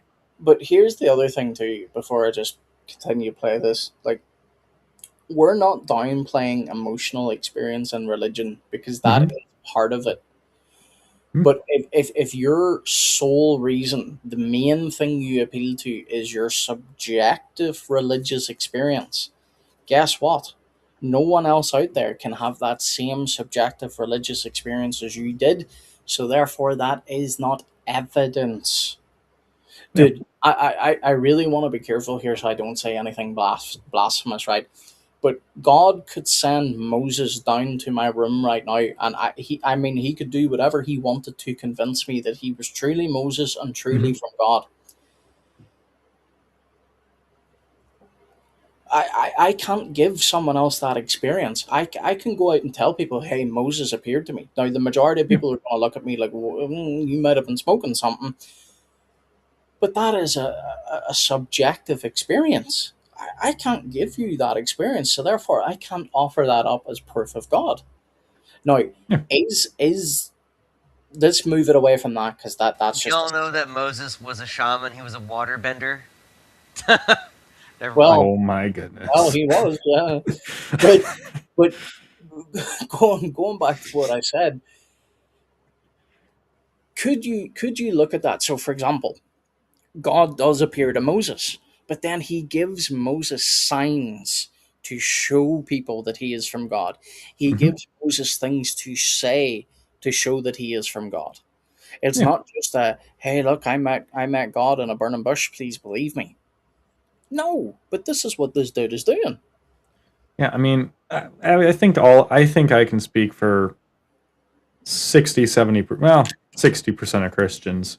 I've had some of those personal experiences where I truly believe that God was stepping into my life and showing me things. And, you know, I don't want to necessarily say visions necessarily, but dreams. I've definitely had dreams where I've sat down and I had a dream that I could not explain outside of God was telling me something through that dream. So, yep. I don't want to discredit people's personal experiences. I'm just saying if that's from my vantage point, if that's all you're offering, which is literally what all this all he's offering. Yeah. Literally. And even then, he's not even giving a solid religious experience either. He is just literally saying, well, this is what I believe. Like, oh, okay. So what? Good for you, I guess. Don't believe that. Prove it to me. Yeah. But just so you know, Gabe, I will be clipping the part where you said I had a dream. Oh, go ahead. Yeah, you're good. I wrote about it. I got it on my article already. You're good. It doesn't matter. You all must make your decision, philosophically speaking. You must choose. Is God one or is he three? Is God a Father and a Son and a Holy Spirit? Hey, he's doing better than Allah. He actually realizes that the Holy Spirit's part of the Trinity. Oh, yeah. We judge ministers. We judge ministers not by the stylishness of their Sunday attire, but by the content of their sermons. Yep. Indeed. All right, I'm sorry. I'm batting 1,000 tonight with these jokes. Oh no, you're good. It's not you, bro. It's just I am literally at this. I'm closing very shortly because I'm checked out. Like, this dude is. Like, I guess there are some ministers that I would judge based on their clothing, but that's also because they also usually have really bad messages too. Hipster clothing with hipster messages. You see Michael's face right now? Yeah, that's me. Oh, dude, thanks. This man, he said you didn't want to miss this. I think everyone else got a different message than I did out of this. I remember when he was like a baby apologist. He had a baby face, and he's like. Yeah, now he's become like a grumpy old debating guy. You know. Yeah, no, there is something to that though, but this is something that nearly every single apologist does say. The longer you are in the apologetics game, the more cynical you get. And I don't mean cynical towards the faith, but you end up hearing so many bad arguments, and they're repeated so many times, and they're Mm-hmm. refuted so many times, that by the time you've encountered it for maybe the 37th plus time, you just get to a stage where you're currently like where I am right now. This guy's arguments are, I'm not even trying to be horrible, but they are so low tier, they could have brought a Muslim in off the street who would have honestly give a better argument. They really would have. Probably, yeah. But I mean, I definitely can see a lot of that cynicalness, and even myself, because I'll be talking with people in person, and I'll have to catch myself from. I don't Yep. think that he's winning. I think he's Same losing things. this pretty handily. But I've seen examples of horrible arguments kind of landing because the person is aggressive in just the right way. Yeah. This is a problem with like actual flat earthers, is they engage in these antics, which they do dances around you, and the reasonable person trying to explain things has a hard time dealing with that. Yeah. We said that earlier too. Like Muhammad Ajab is someone, like, he's not an individual that I would say is a very good individual, but has he got the art of debate down? Yes. Are his arguments wrong? Yes. But if you know how to debate, if you know how to speak confidently and with passion, and you've got rhetoric, this is where you're seeing a lot of people do these like call-in shows like Gabe and I are going to be doing in the future. And what Gabe and I will be staying away from is this rhetoric, because even Christian apologists online do this too, and I hate it. But like, see this rhetoric where you like try and trap people into saying something stupid, or clipping them, or the whole "I cooked you, I baked you" thing. Like, I can't stand that type of thing. Like, I really, really can't. Like, if that's what you do, you go for it. I'm not going to be doing that. But all I'm going to say is, the longer you hear bad arguments like this, you really do you just get fed up of them very, very quickly. And this has, like, again, we're not even like time wise, we're not even 40 minutes into this debate, and bro, I would have left the room already. Just Or is he one that is not limited by time or space? And I think your heart tells you the truth. In your heart, you know the ever-living sustainer of all that is Is a sustained by trinity. None cannot be more than one. And if you do your own research, How'd will you come to find an opposite historically- conclusion I did, dog? Come on, man. He just said, if you look deep in your heart, you'll know. And I said, yeah, oh, wow, that's a good one, too. And I'm like, yeah, obviously God's a Trinity. I know deep down in my heart he's a Trinity. Thank you. Thank you, Mr. Muslim man. You have proven the Trinity to me. I'm not going to get a screenshot. I've probably got a gigabyte of screenshots from this. I need a spa day tomorrow. Call to worship God alone. Yeah, man. Just feel it, bro. Just feel it, bro. You know it's in there. That's effectively feel it in your heart. just said. No, Oh, we're that's gonna go great. on. I want actually objective evidence. The reason I'm a Christian is because we have so much evidence for the reliability of the Gospels. I could give you a whole big lesson on onomastic congruence. We have a ton of evidence that Jesus actually did rise from the dead. And that is why I believe A lot in the of that Bible. falls back. What See, is the evidence? The problem is That a you're gonna lot of offer. the Trinitarian theology falls back on Paul. You cannot. Oh my goodness. Oh my God. Oh man.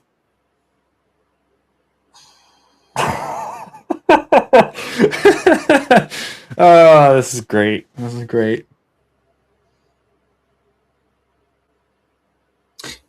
I'm not trying to be rude, but this is why the wisdom literature in Scripture says time and time again, do not answer a fool according to his folly.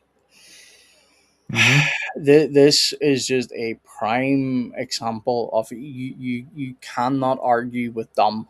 You just can't. I mean, it's even where Jesus says, "Do not cast your pearls before the swine, for they'll trample over them." Oh yeah, like that's what I mean, that's wisdom literature all over tells you, like, do not argue with dumb people. yeah. One of the back in 2018, I specifically remember reading the book of James and seeing the high Christology in the lowest Christology. Oh, it's Jesus's literal, his biological brother. He must have low Christology because he's super Jewish. Literally, it says in James chapter 2, My brothers, show no partiality as you hold faith in our Lord Jesus Christ, the Lord of glory. Lord of glory is the glory of the Lord in the Old Testament. That is the Holy One, the second person of the Godhead in the temple. Yep. And down toward the bottom on verse 7 here it says, "Are they not the ones who blaspheme the honorable name by which you were called?" The honorable name. The name is in the angel of the Lord. In Exodus 2, "I send an angel before you, such and such and such. Don't rebel against him. He will not pardon your transgression, for my name is in him." The angel of the Lord in the Old Testament has the authority to forgive sins. Only Yep. God can forgive sins. Yep. In James, the book of James, chapter 2, you are warned, do not blaspheme the honorable name, meaning Jesus Christ. Yep. Mm-hmm. Oh, right. Let me see. Let me just take a look. Oh, good grief. No, I'm not doing that. Yeah, I'm just watching it keep going and going and going. Yeah, because, like, hang on. Is this just all cross-exam? Yeah, I think they just had an open discussion at this stage. So this part What? here seems to be audience Q&A. Now, let me play 5 more minutes of this, and then I'm going to jump very briefly to audience Q&A. What was that, like 118 or something, right? Trace All right. anything related to the Trinity or the resurrection that is not traced to Paul or those who were influenced by Paul's writings. Paul himself was an James, Peter, and John all have high Trinitarian theology. They have high Christology. Paul is the one that met them. He went to them for approval of his message because Paul said he needed to know that he had not run his message in vain. They heard his message and they extended the right hand to fellowship of him. And they tell him, yes, go. You are preaching the right message. Paul becomes the apostle to the Gentiles. James is the one that speaks at the Council of Jerusalem, and he essentially lays down the law for the Gentiles. Here's the main things to tell them to do. Do not consume blood. Do not eat meat that has been strangled. Stay away from sexual immorality. And they tell Paul especially to make sure that he takes care of the poor. There's not one thing that they corrected Paul and his doctrine of. In fact, they wanted to make sure that Paul remembered key areas of doctrine. enemy of Jesus throughout his life. And somehow the 12 disciples didn't get the message right, and apparently Jesus had to come afterwards to someone who was his enemy throughout his life to preach a message that was completely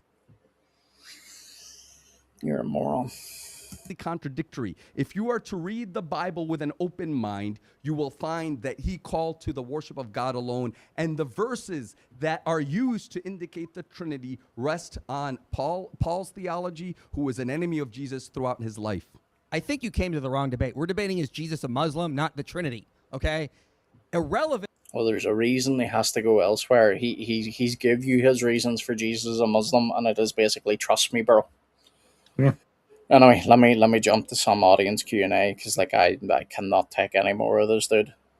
All right. I know audience Q&A is going to be more of them, but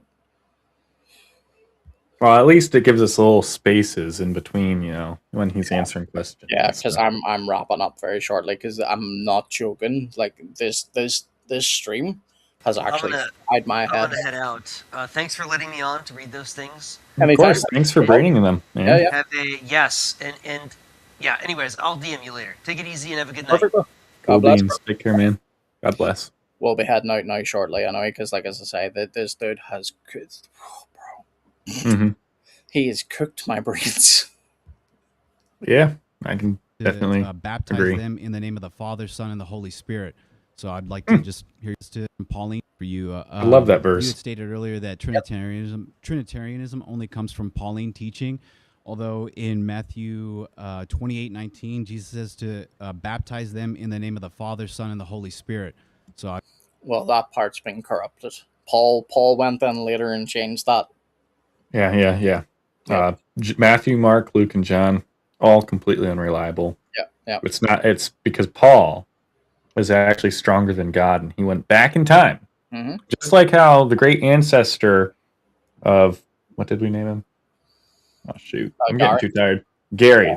Gary is great tenfold over ancestor went back in time, broke through the eternal barrier that only a law can technically break through, and became some form of a law himself in order to eat part of the Quran and abrogate it for a law. Yep. It's a super powerful prophet goat. And now Paul did the same thing, but to the Injil and the Torah. So yeah, apparently Paul and a goat are more powerful than Allah. Interesting. Yep. Mm-hmm. I'd like to just hear your response to that. Sure. So again, I think Matthew is again based on other older manuscripts that have been changed. And to be candid, I haven't studied this in about 10 years, and I was like, I'm going to prepare for this. I haven't studied this in 10 years. Dude, I don't think you've studied it your whole life. Come on, man. Stop lying to me. And stop lying to yourself too, because it doesn't do you any good to lie to yourself. So I know I said I was going to go for a hair trim at the end of February, but I may be bald by the end of the stream. Yeah. Oh man. Week, and I end up flying out. So I did write a paper, and I want to give it to anyone who asks, that I go into detail about how the Bible. I don't want to read a paper you wrote. I really, if this is your debate, I really don't want to read a paper that you wrote. If I'm losing this many brain cells just listening to you talk, I don't want to read what you have spent time on. Okay. No bueno. We're done with that paper. Go ahead and keep it to yourself right now. Well, see, I won't be reading it because Paul actually corrupted that paper he wrote. You're right. Paul and the goat worked together to take parts and mess up his paper. Mm-hmm. Dude, we're on top of it today. Yep. And I would love some feedback on it. The other thing is Hamza's book. I would encourage you all to check out the book Divine Reality by Hamza. I don't trust any book you're recommending either. For the existence of God, because I think we also have to tag team sometimes to debate against those who deny God even exists, and that's a separate discussion. I'm sure he's a lovely guy, but I would rather bash my head off against the wall than to tag team with him. He would have my brains fried by the time we got past his opening statement, even if we were on the same team. Thank you. Hey guys, thanks for coming. Mike, love your stuff. Learned a lot from you. Hassan, it's nice to meet you too. Quick question: how do you reconcile your 6 items and how you're kind of saying, that's a question asked early on. This is an Islamic theology. To be fair, he just hasn't cited why. Rolo, go away. Well, if you're, but then, how does that go about proving that Jesus was a Muslim? It doesn't. All right, let's see how he responds. I'm very curious because I raised this objection really early on, so let's see how he responds to it. Yep. Jesus was a Muslim with a shahada that says that Allah is the true God, Muhammad is his messenger. Right. Okay, that guy added more than I would have First of all, Christians in the Middle East, I'm sure many of you know this, call God Allah too. That's not necessarily. Some do, but not all of them do. It's not even that. Christian Prince has videos on it. Yeah. Again, it's also just a name fallacy, though. But again, this is like me saying this is Allah. Is that Allah? No. Dude, I'll one up you. Never mind. I won't actually. It's not going to be that funny of a joke to do. So I'm just going to do it. Now I want to know what it was. I was just going to hold up my stick of deodorant and say, "This is Allah." And I spread on my armpits every single morning. Well, there you go. It sounded way better in my head than it did out loud. So no, but again, it's still true though. But because this is what I mean, because I see this all the time, and I've had encounters with this all the time, where people will do this thing of, well, Eastern Christians call God Allah. Okay, right, fine, they call him Allah. It does not automatically. Yeah, it does not automatically equal though, but the Christians are praying to the Islamic Allah. That's what I'm saying. It's a name fallacy. If I called Rollo Allah, it does not mean that he is the Islamic God. Muslims would reject that, and they would rightly reject it. I don't think that they'd reject it. I think they would fully affirm that Rollo is the god of is the god of Islam. Have you read about Muhammad's hatred of black Whoa, dogs? whoa, whoa, whoa, whoa, hold on. But that's only because they're like visions or images of Rollo. So, and he has a problem with all images. So, you know, Yeah. there you go. Rollo's the perfect candidate to be Allah. It would be a lot better, put it that way. I could probably argue with this guy and debate that into like an actual debate too. It just uses same tactics against him. To be honest, that's what I say. Like, part of the reason why my brain is immediately fried is like you need something to stay engaged with. Like, he has literally presented nothing other than feels. And yeah, this is worse than watching TikTok for too long. This is what I mean. Like, this is not me being horrible to the guy. I'm just saying he is not cut out for debate. He just really isn't. Because they really could have brought in a Muslim off the street and they would have performed better. Oh my goodness, everyone in the chat's going nuts over Rollo. Jesus is the son of Allah. Now, we reject that Jesus is the son of Allah, but Allah is the proper Arabic name for God. We do believe that those 6 articles of faith were universal for every messenger, but obviously which books you believed in changed. The other difference is we believe that the previous messengers were only sent for their people. So Jesus even himself from the Bible says, you know, I was sent for the lost sheep of the children of Israel. Every previous messenger was sent for a specific people, and the responsibility was only to follow the messengers up to the time that was there. But the 6 articles are very universal. God is one. Believe in all the prophets that came up to date, all the books that were sent up to date. Believe in the day of judgment. Believe in the angels. Believe in God's will. Very basic, simple message. Thank you. Yeah, for sure. You said that the Quran is perfectly preserved, isn't that right? Correct. Yeah, so how would you respond to the evidence that it wasn't preserved, like Caleb Uthman burning variant manuscripts, diacritical marks giving rise to ahrufs and qira'ats, different Qurans around the world, earliest manuscripts? Thank you. No, it's a great. I mean, it's okay. Give him time. Whoa. All right, James. I know you need to like get through, but that was a bit abrupt. Yeah, I'm like, dang, man. He was on the 3rd bullet point. Like, goodness gracious. Yeah. Like, even, like, I'll give the Muslim debater his credit there. Hassan, he was like, no, let him finish. I mean, no worries. But I think, ultimately, look, the way the Quran is primarily preserved was through the oral tradition. So, for example, I have countless friends The oral tradition that have with memorized the whole Quran. many flawed written copies. Dude, even in the Hadith, though, but you've got... Or what about all the guys who died and were the only ones memorizing those parts of the Quran?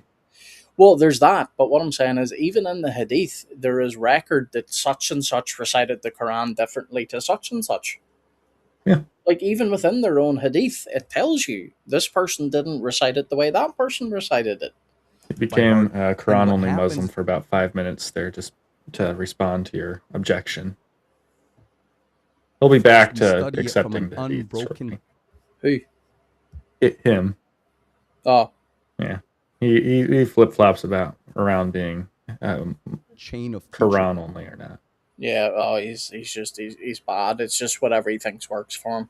Yep. We know the name and identity of each teacher between us and the Prophet Muhammad, and it's many different chains, all with many different people, and it's all the exact same Quran. Now, there are 7 different dialects that the Quran can be recited in. It's not 7 different dialects. There is multiple Qurans with actual textual variants. Mm-hmm. Your own scholars, Yasser Qadi, has exposed this multiple times now by saying that there are holes in the narrative where we say that the Quran has been preserved. Yeah. Even like the worst Muslim... thing that happened to... Sorry, Gabe, let me just say this. No, you're good, yeah. The worst thing that happened to Islam was the internet. Very simple. Sorry, go ahead, Gabe. I was going to say, even Muslims like Isa, who is often on David Wood's YouTube channel, who is a Quran-only Muslim, by the way. Yep. He would even... And he's part of academic circles that specialize on trying to get Christians to convert to Islam. Mm-hmm. Even he and the people in his academic circles would admit that there are multiple Qurans, because at the end of the day, they're at least trying to be intellectually honest, while all the other Muslim groups out there seem, and they're not acting like there are no other Muslim groups that do the same thing, but while most other Muslim groups are out there trying to tell you lies, again, to go back to that quote that Mr. Crusader mentioned earlier, without lies, Islam dies. So, and sadly, that's the vast, vast, vast majority of Muslims that you're going to find out there. And the thing is, to do it again, even within the hadiths, the reason why you've got, some hadith that are marked as strong and authentic and other that are weak and things like that is, even within the hadith, you've got, and I don't have the sources right now, but I can pull them up at another stage, in another stream, but you've got people saying such and such Ibn whatever, he is not a reliable translator, he was known as a liar. But then they'll go to another hadith of him and say, oh, but he was reliable in this one. Mm-hmm. It's called hadith science. It's a really complex, nuanced field. You're going to need to spend like 8 years in Mecca just to understand even a little fragment of it. Because you're not 50 years old. You haven't been to Mecca for 50 years. You're not going to... We're like in this big, super intellectual debate, man.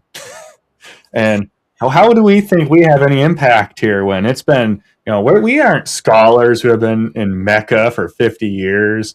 Man, we're just people with the same access to the same information that those scholars have had for the past 800 years at our fingertips, able to critically evaluate it.